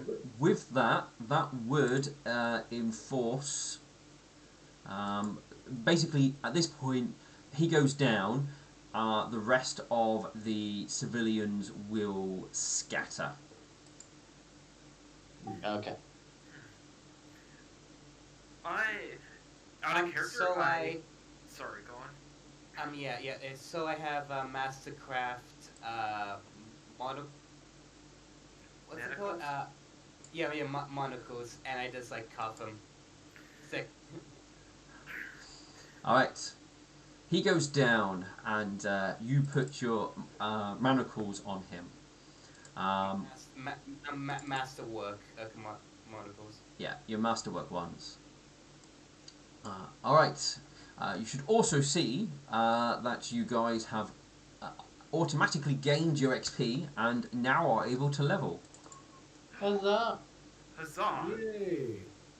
Wait, did we? Yeah. Yeah. Is it like yeah. carved position or? How much XP did we get? I can't. Sorry, the thing what popped up allowed me to just automatically give it to you, and it didn't. I didn't make a note of it. I think it was. Actually, let me check. I can see what his XP would be and divide it by the group. I want to type that in our chat thing so that way we keep track of it. Yeah, I was gonna say you could just check your last one and minus how much we have now. Yeah. You got 5 of you because of wishful Yeah. pen. I could have handled that situation a lot better. Didn't think it through. I think he handled it just fine. He's speaking the words of our enemies, creating dissension. So we had every right to detain him. He did not cooperate. He resisted, and he incited a riot. Also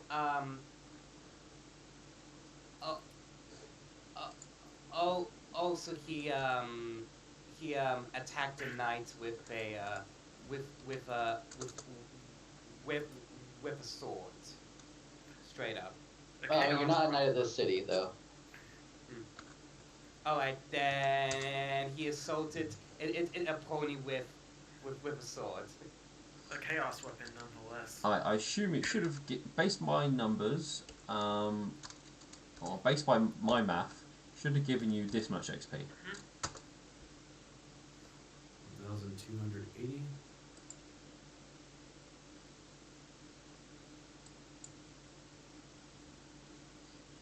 What will happen at this point is the rest of the people will just run away. I assume you're going to let them run away. Yeah. Yep. Yeah, obviously. I pat him down for any other weapons he might have. He doesn't. Bird is good. Sorry. He does not have any weapons other than the chain. Sorry, the spiked chain he has. Who wants Yeah. to carry? I think Bird will carry that just for safekeeping until we get to the Nightmare Temple. So let's Yeah, see. we can strip him of his armor, put a cloak around him, and carry him off. Yeah. As far as you can tell, he is just wearing robes. All right. Ooh, time to level up. Yes, 1,280 XP was earned today. I do have a question, GM. Yeah. One of the conditions from the Nightmare Temple in regards to how we can gain mythic levels is to basically share the wisdom of the nightmare. I believe I succeeded that with Alexandrite today. Would that count towards our mythic levels, or do we have mythic It will not count towards mythic levels. That will just that counts towards you continually showing obedience to the nightmare. You would have to do something a lot more grand than one person. I brought a paladin directly to her court. You I did. had a paladin who, attempted to smite me the first time he met me, to trust me basically with his life. Yeah. That's pretty huge. I'd say that's worth something. Wouldn't be worth a mythic level, I'm afraid. Well, fair enough, but still, that's got to be worth something. Beyond just, you did what was expected of you. Get back to work. You have a very fickle goddess, so what can I say? I would So- talk with you if I could reach you. So, at this level in Hell Knight, being at 3rd level, I get Discipline Nice. and Force of Will. I need to see what Force of Will does. Let's see. Alright, it's a +2 bonus.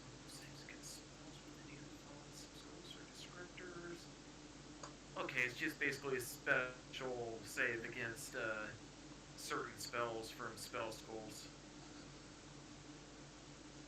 Alright. Are we doing manual or rolls for health? It was rolls. Rolls. Remember, if you rolled a 1 previously, you get max health for your next one. I don't think anyone has rolled a 1. If I'm not mistaken, it was either Bernd or Alexandra who rolled a 1 for level 9. Well, hopefully they've made a note of it and are aware of it. I don't remember. Alexandra, was it you? I do not recall. Damn, Yeah, sorry. I might be mistaken. Yeah, there is a note section on your sheet to make notes in, so Yeah. Let's see. I'm just running through. Oh man, I wish I took Order of the Gate, because I could have summoned. I could have used Summon Monster 4 as a spell-like ability to summon one bearded devil. Oh yeah, then you can make more Hell Knight. Yeah. Let's see. I'm thinking about. Well, Shackle is actually something I'd be more useful with. Either that, I'm thinking that, or, where is it? Onslaught. Oh wait, no, Onslaught is Order of the Nail.